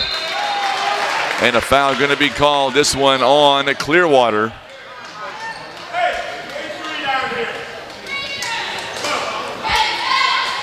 It'll be a foul on Lucas Ricard.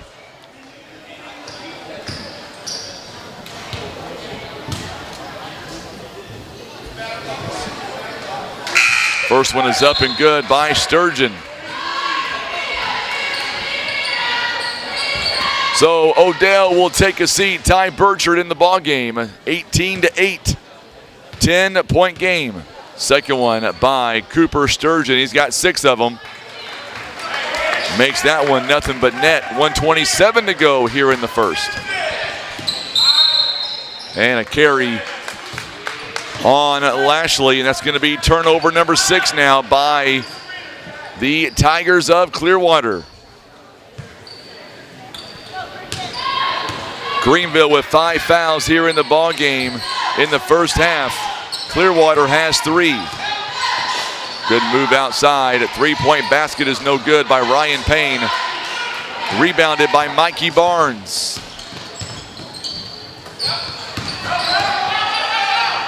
Running floater by Thompson is no good. It's going to go out of bounds. Last touch by Clearwater. 59 seconds, all that remains here in the first quarter of play.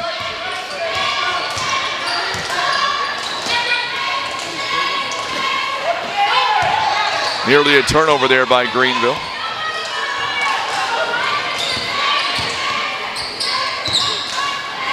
So now Sturgeon kind of running the offense here. 3-point basket is off the mark. It's no good. Nearly an offensive board by Greenville, but instead it's going to go back to Clearwater. 19-8 is the score.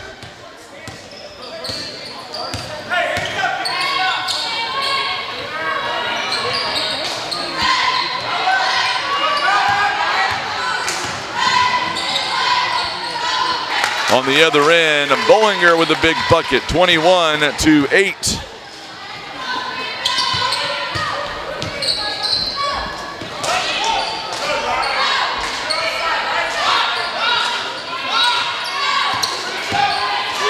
So now coming up, and with 1.3 seconds left, this is going to come to an end here this quarter anyway. It's now 21-8. We'll be back. You're watching live coverage of the OFC basketball tournament presented by PB Realty and Legacy Farm and Land Specialist.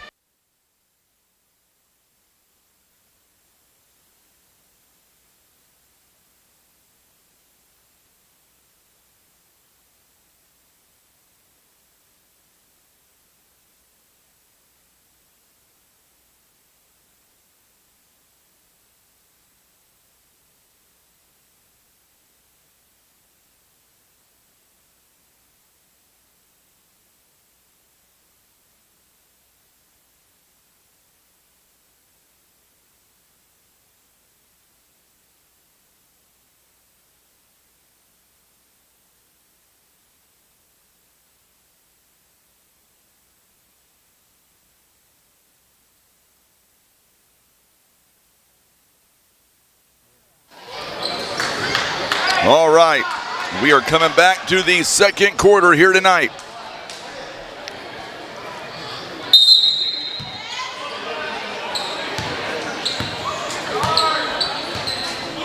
So now Clearwater will inbound the ball. going left to right, down at 21-8.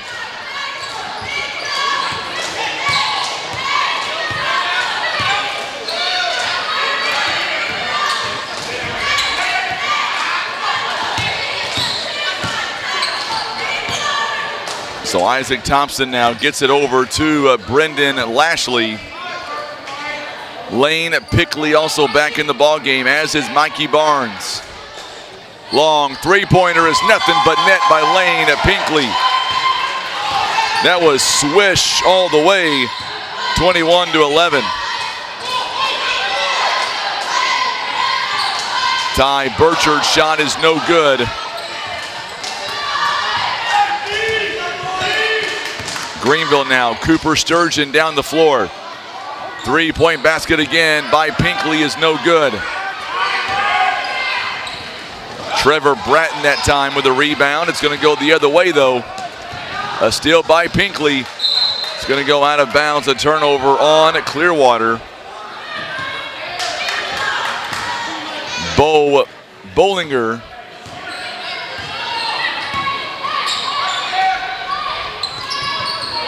.540, or make that 5:39 to play here in the first half. Pull-up jumper is no good. But the Greenville Bears get it right back. Oh, what a move by Sturgeon. Sturgeon puts it in for 9.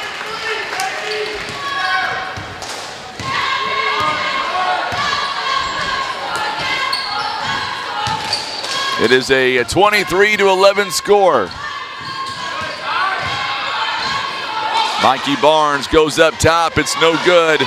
He got his own missed shot. Three-point basket by Thompson is no good. Here comes Bollinger and the Greenville Bears.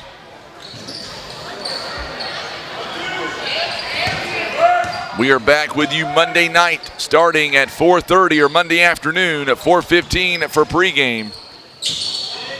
Tip-off beginning at 4:30. What a move by Bollinger.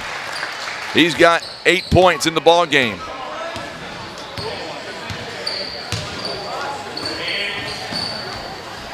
(25-11).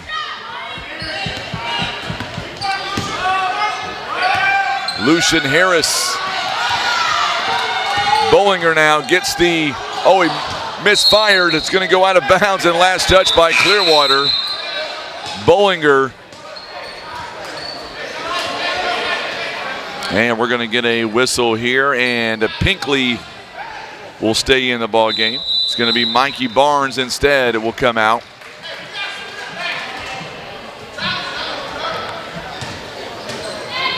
Lucas Ricard in the ball game now. Oh, what a move by Sturgeon on the inbound, and a foul going to be called. This one's going to go against Clearwater, and that'll be team foul number 4 now. And that'll be on Ricard, his second personal foul. So Sturgeon 9 points in the ball game to this point.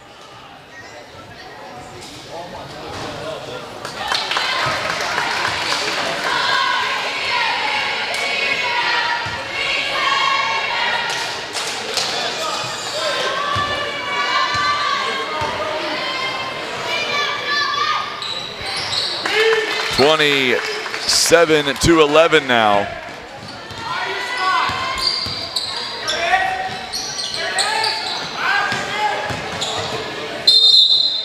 And we're going to get a whistle here. It's going to go against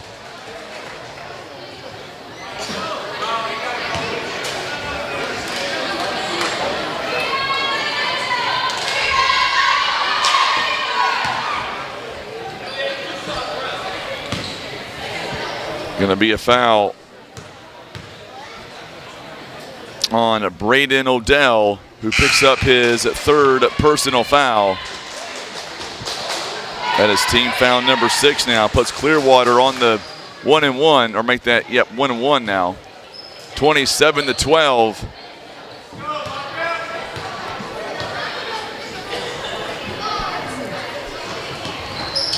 And second one is no good. Rebounded by Sturgeon.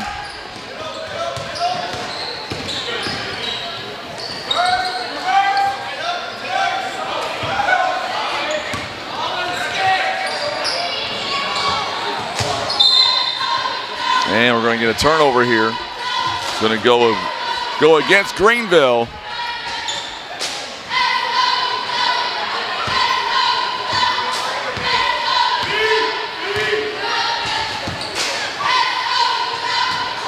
Three-point basket is no good. Checking in was Kobe Kelly, takes that shot. On the other end, Bollinger cleans it up and he gets 2 more points. He's got 10 for the ball game.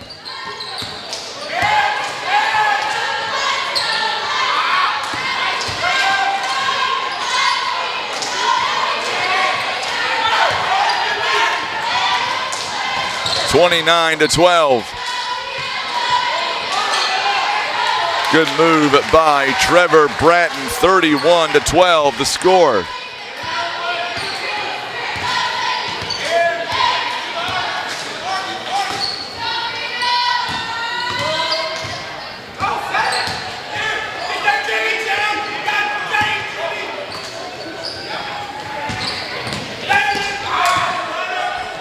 Long three-pointer there by Kobe Kelly is no good. Here comes Bratton on the other end, and Bollinger gets 2 more points. 33-12 now the score.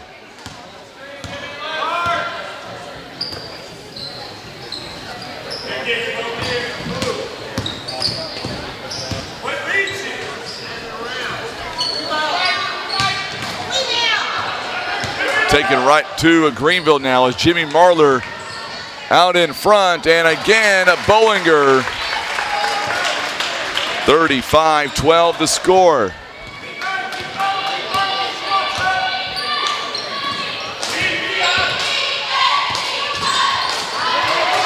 There's another steal by Marler. Marler hands it up again to Bollinger again. And that is a 37-12 lead. Bollinger now with 16 points. We'll be back. Timeout called. You're watching live coverage of the OFC basketball tournament presented by PB Realty and Legacy Farm and Land Specialist.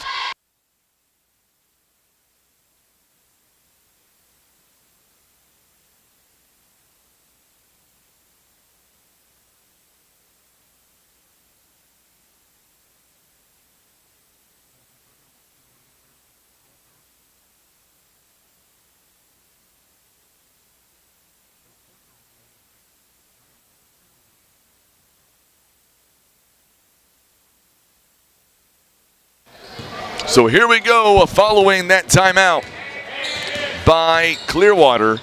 They've got 3 timeouts left, nearly a turnover there.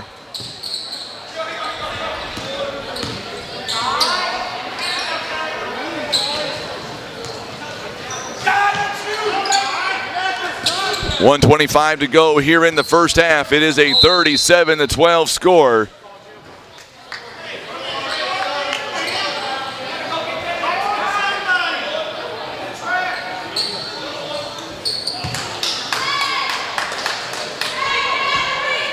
Gonna get a foul here on Burchard. Team foul number 7 now. Free throw coming up here for Lane Pinkley. So 1-1, no good. 37-12. Oh, good move by Thompson. Thompson steals it. He goes up, it's no good. Marler hands it off. Bucket is good by Ryan Payne. 39-12. On the other end, quick bucket there by Clearwater.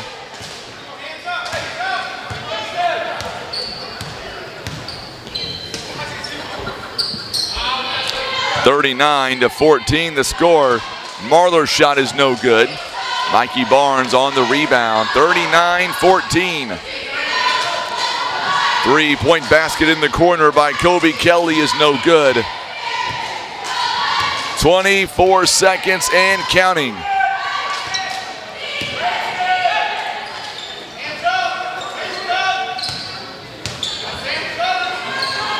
Three-point basket is no good. Thought that was going in by Ty Burchard.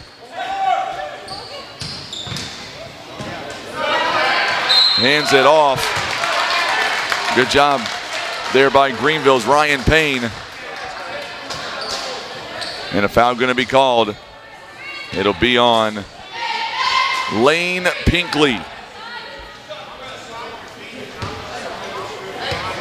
So Ty Burchard now on the free throw line with 3.8 seconds left. First one is no good. 3.8 seconds, all that remains. Second one is on the way. It's up, and it is rims in. Good. 40-14 the score. So Isaac Dickinson comes in now for Ty Burchard. 3.8 seconds. Greenville's going to let it roll, or make that Clearwater rather. Picks it up. Pinkley for three, no good. So at the end of the first half, it is a 40-14 score. Greenville leads. We'll be back. Sandy Despain says, let's go Bears. We'll be right back. You're watching live coverage of the OFC basketball tournament presented by PB Realty and Legacy Farm and Land Specialist.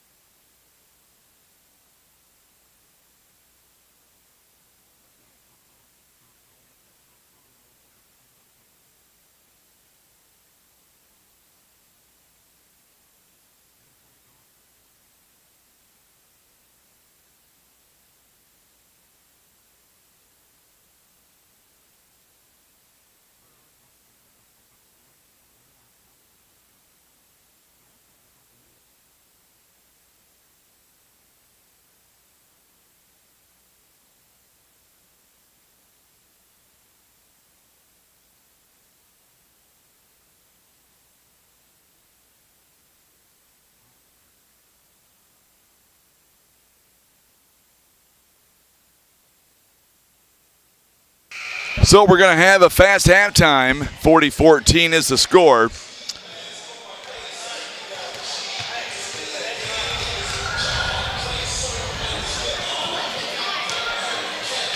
So coming up, let's go over the brackets real fast, and let's talk about everything while we have about 2 minutes here before we get ready for the second half.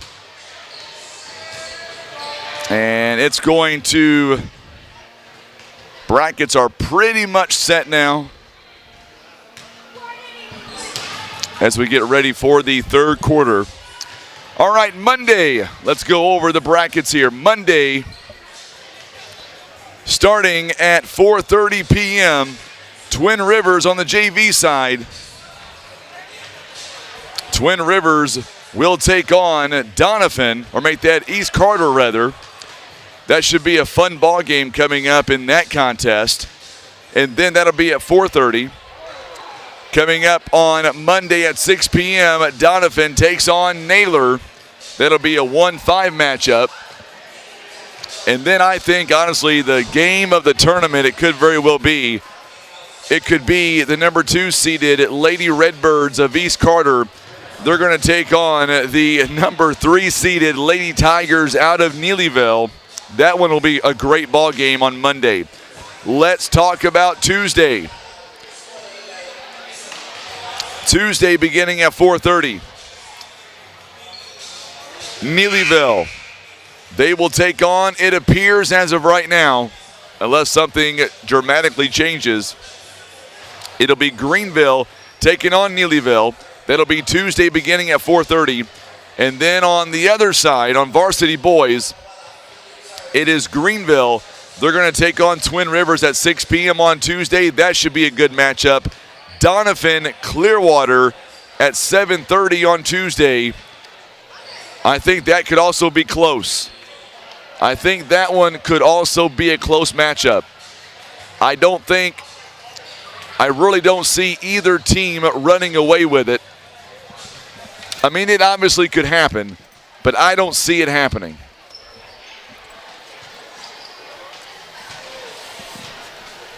So we are back here to live action as we get set now for second half action.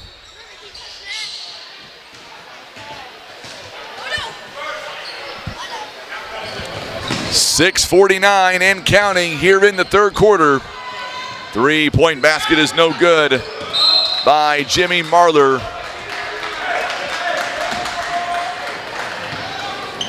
So we are back here to live action here as Cooper Sturgeon stays in the game. Also, Bollinger. 3-point basket. This one is good by Marler. 43-14 the score.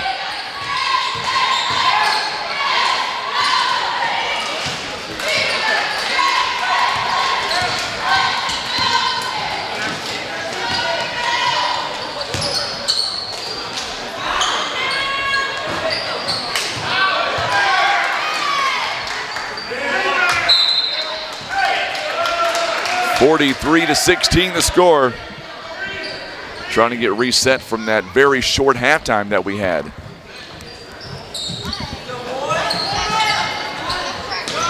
Three-point basket. This one is good again by Jimmy Marler. It is now 46-16. Lashley back in as well. Another turnover. A steal by Marler. And a Bollinger out in front. 48-16. He's got 18 points.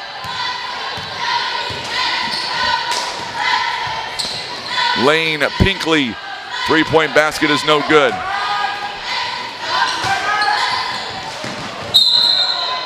And a travel called on Trevor Bratton. And the clock now is going to run. So now they're pretty much going to run the clock now. Coming up following this game, we will do our player of the game. I know it's late. We want to give as much attention. We want to do all that for these kids before we get out of here. Three-point basket by Lashley is no good. Tell you who I'm already thinking the player of the game is going to be. Boy, it's between Cooper Sturgeon and Bollinger. That's in my mind who the two players come to mind. Good rebound by Trevor Bratton. 50-16 now the score. So coming up following this game, we will have our first Midwest Bank player of the game. Big steal by Cooper Sturgeon. Sturgeon 13 points in the ball game. It has been all Clearwater, or make that all Greenville in this third quarter, outscoring them 12-2. Another steal there by Marler. Oh, what a move to Bollinger. He is scoring a bungle right now, but man, the defense is working hard for Greenville. 54-16. Greenville's JV will take on Neelyville coming up in the next round. It should be a good matchup. And we're going to see Fresh jerseys coming in for Greenville now.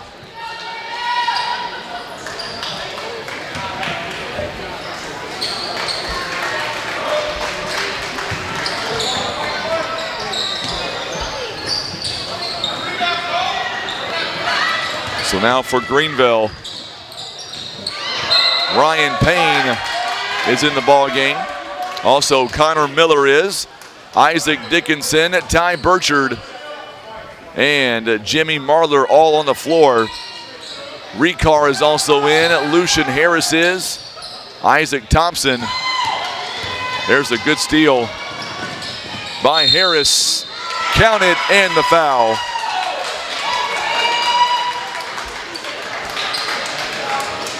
So first foul here by Greenville in the second half.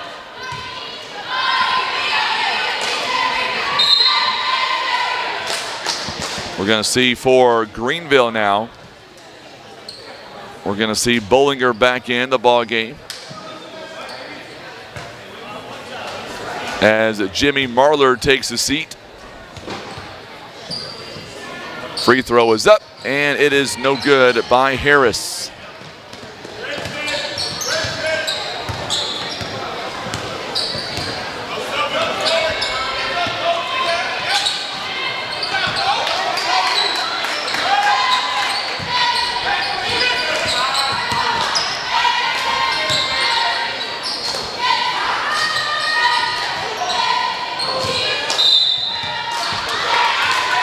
Ball goes out of bounds. It'll belong to Clearwater.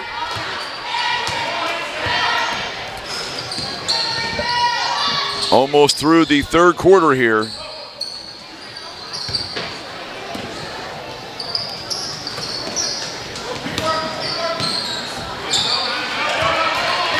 There's a steal by Payne. Bollinger is going to go to the free throw line. He will take 2 free throws coming up. 1:27 in counting. It'll be a foul on Lucas Ricard.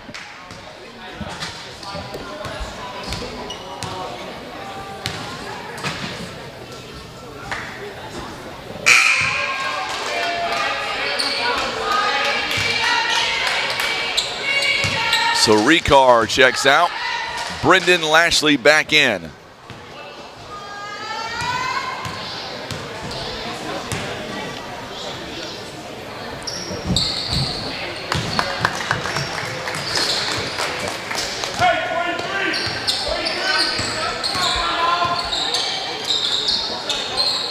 (55-18) the score.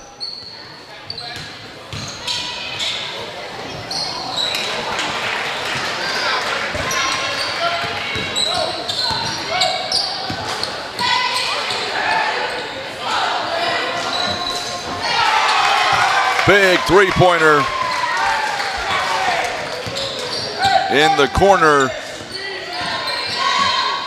by Ryan Payne.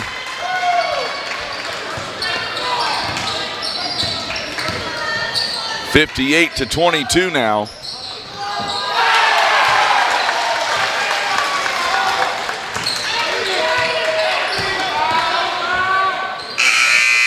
And at the end of 3 quarters, it's 61-22.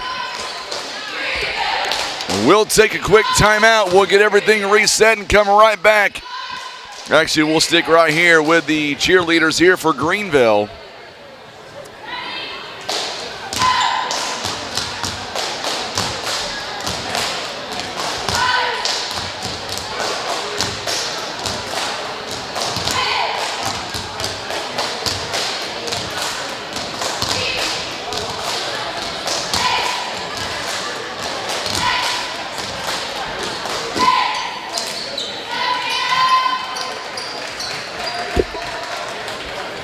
So the fourth and final quarter is about to begin. We will have our player of the game coming up directly following this contest.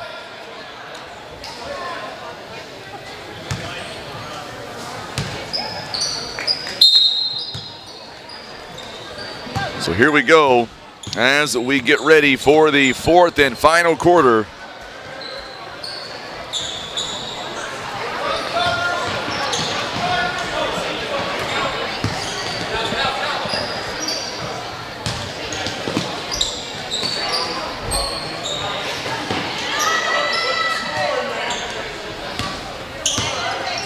Drake Stilts is in the ball game now, so is Logan Rogers. Three-point basket by Burchard is no good. Rebounded by Thompson. And we get a whistle and a turnover there on Thompson. Greenville has Tucker Burchard, Drake Stilts, Cooper Sturgeon, Braden Odell, Logan Rogers, all on the floor.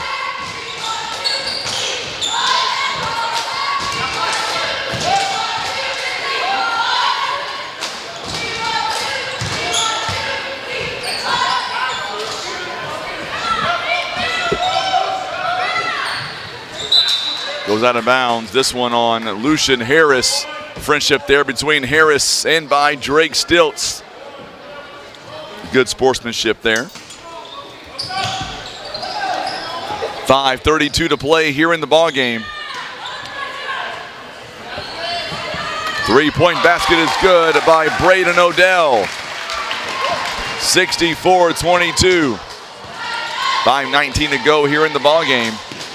Three-pointer there by Lashley is no good. Quickly down the floor is Tucker Burchard. 66-22 the score. 5 minutes to go here in the ball game. Greenville is going to move on and take on Neelyville. That'll be on Tuesday as well. 4:49 and counting.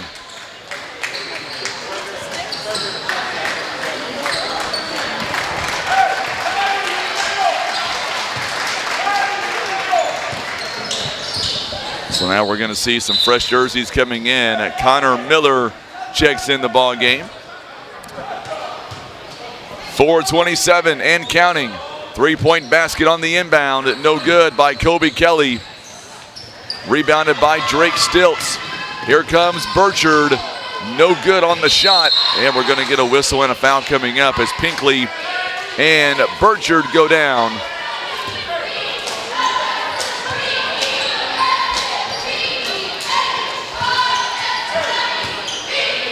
Called that foul on Burchard.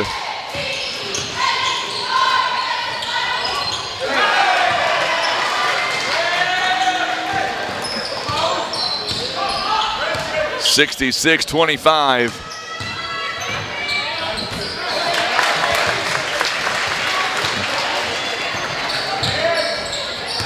So Rogers with a big shot there inside the paint.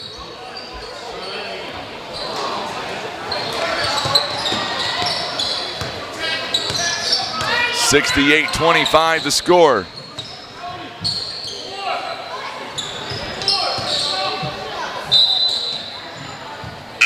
Going to be a travel on Lashley. 3:15 to play.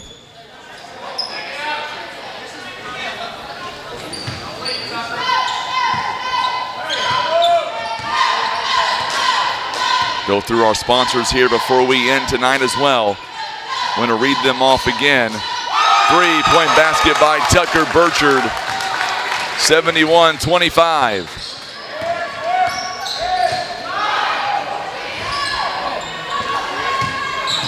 Pinkley shot is no good. Rebounded. Offensive board.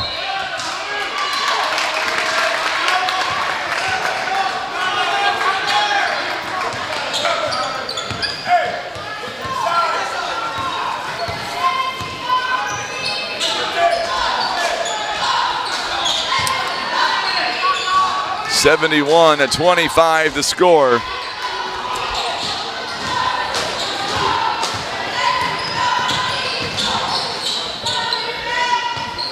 Coming up on the 2-minute warning. Kelly's shot is no good.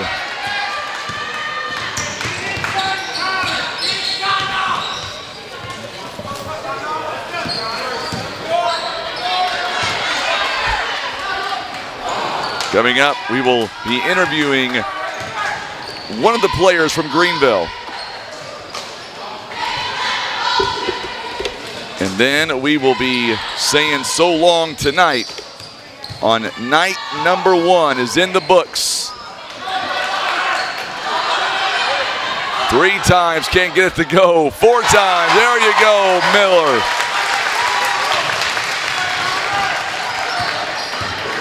(73-25).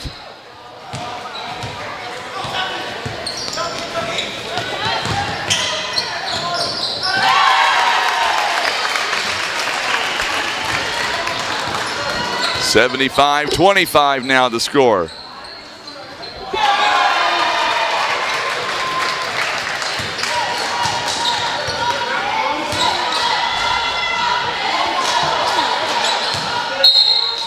(75-28) the score. Under a minute to go, and we'll have our player of the game, and then we'll get out of here for the night.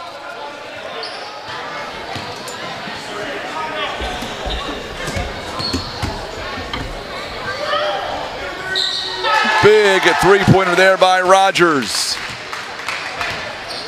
78-28.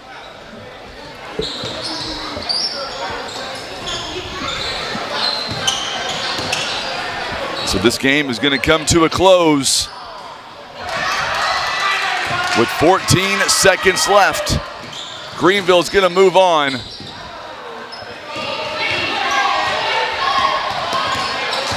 And there's a steal and the explanation point.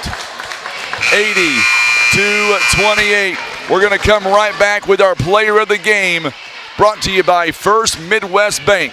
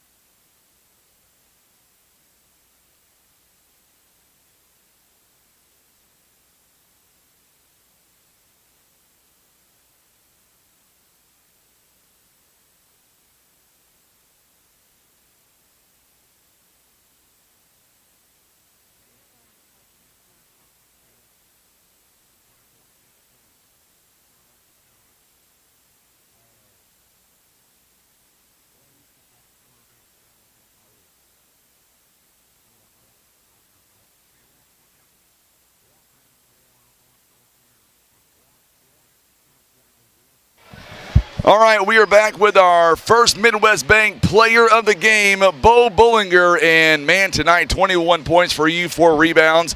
Let's talk about the fact that coming out of the gate, you guys never looked back, outscoring Clearwater 21-8 there in that first quarter.